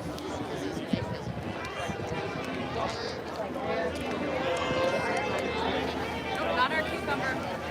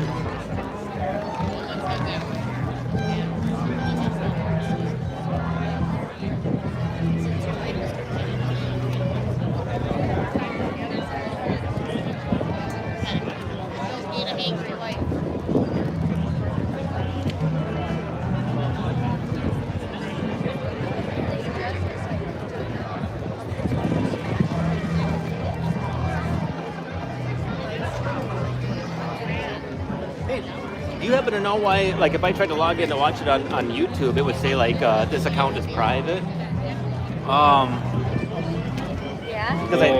What happened was so, like, I think if I had to... Oh, you had to change something? I had to do another one. Oh, I gotcha. Because I accidentally set it for vertical. Okay. And it wouldn't let me change it, so I had to start all over. Sure. So that's... so I should just be able to search on YouTube for it? Well, if you go to the channel, it'll be there. Okay. Then that's in, like, Facebook probably right now. This is Facebook? Yeah. Because I posted it yesterday. So I'll get over to YouTube. Yeah, that sucks that I had to do that. Oh, yeah. 'Cause I'm sure a lot of people got confused. But so if I do a search on YouTube, would it come up? If you type in GPC, Live on a houseboat. Like living in an RV. I think live, maybe. Maybe it'll come up. Or Stillwater live, maybe. Probably depends on what you name the video. Okay, so I got live stream. Yeah, that's a different thing. I'm just trying to figure out because my link didn't work from last night because you had to change parameters and preset. I'm just trying to figure out how to find it. Some people at home are saying they're watching it, but I don't know how they got it. Is it on my garden tonight? I reposted on there. Oh, you did? The correct one. I had to start over because I accidentally had it for vertical, and it wouldn't let me change it after I already started. So you so got I had to. You got it switched? So I.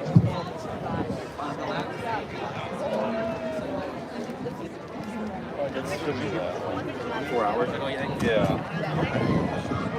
All right, everybody. We're going to start back up here in about 3 minutes. So grab that last food, drink, grab a quick bathroom break, and get ready to weigh some giants. About 3 minutes, we'll start it up.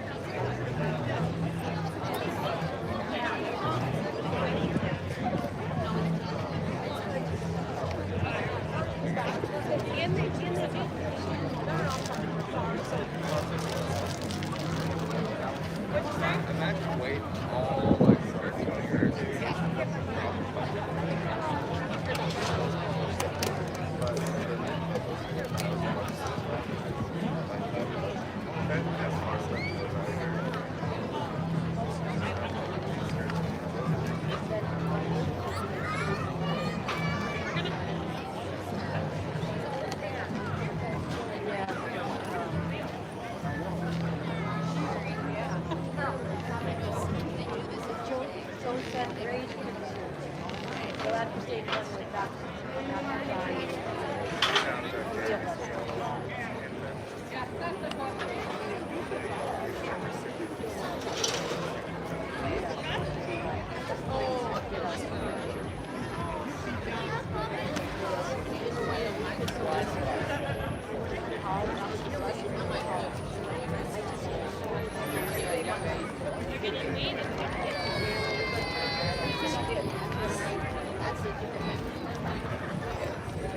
Will.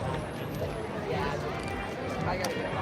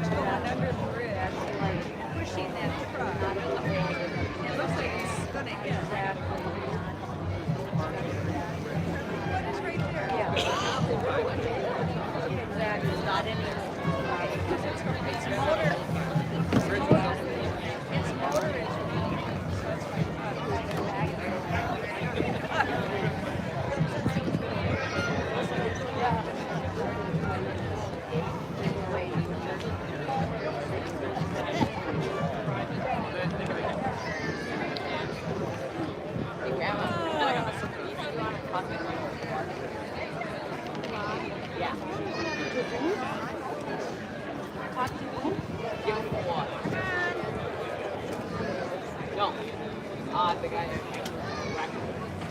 Oh, the guy that had the record? No. Mike had the record. Give him 4.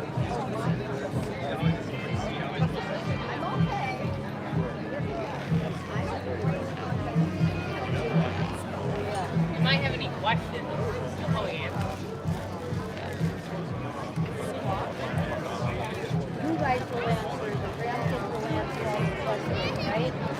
Experts, you guys will.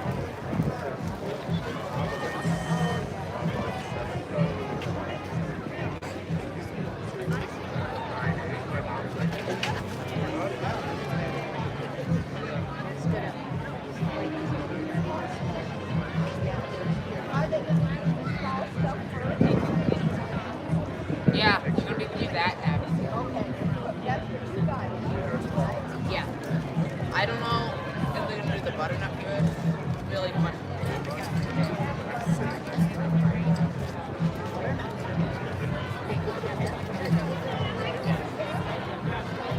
Yeah. It might be a little back of a butternut. Really? Yep. Here. Nope. How many butternuts are there? Yes, it's 4. If it was just 3, I could have got third place in that $85.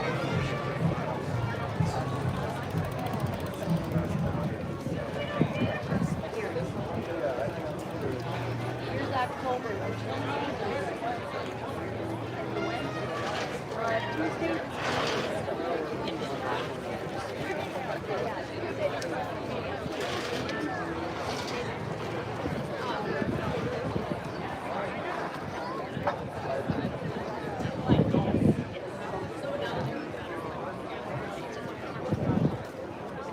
All right, our 3 minutes are like waiting at stoplights, right? They take a while. Take a lot longer than you think it does. Okay, we're going to start back up, everybody. We're going to start with the small giants and work our way up to the largest pumpkin perhaps anybody has ever seen that has been here, except maybe Travis. All right, I think we're going to start with tomatoes first. Giant tomatoes, that is a giant category that is an easy one for anybody to get involved with because giant tomatoes don't take up a lot of space. They're a very, you can grow the plant in literally a 3 by 3 foot spot or even in a container. So if you live on the 3rd floor of an apartment, you can grow a giant tomato, bring it to the competition here and enter it. Now giant tomatoes, a lot of people are like, well, how giant are giant tomatoes? Well, I am the state record holder for Minnesota at 9.06 pounds. So 9 pounds. Thank you. And if you guys can envision that, I'll give you a visual here. So the 9-pound tomato measured 29 3/4 inches round. An NBA basketball measures 29.5 inches around. So about the size of an NBA basketball. Very, very big, and it was a monster fruit. Ended up giving a couple seeds to a couple over in Fond du Lac, Wisconsin, Del and Julie, and they grew a Guinness World Record at 11.65 pounds. You can eat it. They are Domingo. The variety is Domingo. Very good, very tasty. We also grow Big Zacks. All right, let's get started. This first tomato, Elijah. Elijah, come on down. We're going to see how big this tomato comes in at. Elijah's personal best in this category is a little over 2 pounds, 2.36. That's not too bad. They can get bigger. All right, what are you hoping on this one? Don't know? Well, let's see if we can get a pound out of it.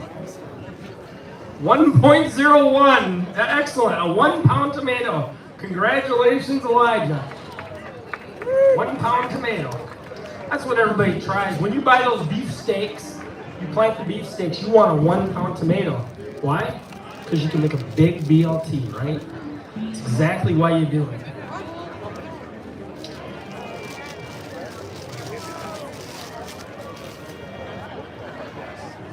All right, the next tomato. Oh, look at that. This is mine. So again, my personal best, 9.06. I don't think that one's, if I'm lucky, I think I'll get 2 pounds out of this baby. These things do grow fast though. My 9-pounder I grew in 42 days. So from the second I pollinated it to the second I harvested it, 42 days had passed. And it went from a flower to 9 pounds. The size of, of a bowling ball basically. 2.14 pounds. I got over a 2 pounder. I'll take it. This late in the season, I have had a 6.82 here at the festival, but the record, if you were here a couple years ago, the world record was weighed right here at Stillwater Harvest Fest at again 11.65 pounds. An absolute beast. Now that tomato was surpassed this year as a brand new world record tomato. Was just weighed a few weeks ago. That one came in at 16.89 pounds. Just an incredible, from Dan Sutherland out of Walla Walla, Washington. Very big fruit. All right, this next one, Paul Bongers, where you at? There's Paul. All right, Paul, biggest tomato he's ever grown in this in this category is 4.2 pounds, right? And then, was that last year? Yeah, last year, 4 pounder. That's pretty respectable. We'll see what this one comes in at. 2.67, firmly putting him into first place. Congratulations, Paul. 2.67. You want your picture? So the tomatoes are a little tougher to get to go this late in the year because obviously frost and if you've ever grown tomatoes, early and late blight will take you out. We do have in the GPC, remember the Pumpkin Commonwealth, the organization that governs this, we do have something called early tomatoes, so you do have the opportunity to turn your tomatoes in at any time. Unlike all the other categories that have to come to this weigh-off, tomatoes you can enter through the internet early, so that makes it easy to get some of those big ones weighed. All right, the next one, Barb. Are you around here, Barb? Oh, right in front of me. All right, your biggest was 5 pounds, right? Nice. How long ago was that?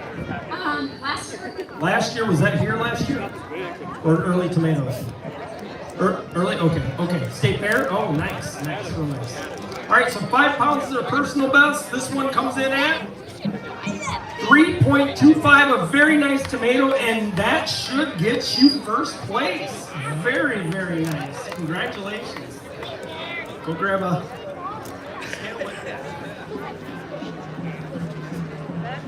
All right, like I said, tomatoes are a very fun fruit to grow. You can get giants from them. The seeds are, I think we still have some seeds left down there at the seed table, so go check it out.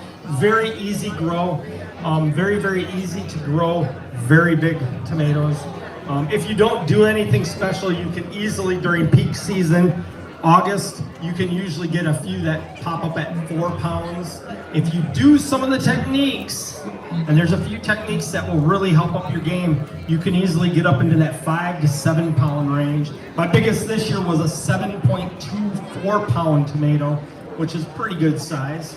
Not quite to my 9, but we'll get there. Next year, I'm going for 10. 10 pounds, I want a bowling ball. All right, that will conclude the tomatoes. We'll move on to watermelon. Who doesn't like a good watermelon, right? And these watermelons come loaded with seeds. It'd be like a little machine gun spitting seeds because there's so many in them. All right, it looks like we have a couple entries of watermelon today. The first one, I believe, is that Brian's? All right, Brian Mathewitz. All right, his very first one going on today. Your 180 is your personal best. Was that last week? 2 weeks ago. 2 weeks ago.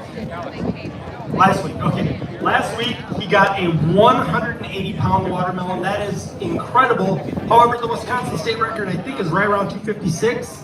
So a little bit shy of state record. But still in the Northland, where most people can't grow any watermelon, this is, I mean, we have a couple really nice specimens here for our location. All right, let's see what Brian has. 152, that's a nice size watermelon, about to chart, I think, when we were looking, right? Yep, 148 was chart, so came in just a touch heavy. Very nice watermelon. And let's see, the state record for Wisconsin, I told you the state record for Minnesota stands at 227.5. So a decent sized watermelon. Now the world record, you gotta go south for this. The world record currently stands at 350.5 pounds. If you guys can even comprehend a watermelon that big. Now what's interesting is that watermelon that grew to 350 was growing on a graft. Anybody know what a graft is? No, I didn't think so. So what they do is they take rootstock from a different plant, in this case a gourd, those big green things right there. They take a gourd, they cut the top off, they stick the watermelon plant on it, and they fuse together. So you're using a rootstock from a different plant, and that got up to that 350.5 pounds. Now, if it's growing just normally, you put a seed in the ground and you grow it. That's called traditional. We just last week had a new world record traditional style at 318.8 pounds. And that was grown by Bill Neptune, a very nice sized watermelon. Okay, this one is my watermelon. This is my biggest one of the year, so we'll see what it comes in at. I'm My personal best is 183.5. I'm hoping, what was Brian's? I just want a pound more than him.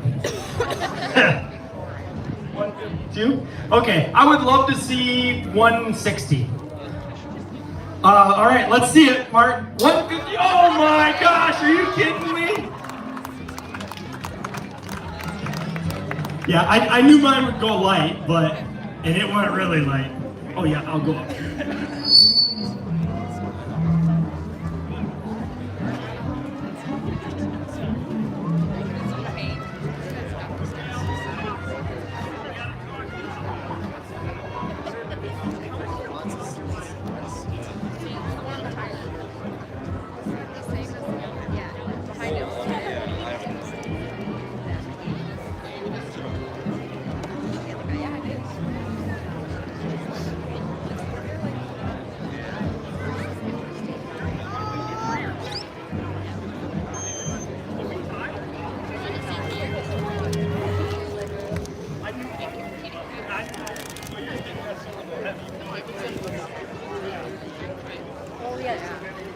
Oh yeah, they're letting you lose that.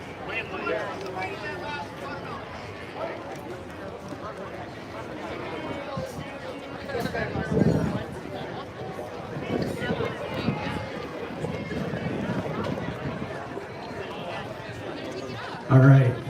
Okay, back from all that excitement. So look at that, 2 watermelons that came in both at 152 pounds.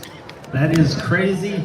And to give you an idea, his was supposed to weigh 148, came in at 152. Mine was supposed to weigh 170, came in at 152. So what that means is I have a lot of airspace in that middle. You know how when you cut a watermelon open, on these big ones, sometimes they grow and they leave airspace in there. Mine has a lot of airspace. It's what we call a balloon.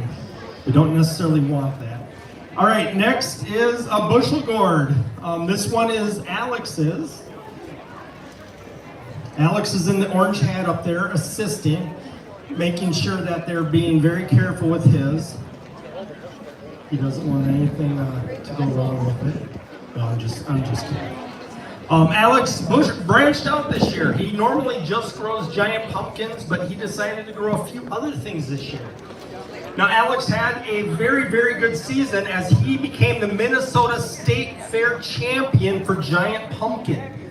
He brought a pumpkin to the Minnesota State Fair this year that came in at 1,511 pounds. And that was back in early August, or mid-August. Think about that. If he had left that on the vine, that'd be playing with the big boys here. But he took it to the state fair and solidified the 3rd largest pumpkin ever brought to the state fair. Very, very nice. All right, Alex, let's see what you got. 161 pounds. Congratulations. A very nice bushel gourd. Like I said, first year he's ever growing them. And the feedback he gave me was that plant went crazy. It started climbing up the fence and just went crazy. At first he couldn't get one pollinated. Now what's interesting about these gourd plants is they are a nighttime flower. So right in the evening, right at dusk, the flowers will open and you'll smell this real sweet smell. And what it does is it attracts the hummingbird moths. So if you have a good hummingbird moth population in your area, they'll pollinate them naturally for you. Otherwise, you gotta go out there and you gotta do the pollination like I kind of showed you guys earlier with the giant pumpkins. You would take a male flower and pollinate it with a female flower. But if you have some hummingbird moths, they will come all night. If you ever go out to your patch in the middle of the night, turn on a light, and you'll just see hummingbird moths everywhere, just pollinating, well, drinking the pollen. They don't even realize they're pollinating. All right, that was the first bushel gourd. Second one, we got Brian. Come on up. Brian's personal best is 267 in this category, so he's growing a big one. The Wisconsin state record is 370 by Caleb Jacobus, and I think Barlow might have teamed up with him that year. So 370, that's quite impressive. Minnesota state record actually sits at 331 pounds, and that was grown by me. I got that a few years back, probably about 5 or 6 years back. Brian was perhaps in the running for grower of the year. Remember I talked about that earlier. You grow 3 fruits in a category and you add those weights together, and if you're the top one in the entire world, you get grower of the year in that category. He's very close in this one, but there is another grower in Wisconsin, Deb Gantner, who is probably going to eke him out for that, as she may weigh a new Wisconsin state record, possibly even today. All right, let's see what Brian has for his gourd. 224, very nice. And that should get him first place for the bushel gourd. Bushel gourds are fun. They call them bushel gourds because back in the day, they're out of Africa. That's where they originate from. And what they would do is they would dry them and they would store grain inside of them, roughly a bushel. Bushel is 56 pounds. Hence, they got the name bushel gourd because they could hold roughly a bushel of grain. Now, when we're growing them really, really big, like our 300, even 400 pounds, the world record stands at 470 pounds for this bushel gourd. And that's crazy when you think about it.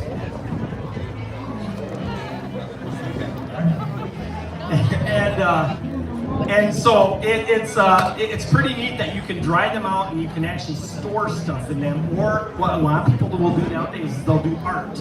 You can kind of sketch art or carve art into the side of them or paint them. But once you dry them out, they're good forever. They'll stay around forever. So kind of a neat fruit. And they have so those are weighted for heavy. We have a couple of them in back, the big bean-looking things. Those are long gourds. We will use those to measure. All right, so Deb Gantner actually just weighed her bushel gourd over in Fond du Lac, Wisconsin. The weight of that, remember, the Wisconsin state record, 370 pounds. Hers came in at 365.5. Just missed it. So, but great job, Deb. She's probably not watching, but she'll get this. Great job. That should solidify her as grower of the year. She should be the grower of the year for the whole world for bushel gourd. So still an incredible accomplishment. All right, we're moving on to marrow. And our first one up is Dan. Where you at, Dan? Come on down. Dan Peterson from Willow River. Who's heard of Willow River? Oh my gosh, like 10 people. Would you pay people to come down here, or did the whole town come down? Okay, so here's some cool stuff about Dan. So Dan just, 2 weeks ago, beat the state record for Minnesota for marrow. Marrow or marrow are those zucchini-looking things up there.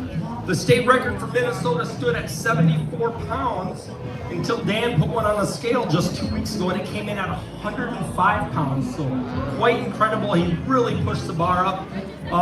Also, if you don't know this, they really grow marrow like crazy over in Europe, because usually the Europeans are the only one that know what I'm talking about when I say marrow.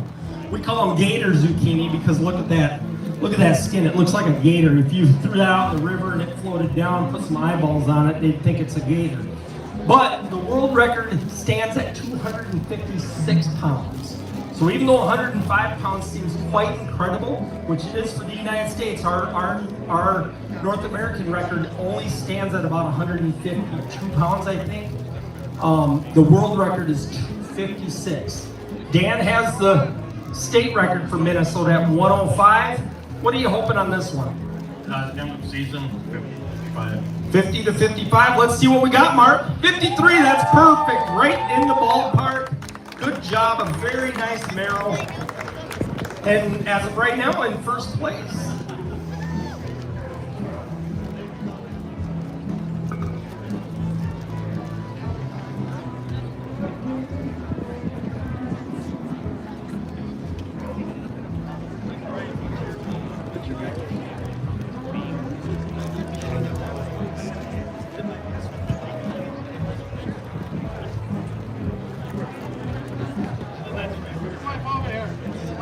All right, the next marrow is Brian Mathewitz.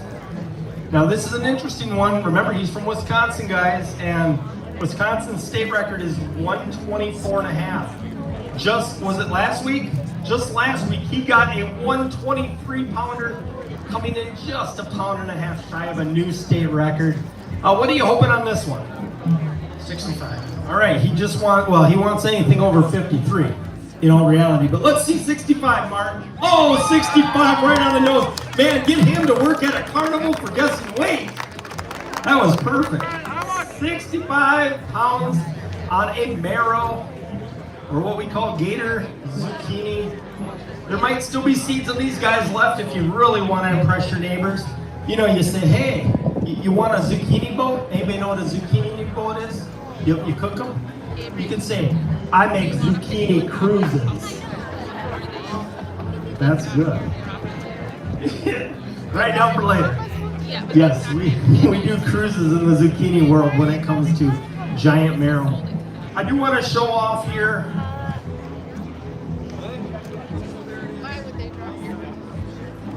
All right, this is obviously a non-competitive, but I just wanted to show you some of the other giants that are out there. This is probably like a 3-foot bean, maybe 2.5. This is what kind of bean is this? A long noodle bean. So if you've ever wanted to make long noodles with beans, I guess this is your bean.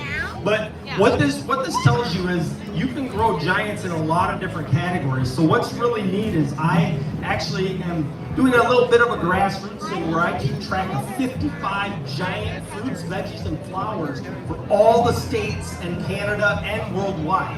And I keep track of them so that everybody can eventually just look and see, what do I need to beat for my state, not necessarily the world. So that's something I've been doing. I believe this is on there, so I'll have to update your record. All right, we're going to start with the field pumpkins. Dan, come on down. Hey, Dan, I know you've grown some monsters. What, about 150, 149? This must have been the last one in the patch, right? Yep. All right, well, let's see what Dan has for a field pumpkin. All right, 79, not too bad. That thing came in a little dense. That's a good one. Almost 80 pounds for a giant field pumpkin. Remember, giant field pumpkins are a little different than these big ones. They are a different species. They are considered Cucurbita pepo.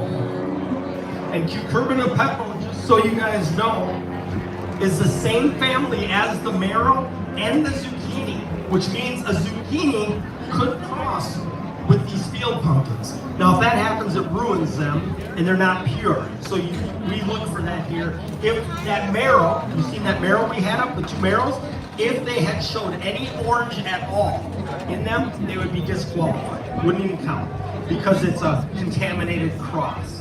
On the reverse side, if you get a pumpkin that is really long and has that bumpy skin, then it probably has a marrow in it. So we got to look for that when we're deciphering. All right, Orville, there he is. All right, you came up earlier with a nice pumpkin. You got a nice little field pumpkin here. What's your biggest in this category? 121. 121, was that weight here? This year in River Prairie. So just a couple weeks ago, we had a 121. That was a new personal best. This one, unless it's dense, it probably doesn't have a chance, but let's see what we got, Mark. 91 pounds, very nice. That gets you up into first place for now. 91-pound field pumpkin.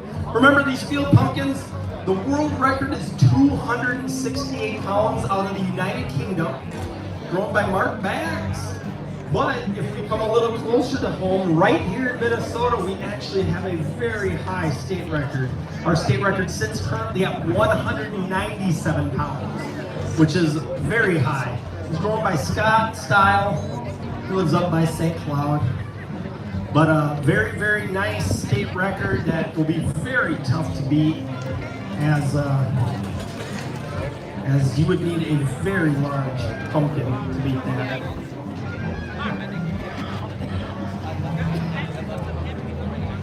All right, these field pumpkins are getting bigger.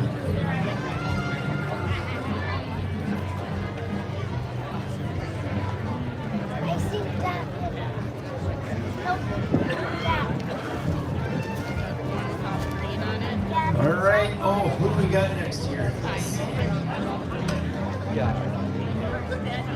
It's Mark's. Give Mark a big hand. He's doing our Vanna White today. Yeah, we love it. Thank you, Mark. All right, this happens to be Mark's field pumpkin. What's your personal best, Mark? 165. He wanted to slip a 1 in there, but that would be Mike, Paul, or Joe. We don't really, if you're not those two, you don't really grow them big, right?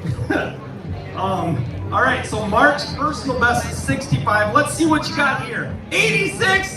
That's a new personal best. Congratulations, Mark. That is the way to do it. Push the bar up on your own giants.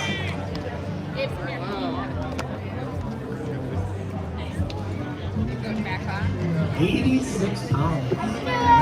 Yeah.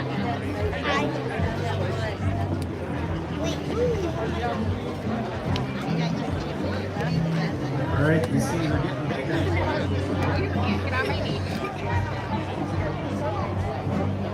That'd be kind of a cool little party. They're showing all right, here comes another monster. What we got on this one? Is that Alex? Where's my ducky? Hey, Alex, is that yours? Yeah, Alex. Guy in the orange hat there. So Alex decided, like I said earlier, he branched out a little bit this year. He's always growing giant pumpkins. His personal best came in just 2 weeks ago at 99 pounds. Talking about getting so close to 100, but didn't quite do it. Obviously, I'm sure he's hoping for 100. What's the seed on this one, Alex? 268, the world record. So this seed, he got a world record seed. So very good genetics in it. Even if it didn't get big, very good genetics. And I'll tell you the reason why it didn't get big. Because when I went over to his patch, he had about 20 of those sitting in his patch. Which means he did not do what you're supposed to do, and that's keep 1 or 2 to really pump the energy in there. All right, so 99 pounds, if it's over that, that will beat a personal best. Let's see what we got, Mark. 96, oh, so close to a personal best. But for his first year doing it, he's been able to wrangle up a 99 and now a 96, so quite impressive. Very good job, Alex. Branching out into the other giant categories. And he has something coming up here that's really special in just a few minutes. Alex will be back with something really cool. I think you guys will like it, and I'm hoping for possibly a state, maybe a national record. Who knows? Maybe a world record. We'll see. Stick around for that. All right, Dan, come on up. All right, Dan Peterson, back from Willow River. We just seen him with the Marrows. Now he's, remember, he's the now state record holder for Minnesota at 105 pounds on those giant zucchini. Now we're gonna take a peek at field pumpkins. So Dan, you have a personal best field pumpkin of 138 pounds from 2 weeks ago. That still puts him, guys. Think about this. There's almost 200 entries in the world at events like this. He's sitting at number 15 in the world right now at 138. That is incredible to be that high with that many entries. Yes. Congratulations, Dan. Now this one, what do you think? Bigger, smaller? Smaller. He's pretty confident it's smaller. Let's see if we can at least get 100 pounds, get him a new or first place in the category. Let's see what we got, Mark. Yeah, 123. That's beautiful. All right, so he has, like I said, a 138 is his personal best, and number 15 in the world. And now he has a 123 to go along with that. Very nice size field pumpkins. Congratulations, Dan.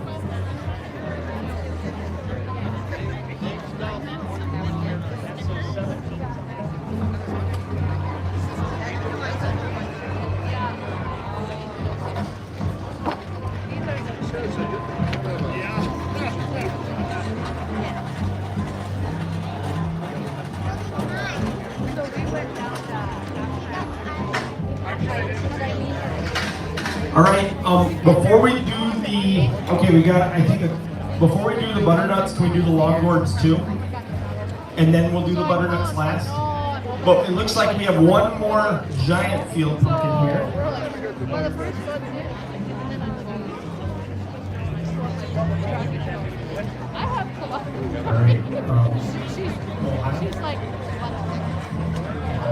The Ohio Valley Group, Dave Stilts, I know some of you know that grower, some may not. He grew an almost world record last year at over 2,700 pounds. He just came in with a 2,477 pounder, a very big fruit. That's very impressive. All right, next pumpkin, Joe. Yours is, okay, so your personal best is 163. You've been beaten by Mike a lot. I don't see Mike here, that's a good thing. So you might have a chance here. This one looks a little different than your 163. Your 163 was about as perfect shape. I think it even sat up just perfect. This one obviously is not, for those of you looking, it's still green. That means it's not mature yet, which means technically it's still growing. So he did cut that off when it was still growing. Is this, what line is this from? So we grow a 1/4 acre of these things, and I plant the same seed across the whole 1/4 acre of them. It comes from my 135 pounder last year, and every year we're just trying to get bigger and bigger and bigger by crossbreeding these things to select for the best fruit. All right, did you happen to measure this one to see? Okay, so we don't know the estimated weight, but it comes out of his 135, so that'd be a good number to beat, right? And his personal best, remember, is 163. Let's see what we got, Mark. 147, very nice. That's a very big giant pumpkin. That's gonna bump him up to probably honestly about 10th in the world right now. Very, very nice sized pumpkin. Remember, hey, Joe, you know what the Wisconsin state record is? 177 for giant pumpkin in Wisconsin. A lot more manageable than 197, so that was not that far off of a state record. Congratulations, a beast of a giant pumpkin. All right, we're gonna do longboards next. Remember earlier how we did,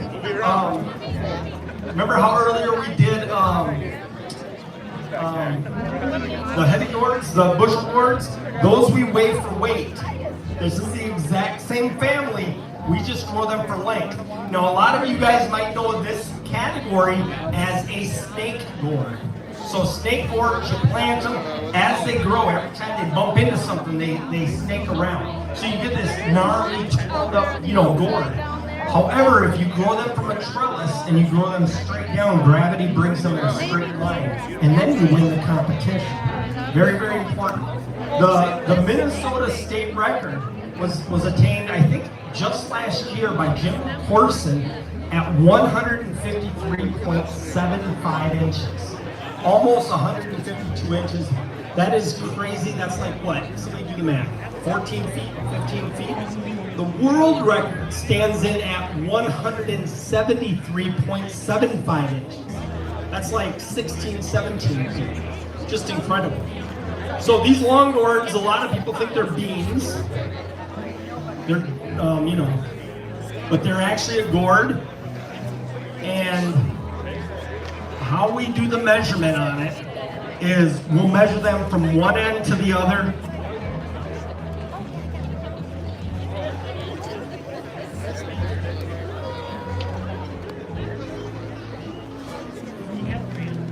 All right, so this one, we'll do a measurement on this small one here.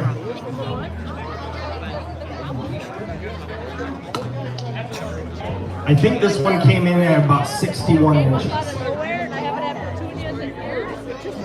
Yeah, 61 inches on this one, which is a nice one.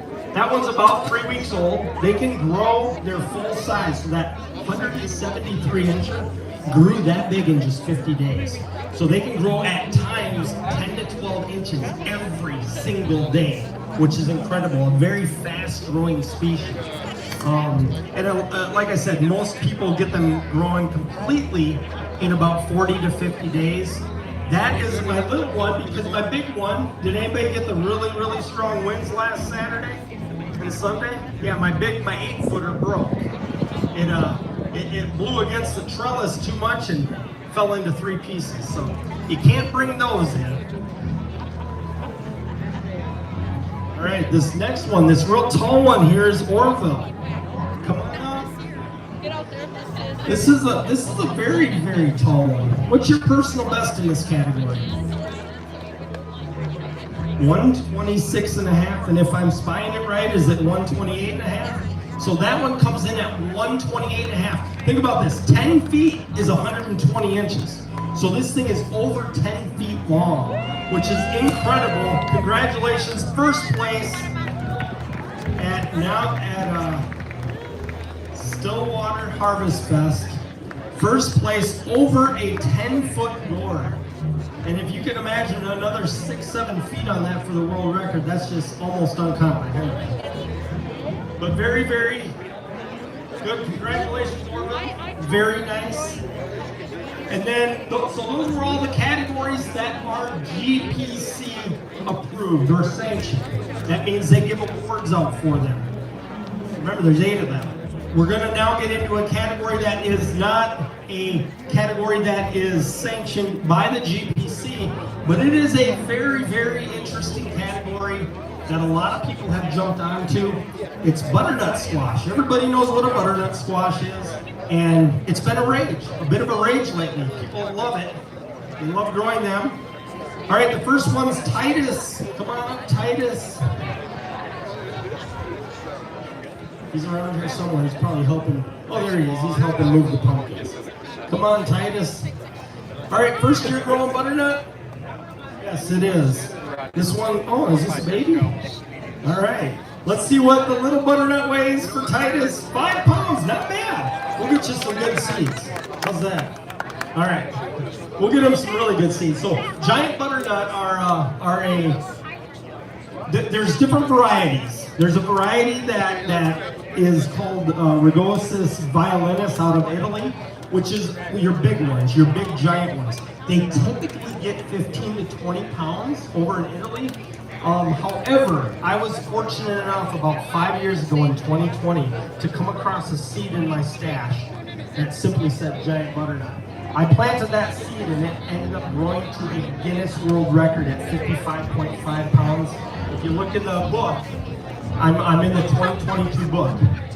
Since then, I have given that seed out to people all around the world, and every state record, province record, and world record has come from that plant. So very, very cool.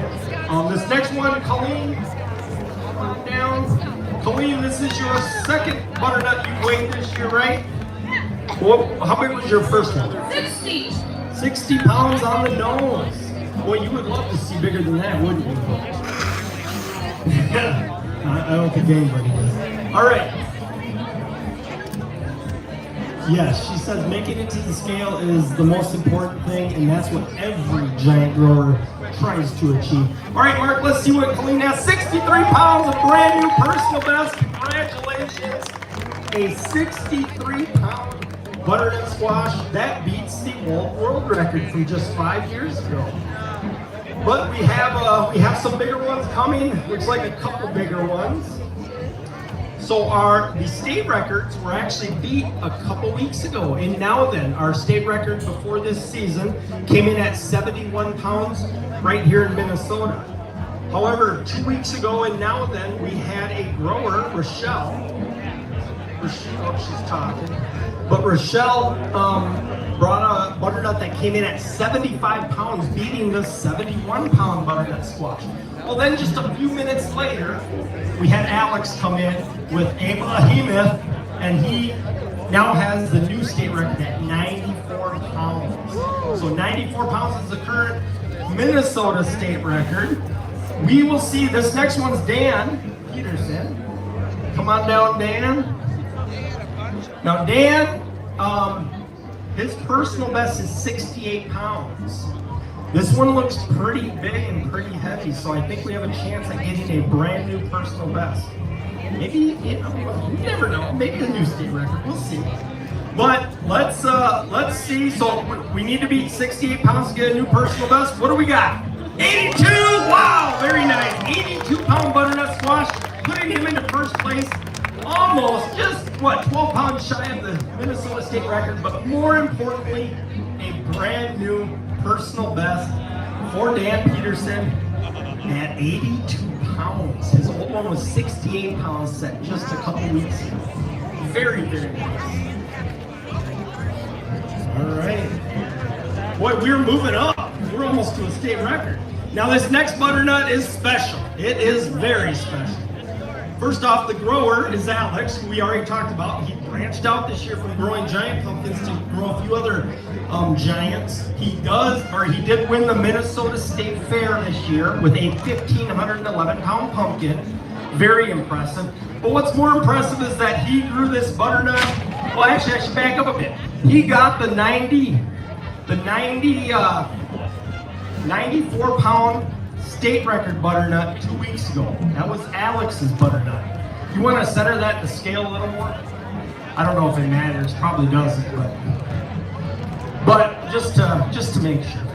This one has a chance at a couple different things. First off, has a chance to be a brand new personal best, a brand new state record, which is 94 pounds or more.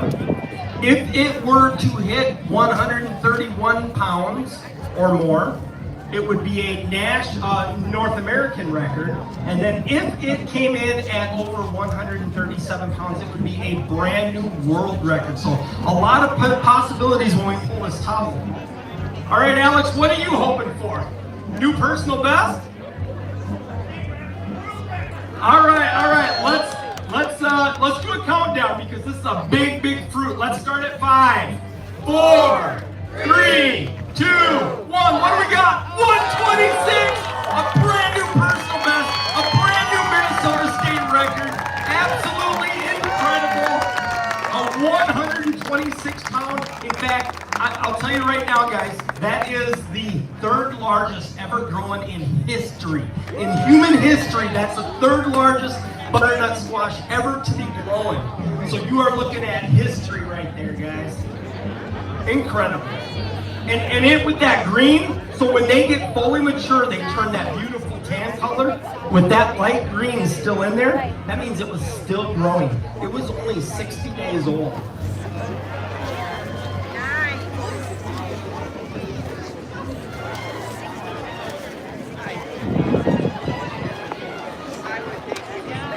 All right, another score as we revel in the new state record. Absolutely incredible. 126. We got some late breaking news out of Ohio. A pumpkin was just weighed by Carl Hast, and it came in at 2,741 pounds. If you can even comprehend that, that's a few pounds shy of Travis's world record from last year, or from a couple years ago. Which is now unfortunately beat a couple days ago, but to get a 2,700-pound pumpkin is just unbelievable. So, late breaking news out of Ohio right now. All right. Yep. And sunflowers. Let's grab this here. This will probably be the newest category next year. Giant sunflowers. We're going to introduce that. It's a very popular, very easy to grow. You only need like a 3x3 foot spot to grow one of these monster sunflowers. We will measure, so how we do it is we measure the head, and that will be the determining factor. So you want a wide head sunflower. But there should be some seeds left down there at the seed booth. Go grab some seeds and make sure you get in on the contest next year. It'll be money, lots of money, and probably even some ribbons or trophies. So definitely jump in on that. It's and in all the categories we have down there for seeds. So if you want to try it yourself, or if you have a gardener in the family that you want to buy something for Christmas or their birthday, and you can get all the seeds you want down there. I think there might even be some butternut seeds left if you want to jump onto this butternut craze. But that's really impressive. A 126, and I think that will conclude our small giants category. So now what we're going to do is we're going to get back into weighing the big pumpkins. We are down to our final top 10 big pumpkins. So stick around for that.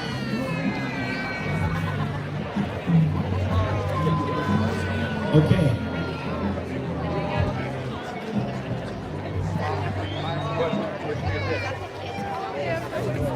All right. Let's before we jump into the top 10 biggest pumpkins, let's introduce Miss Minnesota. Let's get all the info from you. My name is Emma Freeze. I'm from Park Rapids, so about 3.5 hours north. And I'm really excited to be here. I was listening to way earlier and All right, and you're Miss Minnesota, so explain just a little bit what that means, what you're doing. I was able to compete for Miss America about 3 weeks ago. That was a once-in-a-lifetime opportunity, super fun. I get to come back and be Miss Minnesota, so you couldn't win. I was either Miss America or Miss Minnesota, so it was really fun. But I compete through the Miss Minnesota Scholarship Organization, and next spring I'll graduate college debt-free because of the scholarships that I've earned through competing in this organization. So it's really wonderful. It's a beautiful experience, and we get to do fun things like this. We're glad you're Miss Minnesota instead of Miss America because we get to keep you here. All right, I think you were going to pick Beauty of the North. Is that the? All right. Well, let's. Do you already have it, or you?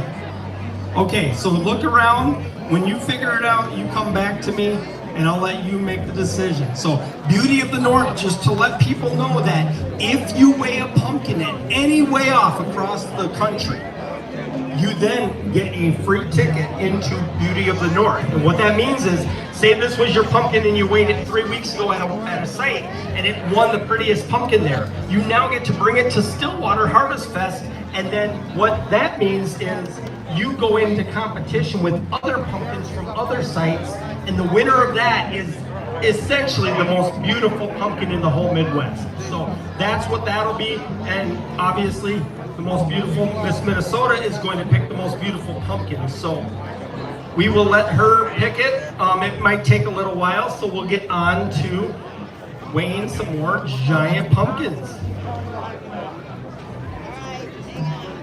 Remember guys, we are down to our final top 10. How do we determine what is the top 10?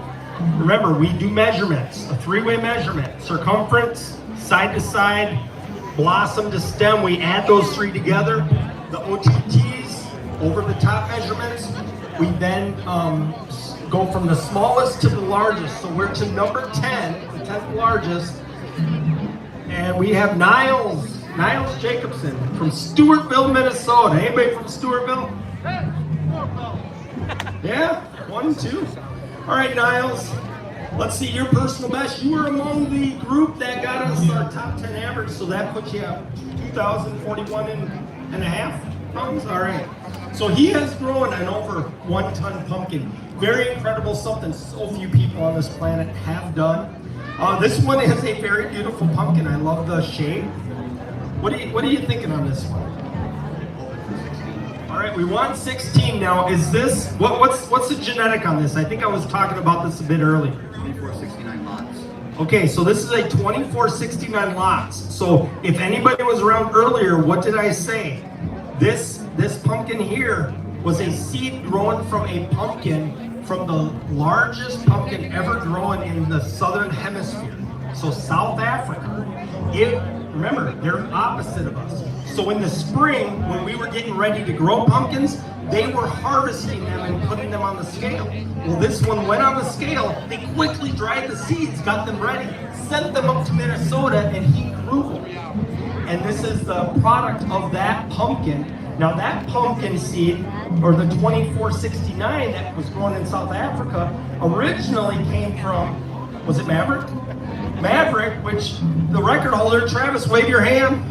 The record, the now former record holder, world record holder, Travis was gracious enough to send seeds down to South Africa to end up growing for, is it Pete? Pete lots? For Pete, he ended up growing a brand new record in the Southern Hemisphere. So really cool how these giant growers help each other. They help each other through seeds, through knowledge, just endless encouragement. All right, so we want 1,600 pounds on this. Your personal best is over 2,000. Let's see what we got, Mark. 1532, a very nice pumpkin. Congratulations. 1532. That sneaks him into, looks like 4th place. Not too bad. 15:32. Very nice pumpkin, very tall. Has that nice tall hump on it.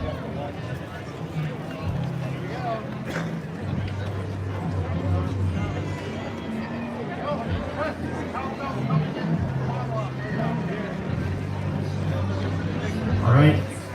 Fond du Lac, Wisconsin. The newest site, just like this, is just about to weigh their largest pumpkin. It's coming in just a few seconds here.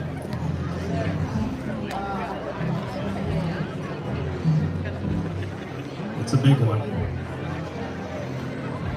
What? 2,383 pounds. That's a monster to Derek Sipple out of Wisconsin. 2385, I believe it came in at 2383. Yeah, about right to chart, right where we expected. We're hoping some of ours come in heavy to chart. So remember, if we measure a pumpkin and we get an estimate on it, and it comes in heavier than that estimate, that is a thicker rind. We can't tell that. We can just tell by measuring. So we want pumpkins to come in heavy to chart. That's always a plus for the grower. It makes them smile. If they come in light to chart, then they're balloon. They have a really big cavity, and we generally won't plant those seeds too much unless they were really, really beautiful. All right, we're down to our top 9. Hopefully moving up. It would be nice to see some. Who wants to see a 2,000-pound pumpkin? A 1-ton pumpkin? Yes.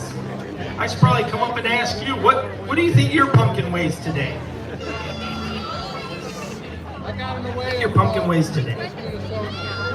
You have any idea? You'll tell me. Huge. Huge. That's a great answer, Harper. Great answer. I am eye candy. All right, I know your guys' pumpkin's coming up a little bit later. It's a pretty good size one. I think it's that one way over there in the corner that's really big. Right? Is that right? Yep. You got a big one coming. All right, the next pumpkin, Paul Bonners, come on down.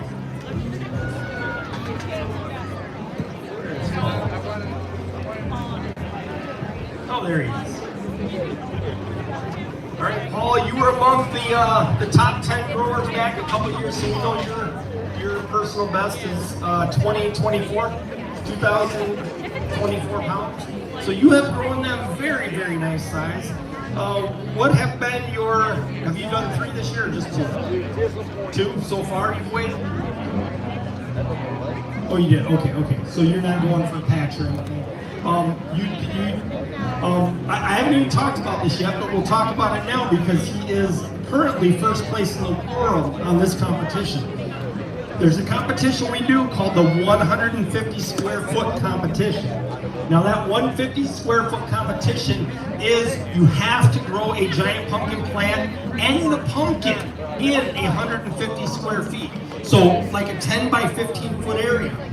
Paul is actually, from last year, the world record holder for that competition at 1,448 pounds. Give him a round of applause. So imagine that, growing a 1,448 pound pumpkin in a 10 by 15 foot spot. Incredible, absolutely incredible. 2 weeks ago, I think, or last week in Anoka, he weighed his 150 square foot challenge pumpkin. It came in at 1,219 pounds, putting him into first place worldwide in this competition. So he is #1 as of now. Obviously, there's more pumpkins being weighed the next couple weeks, so things could change. All right, back to this pumpkin. What are you hoping on this one? Hoping for a top 10. Top 10 finish. Well, let's see. I think if you get over 1739 or greater, then you're in shape, I think. All right, let's do a little countdown. Three down to 0, and we'll see what Paul has. 3, 2, 1. What do we got? 1819, perfect. That puts you in first place. Very, very nice weight. 1819. Paul, what was that one? What was that one supposed to weigh, did you know? 1660. So it was supposed to weigh 1660, came in at 1819, which means it came in a lot heavier than we thought, which means that rind is really thick. Perhaps in spots, 12 to maybe 14 inches thick. Very, very thick. Very incredible. Congratulations, Paul. 1819. That is amazing. All right, we got our new first place leader with, I think, 8 to go. I think we're down to his final 8.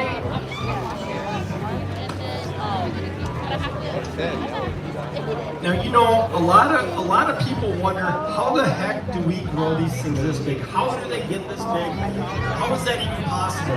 You guys ready for a little history lesson on giant pumpkins? I'm going to tell you exactly how this all started and where it really took off. So we got to go back 125 years on this. Anybody remember 125 years ago? 1900? Anybody remember? No? They usually have one time traveler in the crowd. Not today, I guess. All right, 125 years ago, in 1900, there was a grower. His name was William Warnock. William Warnock brought the largest pumpkin on the planet to the Paris World Fair.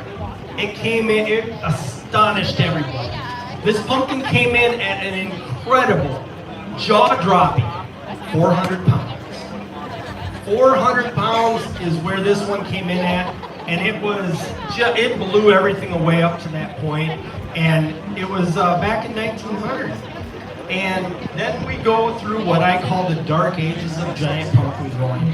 Nobody shared information, nobody shared seeds, and we had to go 80 years.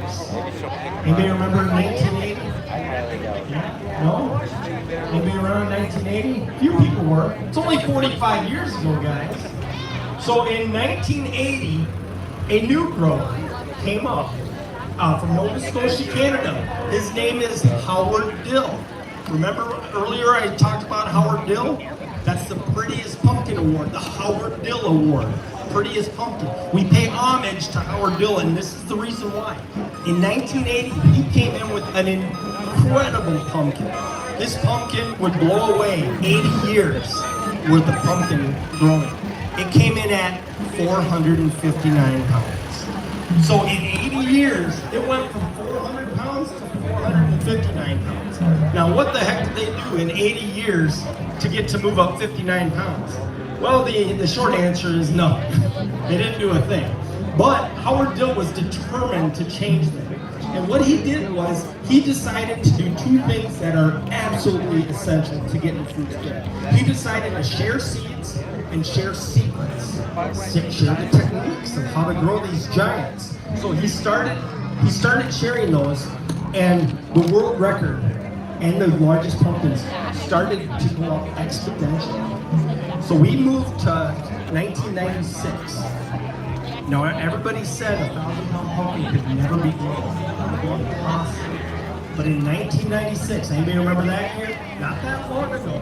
The first 1,000-pound pumpkin hit the scale. Incredible. Nobody could believe it. And then they started to think, well, could we hit 1,500 pounds? It's possible.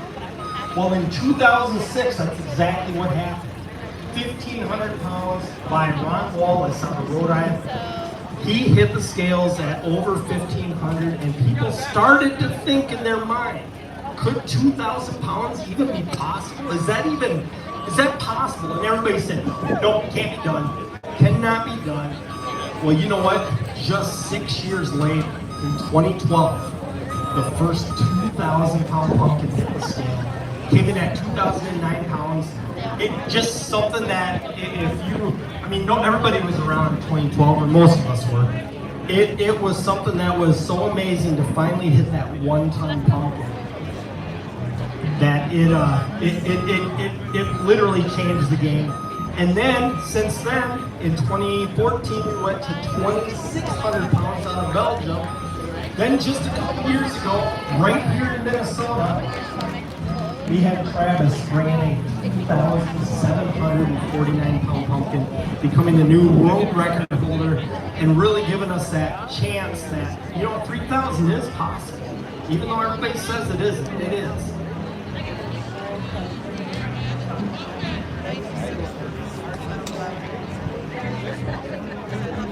Jacob, come on down. Jacob and Ella. All right, these guys have a very nice pumpkin on the scale. Now, this is their second year growing, right?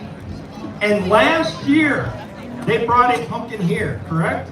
And it was their new personal best. What was that personal best? 914 and a half. 914.5 pounds. Very respectable for first year growing. I remember when I started growing, I hit a 700 pounder my first year. Was hooked for life. So I'm sure you guys are too. All right, so 914. We're gonna see what this one weighs. This is a beautiful pumpkin. Really, just a really beautiful color. What was the genetics on it?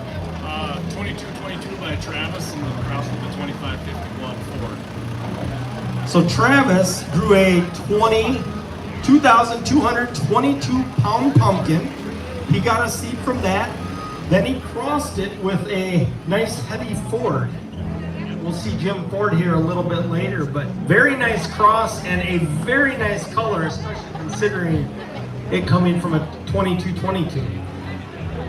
But what are you guys, what are you hoping for this one? I really want 2,000, but 1,900. 19 they would be happy with. 2,000 would be a dream come true, especially as a second year grower.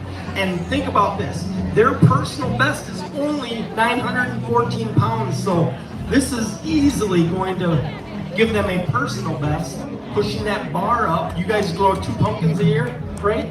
And you lost the other one this year? Yep. So this is their only one. They're one and done, but you know what?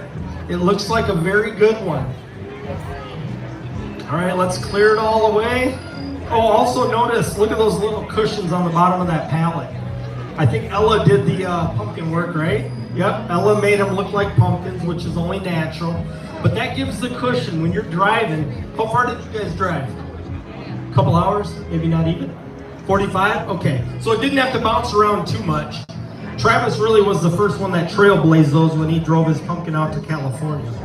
All right, let's do a countdown here. Remember, their personal best is 914 pounds.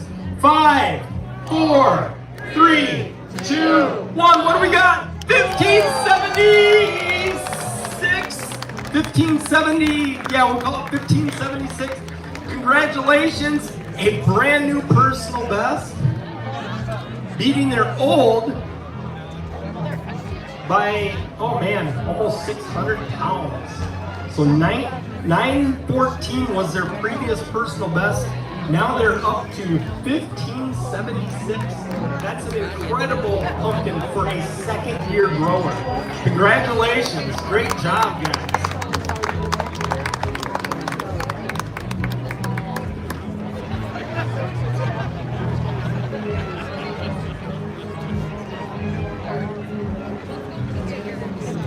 All right, so as I was finishing up on the history of giant pumpkins, so just a couple years ago, we had some growers that grew a monster pumpkin, but right before the weigh off, it was deemed damaged. It could not be weighed officially, but they still weighed it as damaged, and it came in at 2,907 pounds. That really gave us for the first time that solidified resolve and hope that we will hit 3,000 pounds, and it's going to be soon. I really think that in the next 1, 2, maybe 3 years, we will see that first 3,000 pound pumpkin, and it is going to be incredible. I mean, think about this for a second. A smart car is 1,500 pounds. 2 smart cars is 3,000. Cinderella, we have your carriage, right? Right? They're growing just so big. And really, that all goes back to Howard Dill and him saying, I'm going to share knowledge and I'm going to share seeds. And that just spread in this hobby. And everybody shares the seeds and the knowledge and the seeds and the knowledge. And what that does is every single year, everybody does better. The pumpkins get bigger. It's an incredible trend that he started back in the day. And it really, it's really going to keep this hobby going in a very, very upward direction, which is good.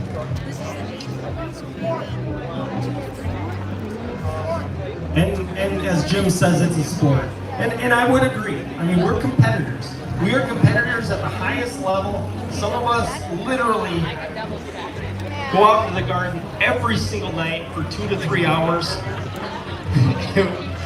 And we're doing nothing but competing. But it's fun. You know what? This community, we all cheer each other on. We all support each other.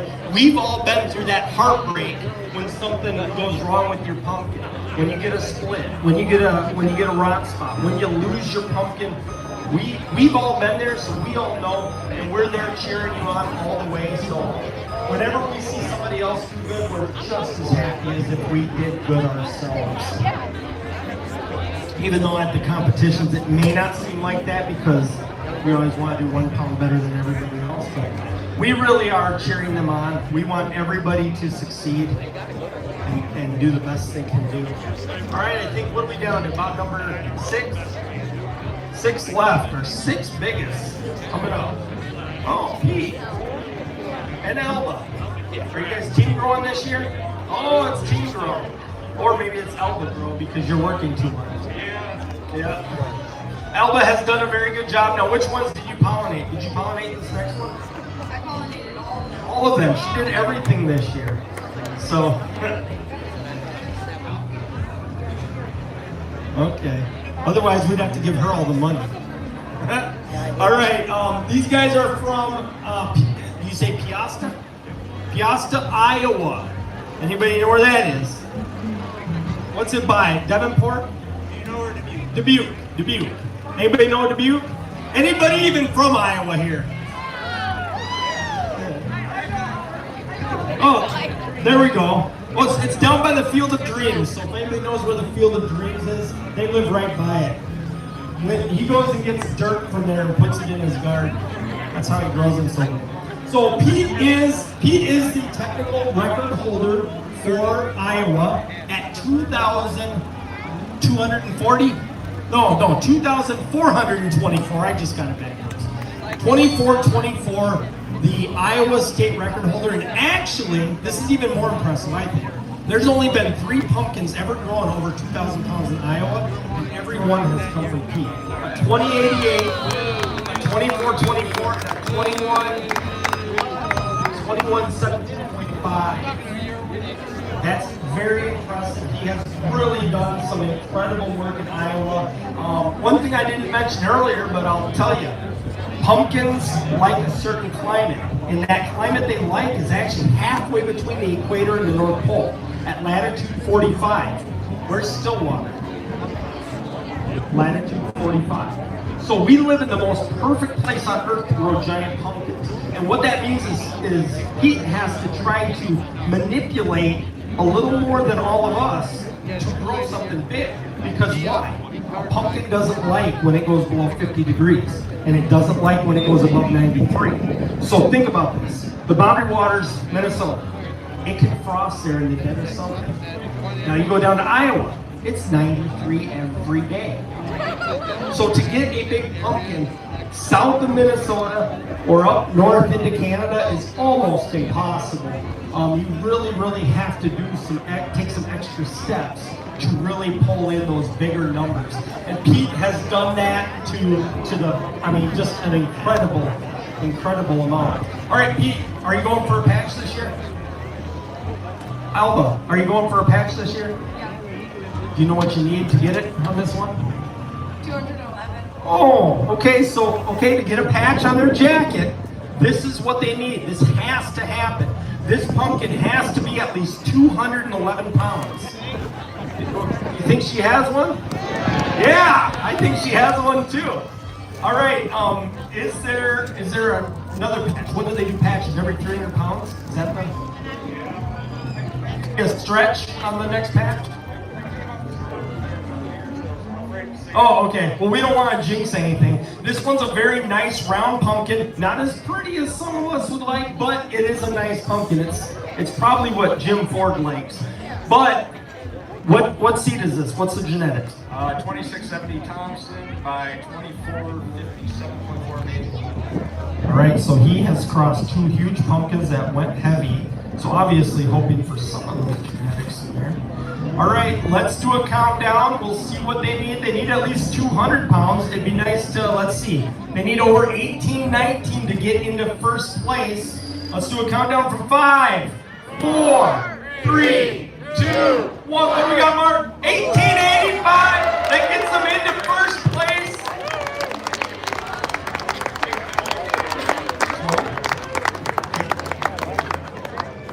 Okay, so that did get him just 20 pounds short of getting his next patch, but that's fine. He got his first one, or she did, Elba did. But what this pumpkin just solidified is they keep track of the top 10 pumpkins grown in each state. Pete is now holds all 10 spots. So incredible that you have grown the 10 largest pumpkins in that state. That is, it's almost unbelievable. I don't even know if there's another state where you could find that sort of domination. Pete and Elba Caspers of Iowa, down by the beach. And wasn't there once another 1885 that was popular seed? Maybe this would be the new one.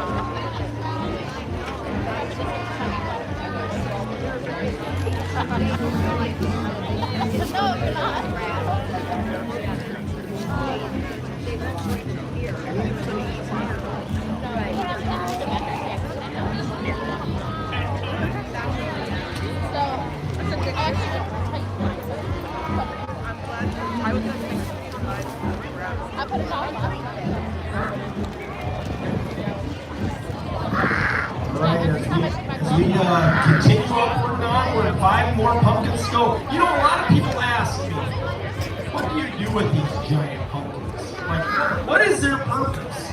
What do you guys do with your giant pumpkin? Drop them. And drop them and do what?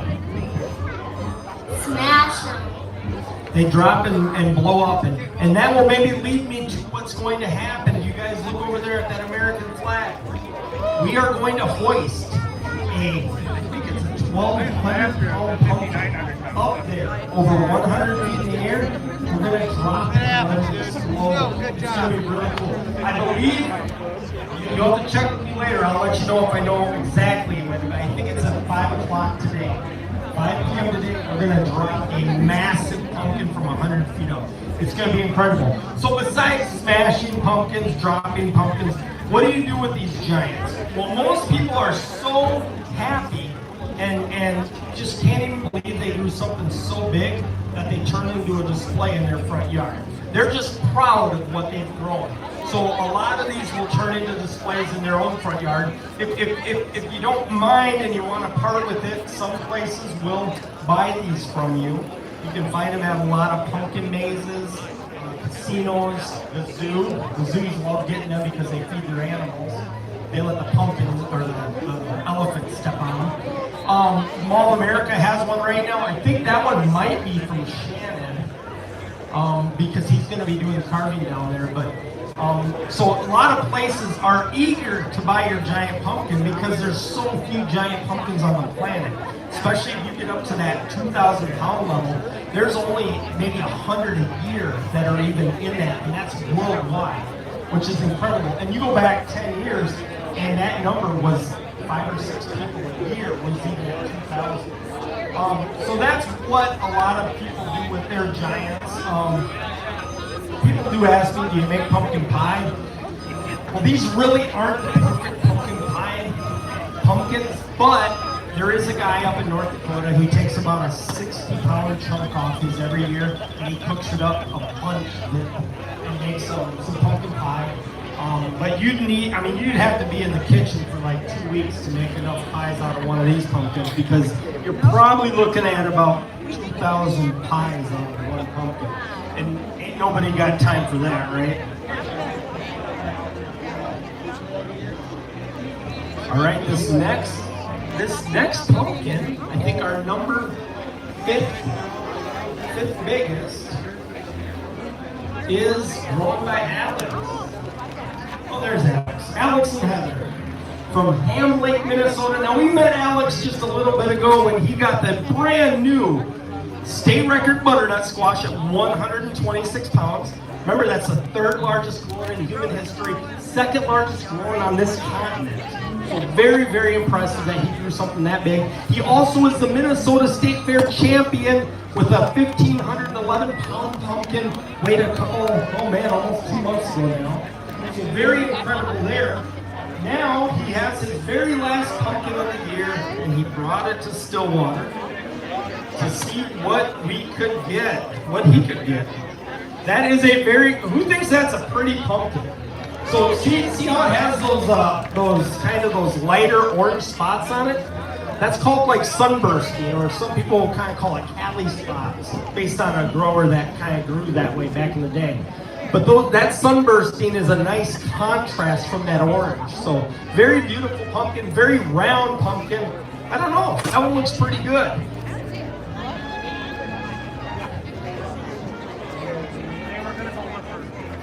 So Alex's personal best was weighed here 2 years ago, was it? 3 years ago? At 1956, 1,956. So his personal best would be a 1957 or bigger. Now obviously he has tried for years to get that elusive 2,000. So we would love to see that. But it is, let's see, you only turned 2 pumpkins in this year, right? 2 to the GPC sites. 3rd. Oh, you had 1 at each, didn't you? Are you in line for any patches? 45, what do you need for that? Have you done the math? No? Okay.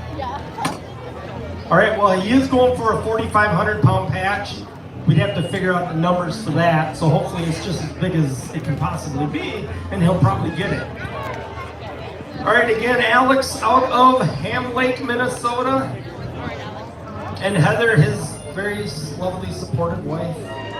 Sometimes supportive. Yeah, she just got it. Gotta get that rope out. And let's see, when Alex is done pushing that pumpkin around, put a piece of plywood on it.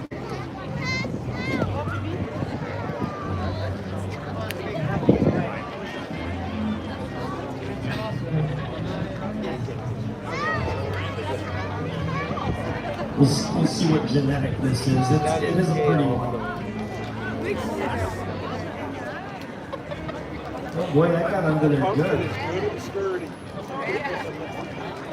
As Jim would say, you're scraping off pounds. I got to figure it out.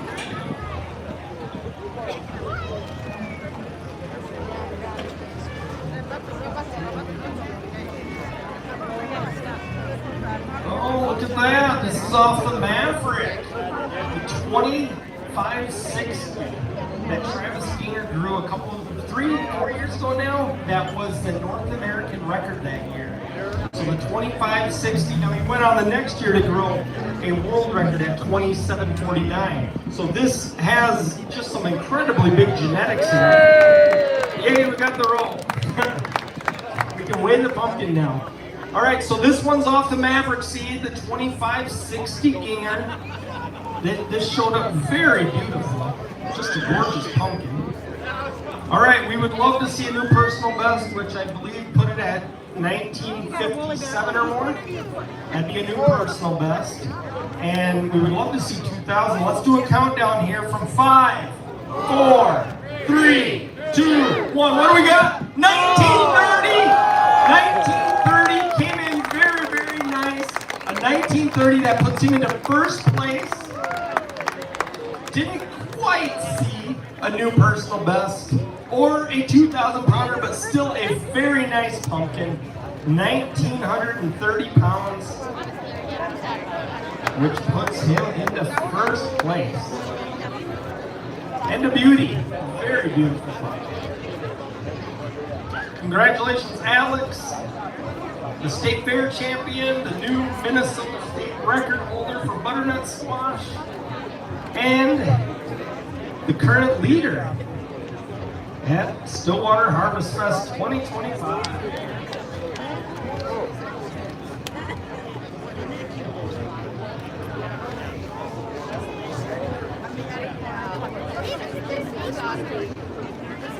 All right, congratulations. Awesome. And then there were 4. Is it March? Anybody get that? Yeah, no. Final 4. Yeah, all right. Final 4 pumpkins. These are the biggest of the biggest. Is there 5? Oh, 5? Okay, maybe there's 5. We gotta wait.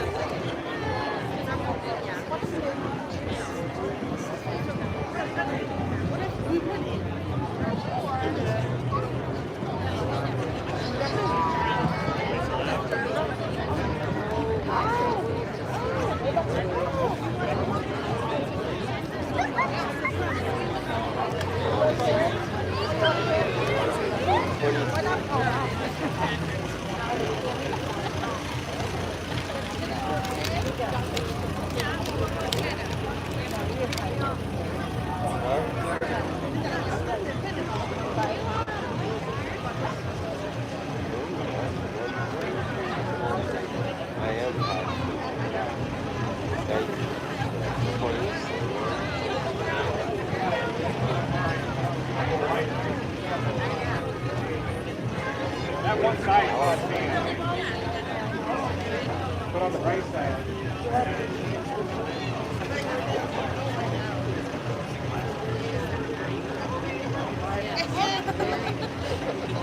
I like that.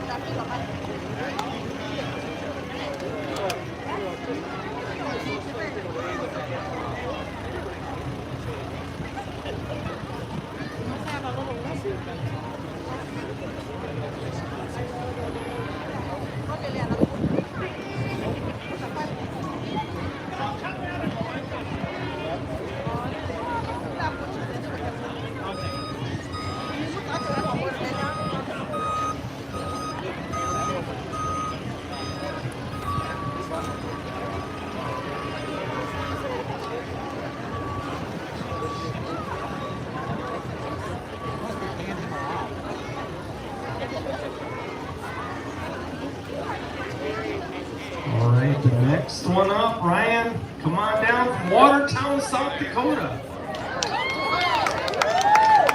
All right, anybody from South Dakota? We had like 4 people from Iowa. Oh, the whole, is that your house suite up there? Oh, all right, yeah. Boy, good view too, huh? All right, Ryan, let's see here. State record for South Dakota is 2,006.5 pounds, right? By Kevin Marsh. All right, that was this last year. just last year, so they finally got over the 2,000 hump. That's good. Your personal best is at 1797.5, so close to the 1,800 pounds. Now, are you going for a jacket or patch this year? You got the jacket. Oh, you only had 2 this year, so no. Oh, that's right. You lost one. In the growing world, this year has been a bad one for pumpkins going down. But he is, let's see here. Maybe going for a personal best, huh? What's this one taping? 1924. So it's taping. It should weigh 1,924 pounds. Remember, based on our measurements, 1924. His personal best is 1797.5. So very good chance at a personal best if it goes at or above chart, which we want. That's what we always want. What's the seed on this? The genetics. 2144 beer. Oh, 2144 Baron. That one typically goes heavy. Never know for sure, but typically. So we hope it maintains those genetics. And that would get you a brand new personal best. Now, 2,000 pounds would be a sweet surprise, wouldn't it? Oh, that would be beautiful. Who would want to see a 2,000 pound pumpkin? Yeah, that would be pretty cool. Well, we have a chance. We at least have a chance on this one. So let's set the stage here as they get it locked in. Ryan what was your first one this year? 1677 at now then? Just a couple weeks ago? So yeah, well, this one looks way bigger than that. Did that one come in heavy? Light, that one light, okay. So we'll set it up here.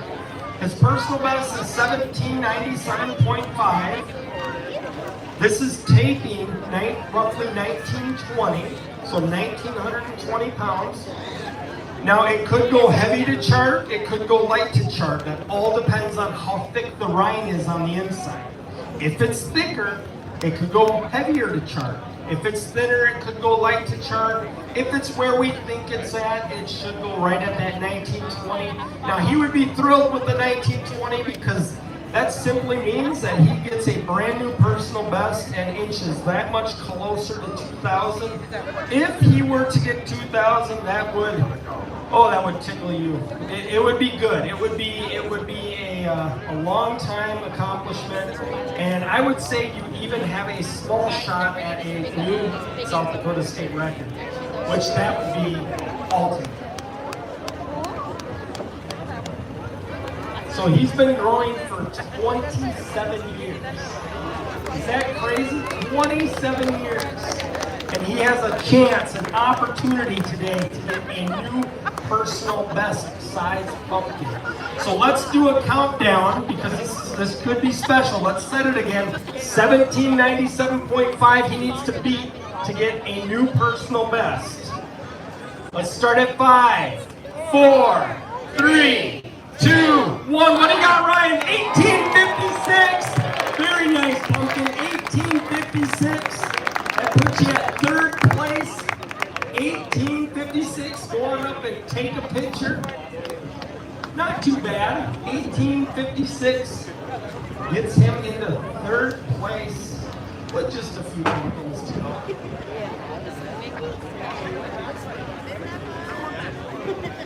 So estimated obviously 1920, so 1856 had a little bit thinner rind than we had hoped for. But still a very nice pumpkin.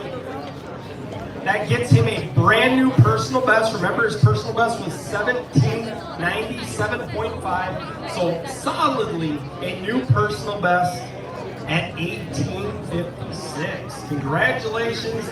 Growing 27 years, and he gets a brand new personal best. Very, very incredible. Congratulations, Ryan.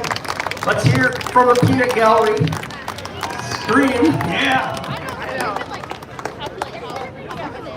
I would say those are the dollar or the nosebleed seats, but they're not. They're the opposite. All right. Congratulations, Ryan. Very nice. I believe he was our only South Dakota who made the run from the border to border. Where's Daddy's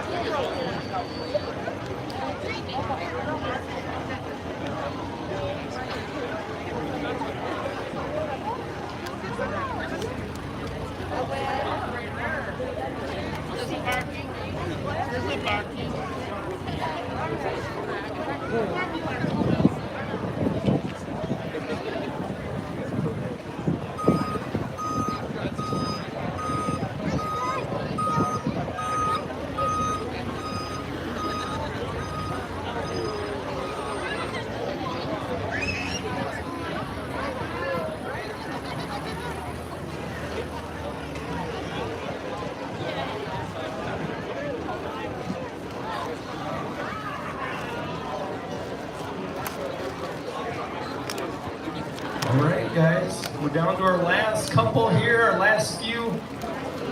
I still don't know if I know the exact number, but I think it's 4. 4, our last 4, yes, yes. All right. You know, a lot of people ask, and you guys probably are going to know this more than anybody, but they ask, how do we lift these pumpkins? How is it even possible that we get these pumpkins out of the patch? You know, a lot of them will weigh 500, 1,000, maybe even 2,000 pounds. How do you get them out? Well, the easiest way to do it, you see it up there, we have these specially built harnesses just for giant pumpkins. They're made just to go around the pumpkin. We cinch them, we pick them up. Now you need something to pick them up out of the garden. Generally that's a skid steer or a tractor, or in some cases, if you don't have that ability, we build a tripod. So it'll be a tripod, and at the top of the tripod, we'll put the harness, and then we'll pick that pumpkin up, we'll ratchet up, and then we back a trailer or a pickup under it, and we can then bring it to a show where there is a forklift to bring it. All right, Brian, come on down. Brian Turner and family, come on down. All right, Brian. This is a nice looking pumpkin. Your personal best, I think you were among the top 10 a couple years back. I think that was your personal at 1970. So he's gotten almost to 2,000 pounds for his personal best. This is a nice looking pumpkin. What's it taping currently? They taped it at 1953. 1953, so if it comes into chart, it'll be 1953. That gets so close to his personal best. So obviously, hoping for a little thicker rind. What's the genetics on it? That's the 1970.5 Turner crossed with the 2177 Ford. All right, so he's getting some heavy in those genetics, and he crossed it with his own biggest seed, from his collection, from the one that he grew.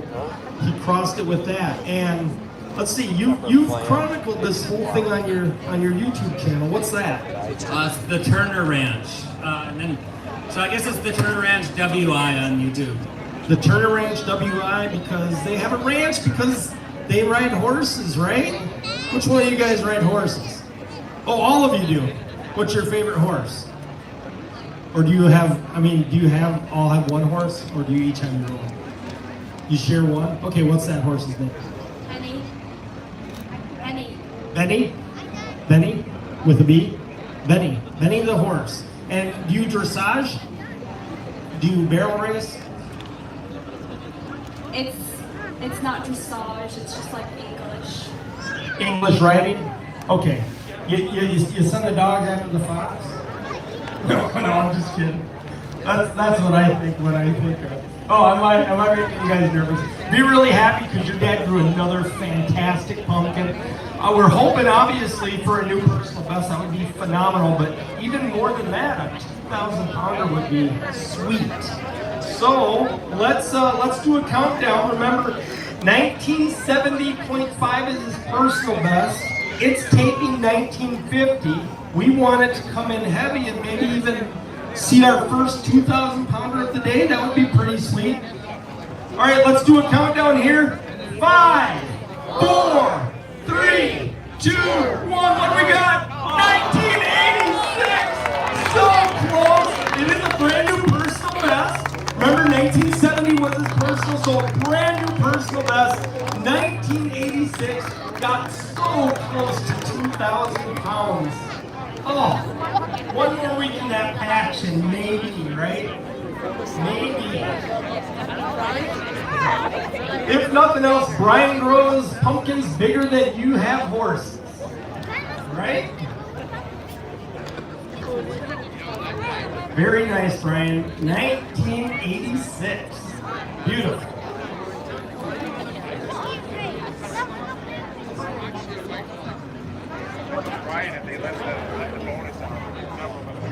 Get the Sam up there. 1986 puts him firmly into first place and gets us ever so close to our first 20-ton pumpkin. We are right on the verge. I get nervous when I start shaving my feet. 14 pounds short.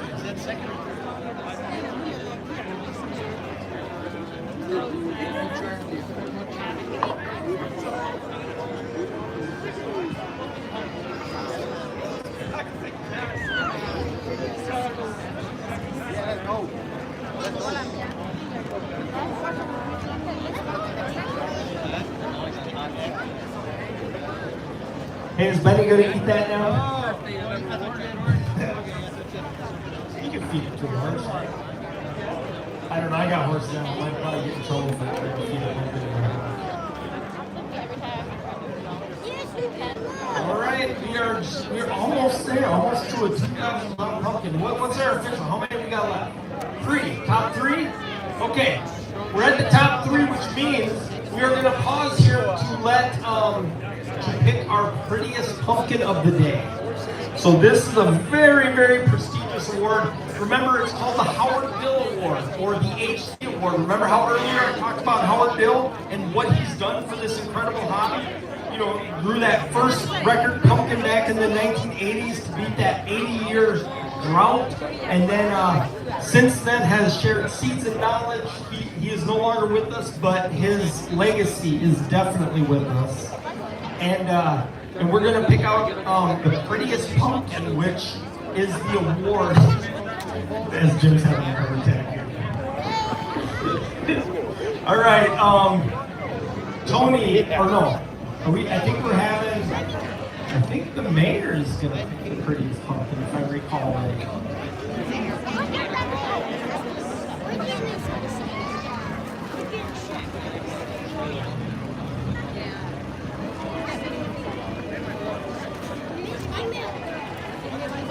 Oh, good. No, that's good. That's good. No, it's all good. I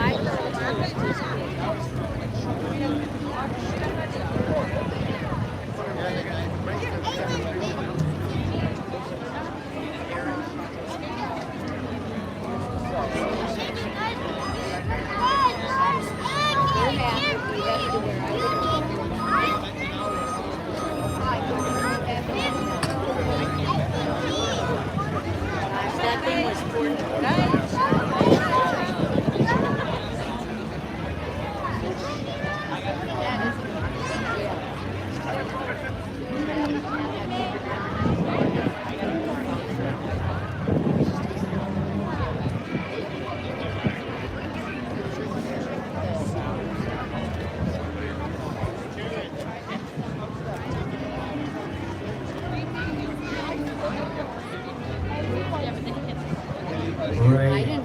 Okay, so we are going to pick the HD. The information has been given to me. Out of all the pumpkins that showed up today for their first time in competition, not the ones that were brought in for the overall Midwest competition, which is Beauty of the North, but the competition for today, which is the Howard Bill Award, the HD Award. You'll get some money and a very beautiful plaque for this award. It is going to go to, should we do a countdown? It's a beautiful pumpkin. All right, let's do a countdown as I walk towards it. So if you have a pretty pumpkin over there, you already know you lost. 3, 2, 1. What's the most beautiful pumpkin? Jerry, come on down. Jerry Gibson. Or is it this one? This one. The most beautiful pumpkin, Jerry Gibson. This is gorgeous. So what we look for is we look for color. This has incredible color. We look for symmetry, so as symmetrical as you can get. You know, just perfect ribbing. If you were to cut this down the middle, perfect on that side, perfect on that side. And then size. Getting that big size is always a beautiful bonus when trying to grow a monster pumpkin. So HD for Jerry. Man, Jerry, what is that? How many HDs have you grown in your short, illustrious career? 5 HDs, so he grows some beautiful orange pumpkins. Very, very nice. And that one now goes into the competition for Beauty of the North, which is all the pumpkins won at all the sites around the Midwest can bring their pumpkin here, and then one will be chosen as the most beautiful in the North or the Midwest. And that will be presented, or will at least be told about it from Miss Minnesota.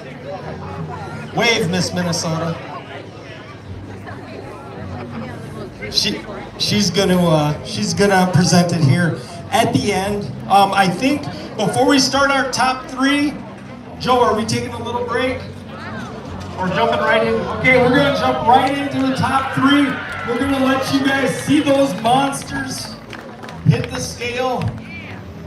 These three, remember, we measure them by OTT, circumference, side to side, flower to stem. We add those measurements up. The higher the measurement, the more your pumpkin should weigh. Not always the case, but we start at the littlest and we work our way up to the top. We are now down to the final three.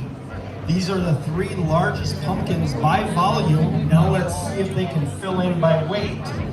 First one up is Shannon Lear. Come on down. Oh, we got the cheering section for Shannon. Come on down, Shannon. Shannon, how's it going? Came all the way here. Is it Whitetown? Whitehall, Wisconsin. Anybody from Wisconsin? Oh man, half the crowd. What, you jump over the bridge here? No. All right, so Shannon, you obviously were here a couple years ago when we did the big top 10. You got your plaque earlier. That was 2040.5. 2040.5. Crazy year. A lot of you were clumped right in that narrow window. So your personal best is 2040.5. What's this beast measuring? Estimated 2,181 pounds. So we have our chance, everybody, to see our first 1-ton pumpkin of the day. The scale will tell us the truth here in a minute, but 2,181 is what it should weigh according to the measurements. Now that would give Shannon a brand new personal best. We just need to beat 2,041 to get that. And are you going for jacket or anything, or is this your one and done? One big one and done. Okay, well this is gonna be awesome because I think we might see our first 2,000 pound pumpkin. So let's do a countdown from 10, 9, 8, 7, 6, 5, 4, 3, 2, 1. What do we got, Mark? 2,263 pounds. Congratulations. That's a brand new personal best. Very, very. He gets a patch.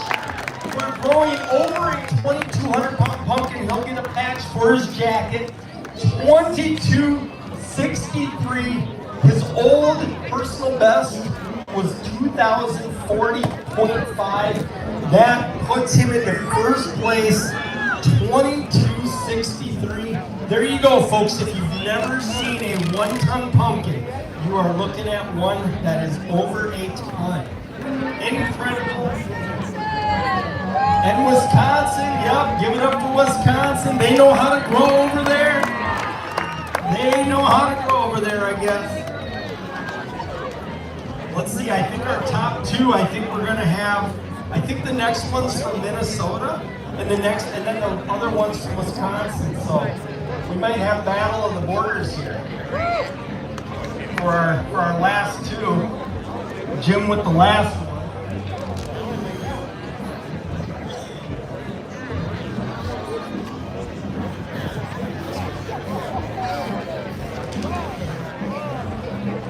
Look at that, that's incredible. 2,263 pounds, firmly putting him into first place. And again, beating his personal best by over 200 pounds. Great grow this year, Shannon.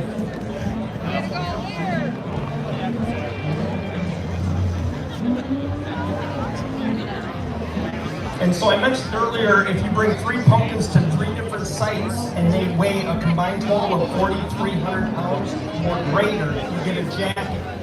You also would get a jacket and or a patch if you hit 2,200 pounds or more on a single pumpkin. So he did indeed get his patch for the 2200 club, which is incredible. Thank you.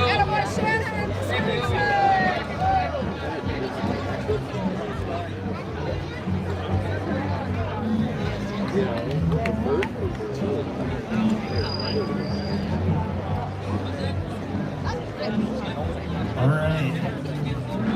Well, then there was two. The end of a great day full of lots of pumpkins. There's very few places on earth that you can see this many big pumpkins in one spot. Very few. So consider yourselves lucky for being in Stillwater on such a beautiful October day.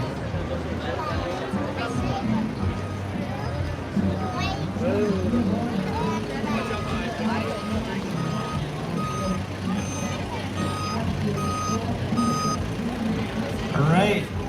So I've discussed a lot today about pumpkins, but if there's something I missed, does anybody have any questions? Anybody wonder anything about a giant pumpkin that I have not talked about? Or was that pretty good? How many seeds? All right, so how many seeds are in a giant pumpkin? Covered this a little bit earlier, but we'll reiterate because I know there's a lot of people coming and going. So a giant pumpkin generally has 300 to 400 seeds in the pumpkin. However, every grain of pollen equals a seed, and all you need is 1 grain of pollen to start the growth of a giant pumpkin, which means you could have a 2,000-pound pumpkin with 1 seed. On the reverse side, you could have a pumpkin with up to 1,000 seeds. In fact, I think I've read where somebody pulled out over 1,100 viable seeds. Now that's when if you get a world record pumpkin, you want to have that many seeds in there. All right, this next one is Charlie's. They're gonna go get it. We'll let them get it here. Fertilizing, great question. So remember back when I told you soil is extremely important and a pH of 6.7 is essential? The fertilizing will come once you understand and know your soil. So when you know your soil and you know any deficiencies in that soil, you need to fill them in with the proper fertilizer. So if you do a soil test and it says you're low on sulfur, boron, and potassium, then you need to go fill those in and get them up to where they need to be so that you have this complete diet for your pumpkin. Any one of those missing, and it's like they're not getting that full nutrients they need, which means it will slow their growth. So very important. So unfortunately, I just can't give a blanket, like you throw a bunch of this on, because it just doesn't quite work that way. You need to really know your soil. All right, we're getting one of the last 2 pumpkins. Come on down, Charlie. Charlie Bergstrom and his 3 lovely daughters. These guys came down here all the way from Lancaster, Minnesota, which you can see Canada from this house. Or at least pretty dang close. What, 10 miles? Is that about how far south we are? About 10 miles south of the Canadian border, right up in the northwest corner of Minnesota. And these guys, somehow they managed to grow giant pumpkins up there, which is incredible. All right, we got the whole family here. Let's see. Harper? Brian and Blake. And Blake. How about Mom? Mallory. So the whole family, well, for sure the girls are on every picture that Charlie posts because they're jumping around on the pumpkin. They love that. Thankfully, he grows big enough pumpkins for them to do that. So Charlie's personal best, if you were here a couple of years ago, was an incredible 2,501 pounds. He holds the site record, the largest pumpkin ever weighed at Stillwater Harvest Fest. An incredible achievement that it still stands today. And we'll see, maybe, I don't know, maybe you'll get it with this one, maybe not. Let's give him a big round of applause for the site record, 2,501 pounds. That was an incredible moment here Stillwater Harvest Fest. Let's see, you only weighed 2 this year, so no patches. You lost one of yours. You lost 2? Oh, you lost 2. Oh boy. You did weigh 1 though. You brought that, was it rolling? Up into Canada. How do you sneak a pumpkin past those border guards, right? I've never understood how you do that, but I'm sure you just say, I'm just gonna bring it for the day, right? Yeah? How much did that one weigh up there? 1,715. Okay, 1715, a very nice pumpkin. Obviously your personal best is 25-1, just a gargantuan. What do you think this one will weigh? Hopefully over 2260. 2264, right? What do you think, Harper? 16. 16? That sounds like a good number. 16,000 pounds. What's the name of your pumpkin? Dad will tell you. So each year the girls get to name a pumpkin, and this year Blake, our middle girl, named it DJ Catnip from Gabby Dollhouse. So we've had a chant going all summer where I say DJ and you say catnip. So we'll do it. Ready? I say DJ, you say DJ. DJ Catnip. Let's see if this one can bring them home to a first place lead. All right, let's get ready here. Let's do a countdown from 10. We need over 2263 to put them into first place. 10, 9, 8, 7, 6, 5, 4, 3, 2, 1. What do we got? 22-28. 22-28 gets them into second place. A very nice pumpkin. Great job. DJ Catnip comes through with a 22-28. Good job, Bernstrom family.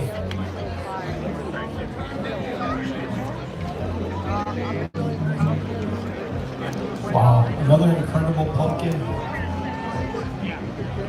22.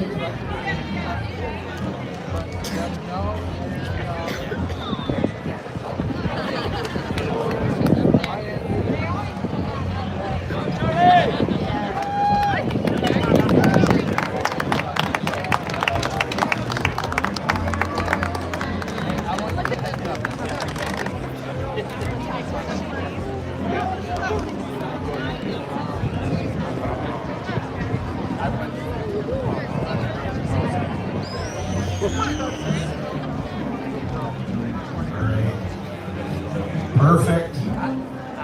What a big pumpkin. DJ Catnip coming in at 22-28. Good job. What do you have to say about your DJ Catnip?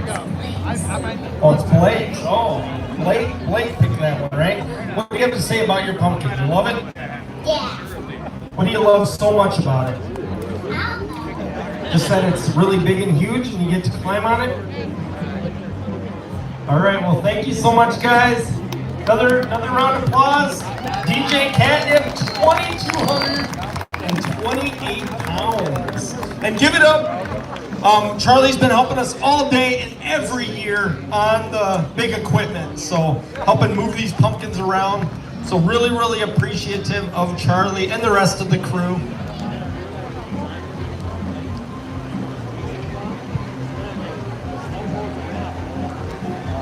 All right, guys, and then there was one, and it's a Wisconsin pumpkin.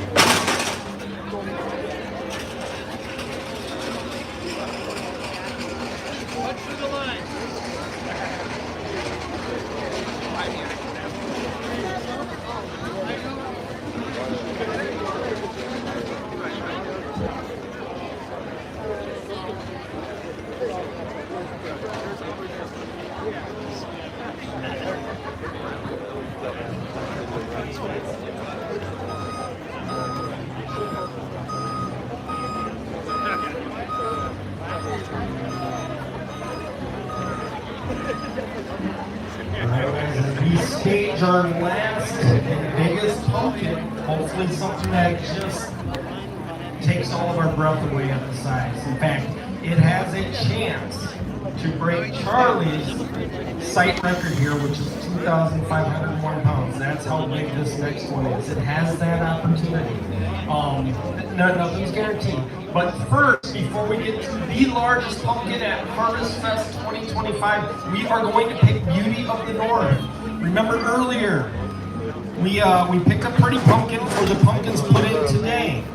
Now we are picking the most beautiful pumpkin in all the Midwest and probably all the North. We're gonna stage them. These are the final, I think, 2 or 3, maybe 4 pumpkins. We're gonna stage them, and then Miss Minnesota is gonna pick the winner of the most beautiful pumpkin in the North. So we'll stage them real quick, then we'll have her pick. Now, remember, the Howard Dill Award, just to give you a little bit of history on that, the Howard Dill Award is the award for most beautiful pumpkin. They look at 3 things for that. The color has to be a very beautiful orange color. The size is very important because the bigger these pumpkins get, the harder it is to keep a beautiful color with a beautiful shape. And thirdly is the shape.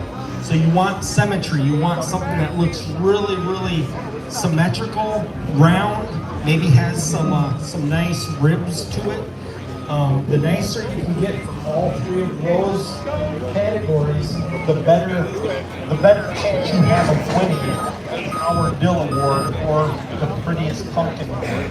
So when we look at these 3, they're probably going to bring some more, but when we start looking at these that are out here, you know, you want to see orange, which all of them are beautiful orange. Then you want to see symmetry, so you want to see them looking, you know, as round and symmetrical as possible, the same on each side. And then you want them to have size. So the bigger, the better. Because it is hard with these monster pumpkins to keep them the same shape, a nice round shape with that beautiful orange. As they get older, they tend to do, I don't know if you guys can see on this pumpkin, but see these cracks? We call it cantalouping. This cantalouping is what happens when pumpkins get older. That when they get older and later on in their life, they'll grow, but their skin has hardened. So they'll create a little tear, which then scars up, and that creates these cantalouping scars. So for Howard Dill, the Prettiest Pumpkin, you want to try to have as little of that as possible. Have this nice smooth skin is more desired with the Prettiest Pumpkin. All right, so the Prettiest Pumpkin, let's see, it looks like we're gonna have maybe 5 entries into this. All right, 5 entries. As we look through them here, there's some really nice looking pumpkins.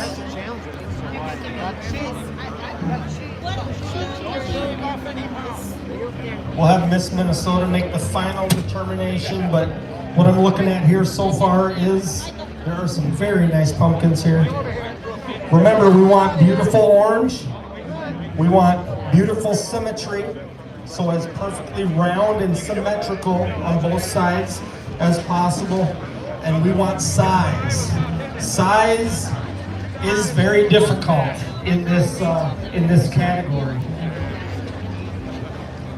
All right, Beauty of the North, Miss Minnesota. What's your name again? Emma Breeze. Emma Breeze, right? Breeze. All right, Emma is going to pick the most beautiful pumpkin. These are the 5 challengers, and walk around, see what you like, and then let us know what the most beautiful pumpkin is.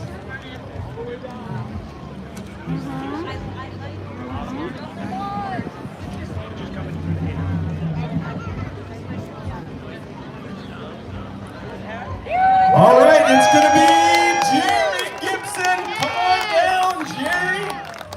You have won Beauty of the North. Where you at, Jerry? Jerry, oh, right here. Jerry Gibson from Sturgeon Lake, Minnesota, the most beautiful pumpkin in the north. You feel better now? Yep, all the growers, if you are up here, if you're represented up here, come on up. I think we got Niles. Let's see.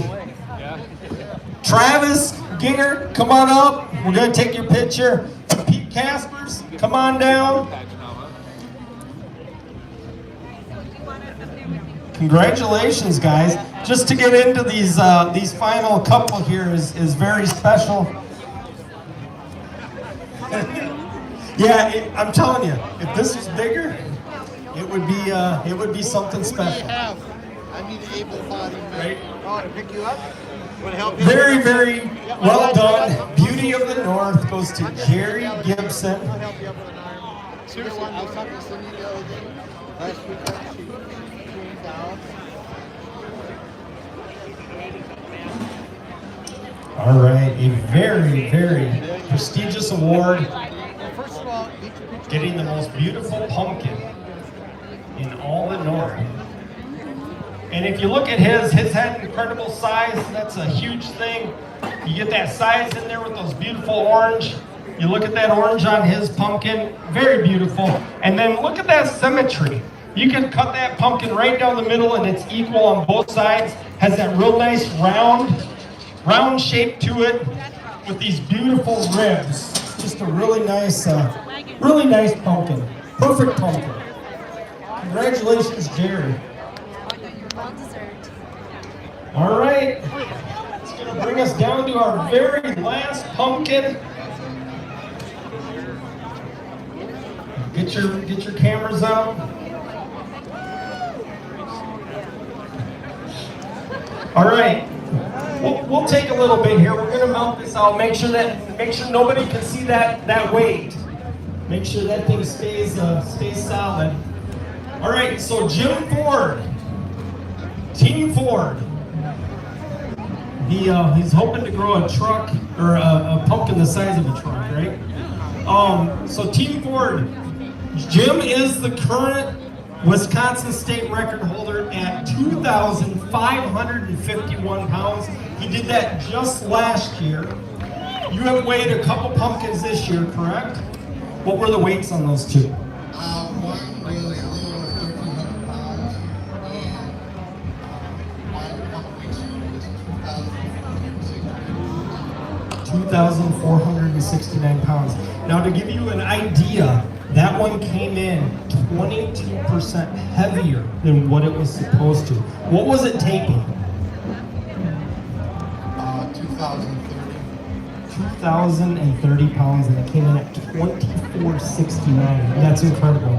Obviously, maybe hoping for some magic with the heavy on this. Now, what's the genetic on this one? I think it's one near and dear to your heart, right?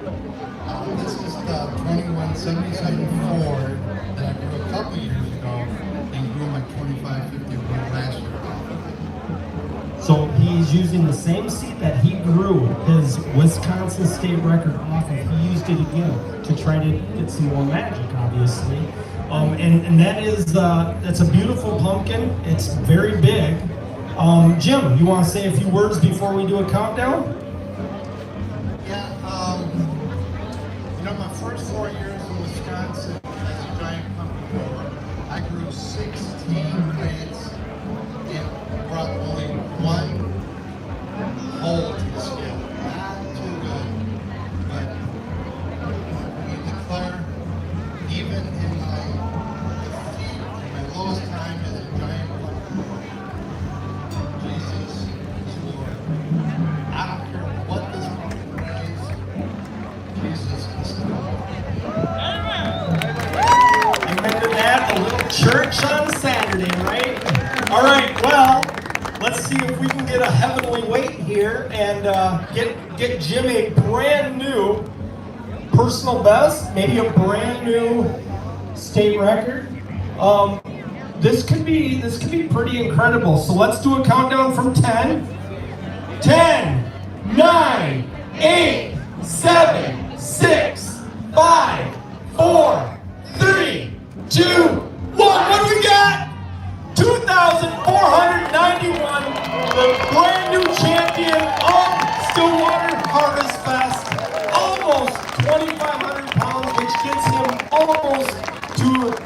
personal best, almost a state record, but he wins Stillwater Harvest Fest with a 24.91. Is he gonna come in 91? I think so.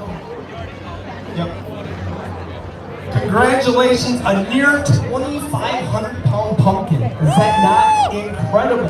Big round of applause for Jim, winner of Stillwater Harvest Fest 2025, 2,491 pounds. Oh, so close to 25.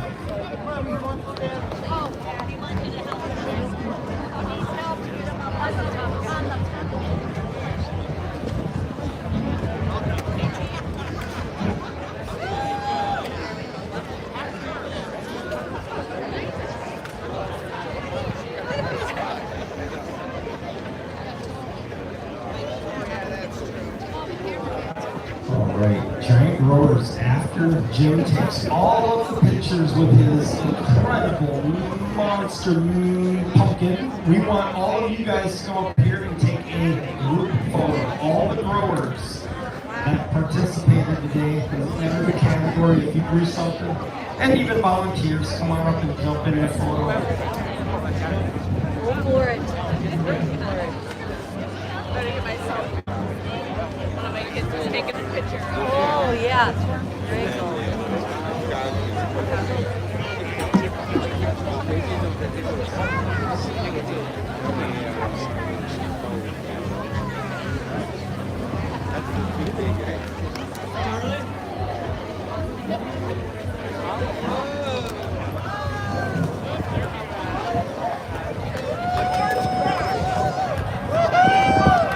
All right. There you go, Cindy.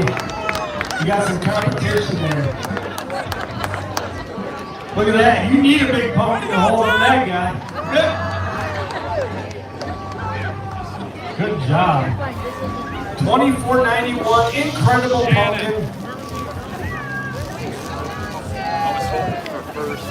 All right, we're gonna meet back here at 3:30 to give away all the awards, prizes, money. It's all gonna be given away. And then the top 10, we're actually gonna give away on the stage over there. On the stage. And remember, we're gonna drop that monster pumpkin from that over there at that crane where that American flag's blowing in the wind. We're gonna drop a huge pumpkin at 5 p.m.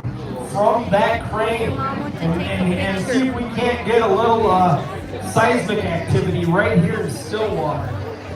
For now, growers, come on up for a photo. Once Jim's done, we're going to all pile around this monster pumpkin and take a photo. I had everybody over there rooting, and then they started asking questions. Poor people like, what? Are you kidding me? Really? Like that guy could name the country.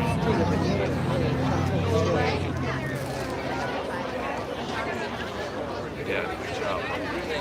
Take care. Take care back.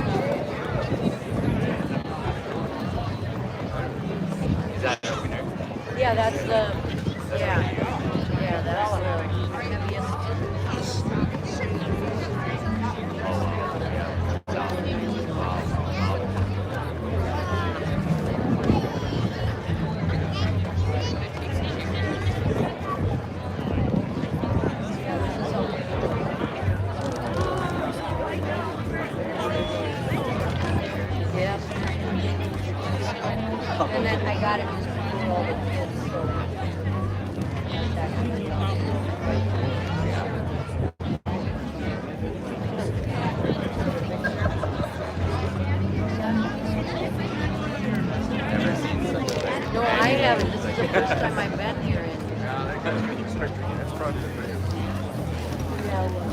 Yeah, 24.91.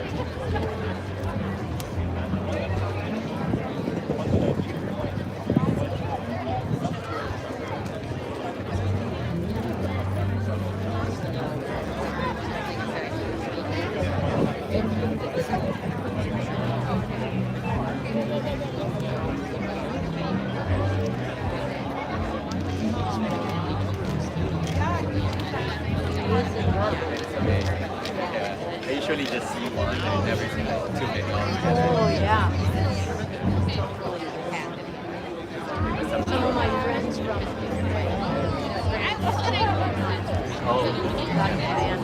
yeah. That's why I came here. Because I would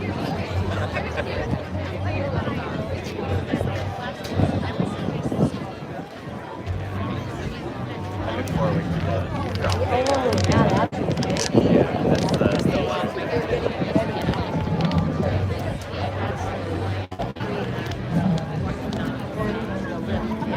Alright, enjoy the day. Yeah, you too. Have fun.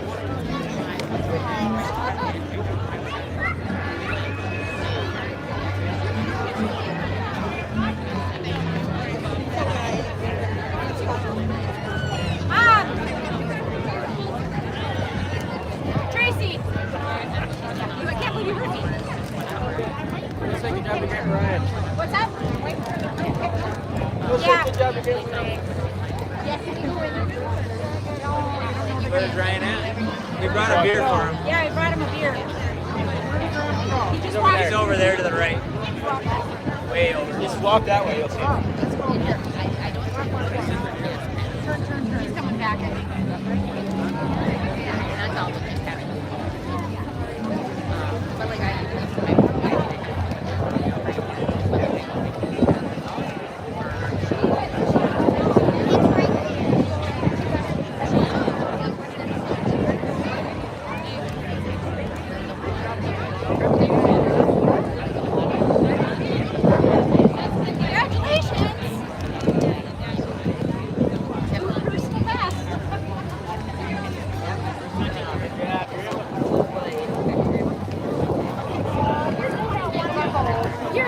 Here's the funny thing about all you pumpkin growers. It's like you got a TV, you didn't break 2,000.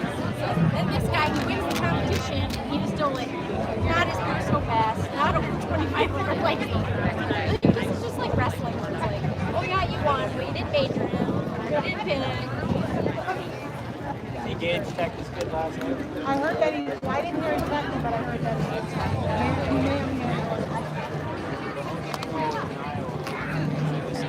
Like, what do they call it? So now they're doing the basketball. now they have who's number one is tonight.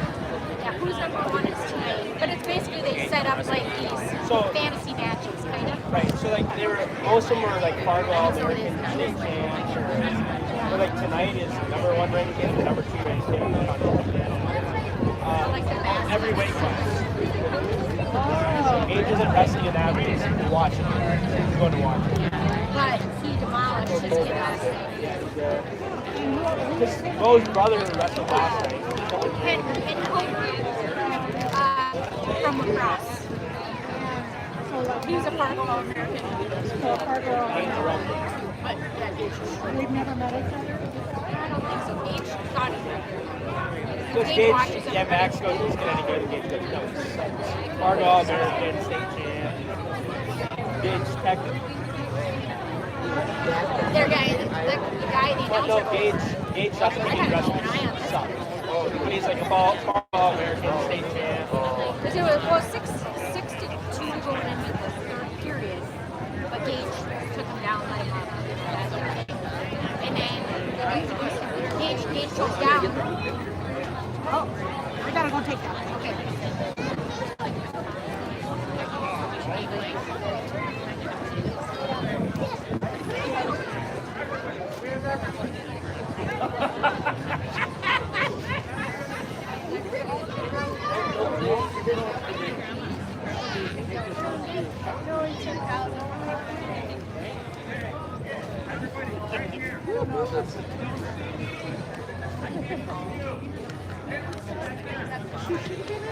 He's gonna rest for me.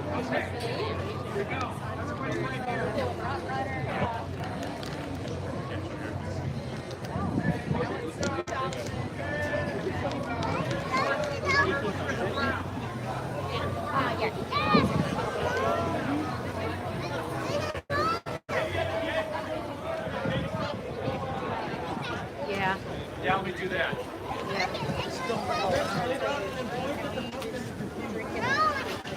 Okay, keep going forward, get out of the way. Lady in the orange, please. Lady in the orange, please.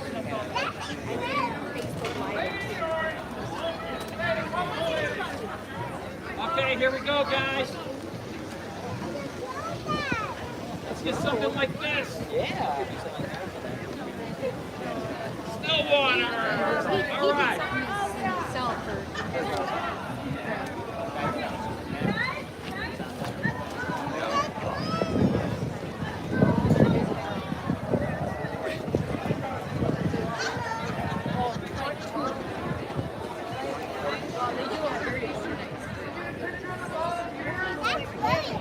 All the volunteers.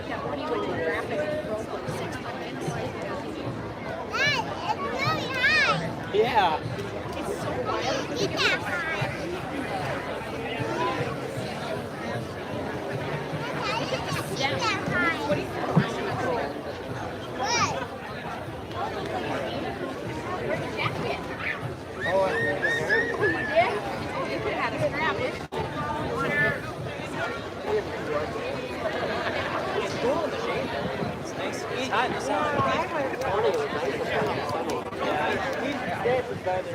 Yeah, I'm like, he doesn't look like a rookie.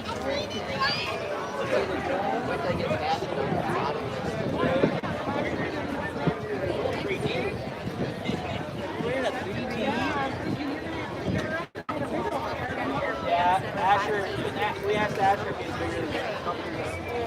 I was like, you're going to have to come with just easy. At least a 5T. 5'10"er? 5'T". Bring him up with his hands out. Yeah, you have to look at here. I'm going to have the next 2 weeks to work on. Weekly.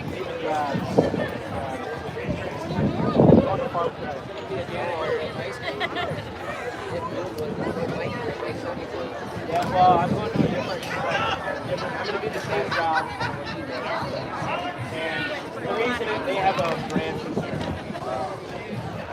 When I told Nick and Josh, they started hearing it. So is it 4K or less than 3? Well, Mike did it because he's me. Mike Sonny did it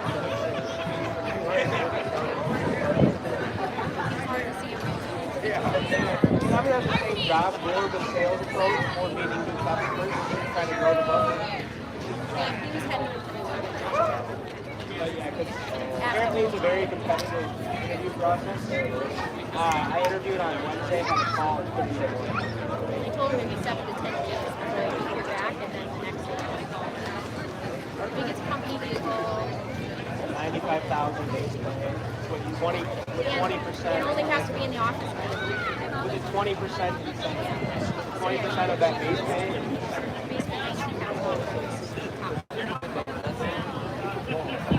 That's you're on top of the base. That's on top. Josh, well, he said, I can't grow there. He saw the money, the money has it. Yeah, that makes sense. And he goes, because he could do that's not.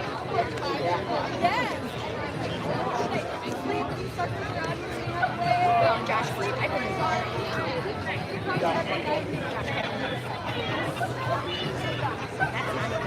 So basically, they listen. If he wants to expand his territory, shift it. He needs to know doing something next to you. Yeah, I gotta finish the list. Yeah, to help him. I like to say, yeah, what I did.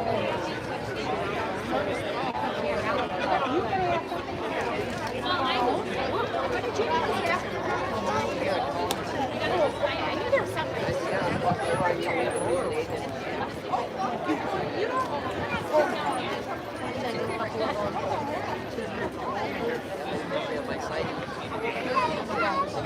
I have a guy sitting at that table.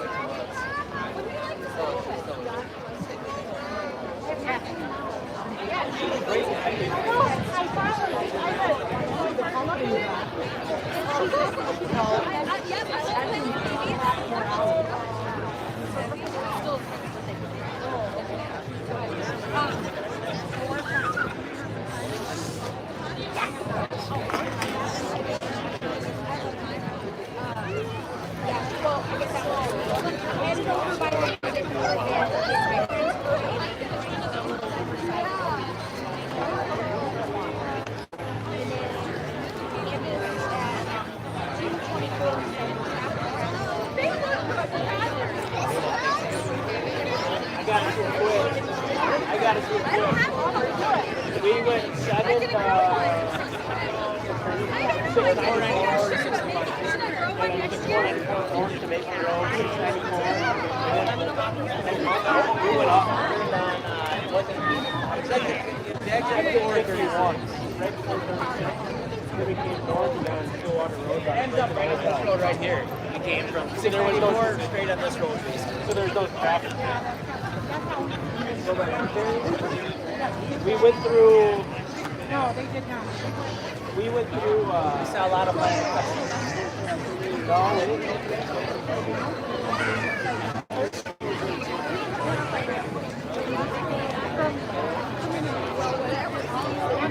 After once a month, we get off on the back side of it. You want to get a picture?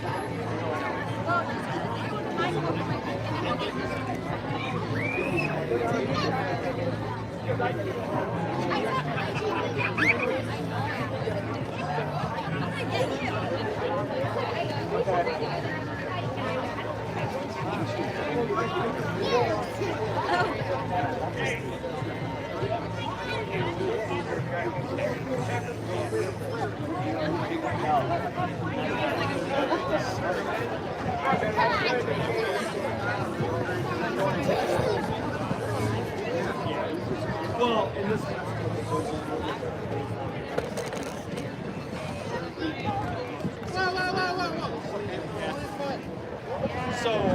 So yeah, unfortunately I can never change. So I know I lose a lot to the rivalry that day, but you know what. But what I try to do is I try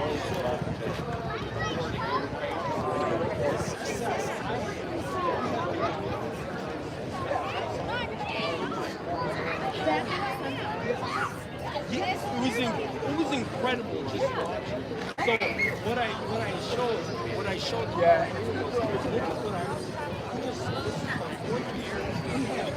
More entries than almost all the other little stuff combined in just the fun. They're not ordinary people that don't pro all that kind of Exactly, and it's not as scary to lift. Transporting now. Yeah, If they get especially talls. Talls are but you should have seen She put it in her car, and she put a red flag on the back, and she drove it all the way up from Minneapolis. She lives in a little lot in Minneapolis. Oh, yeah.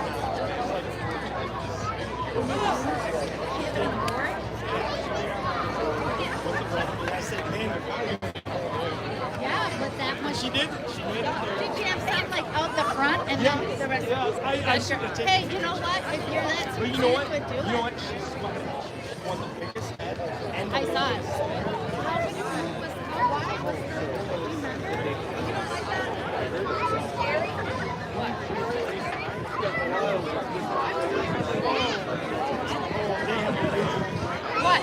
what? For what?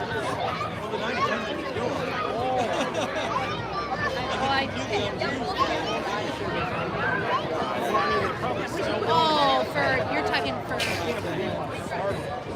Kids go over.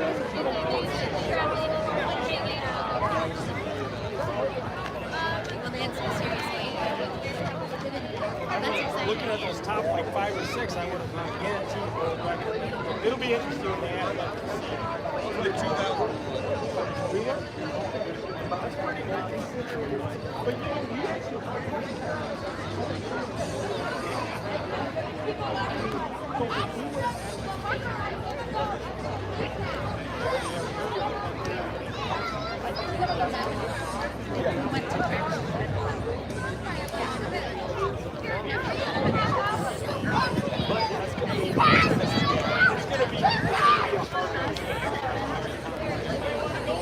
Well, let's hope Ohio keeps getting these guys. We need some of this. You out here, Bill? Yeah, I don't think I'm gonna stay. Oh, that's fine. That's fine. You had a long summer. It's been a long day. Well, thanks for coming out. Appreciate it. Oh, I have to hear that mine too.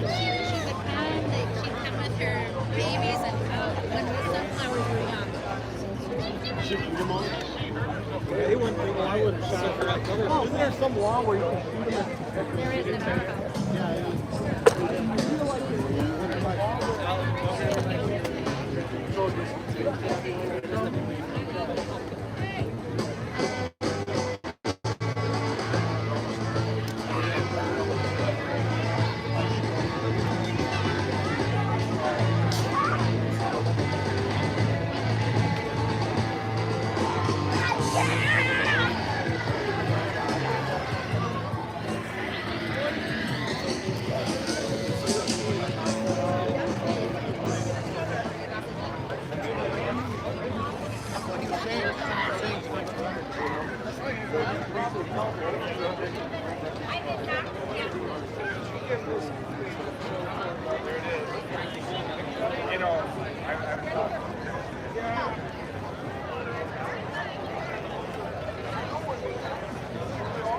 Okay, Giant Growers, we just got across the wires here from out in Rhode Island.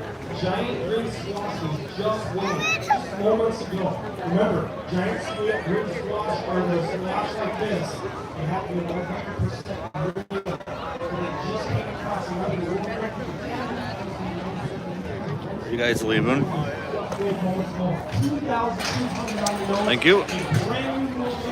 You get to go straight in. Everybody else, every direction's going by. We're gonna go and look at all the big pumpkins. The middle section of the bridge away from the top. He's over there. Pumpkins first. I see more of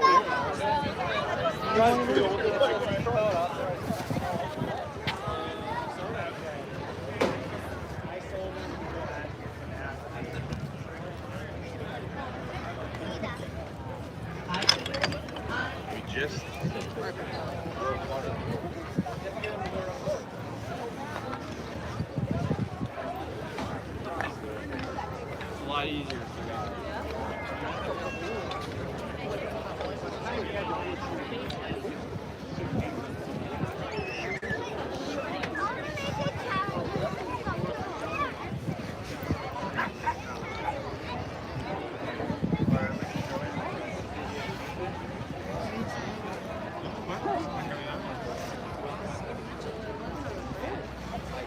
Those are cars on a boat.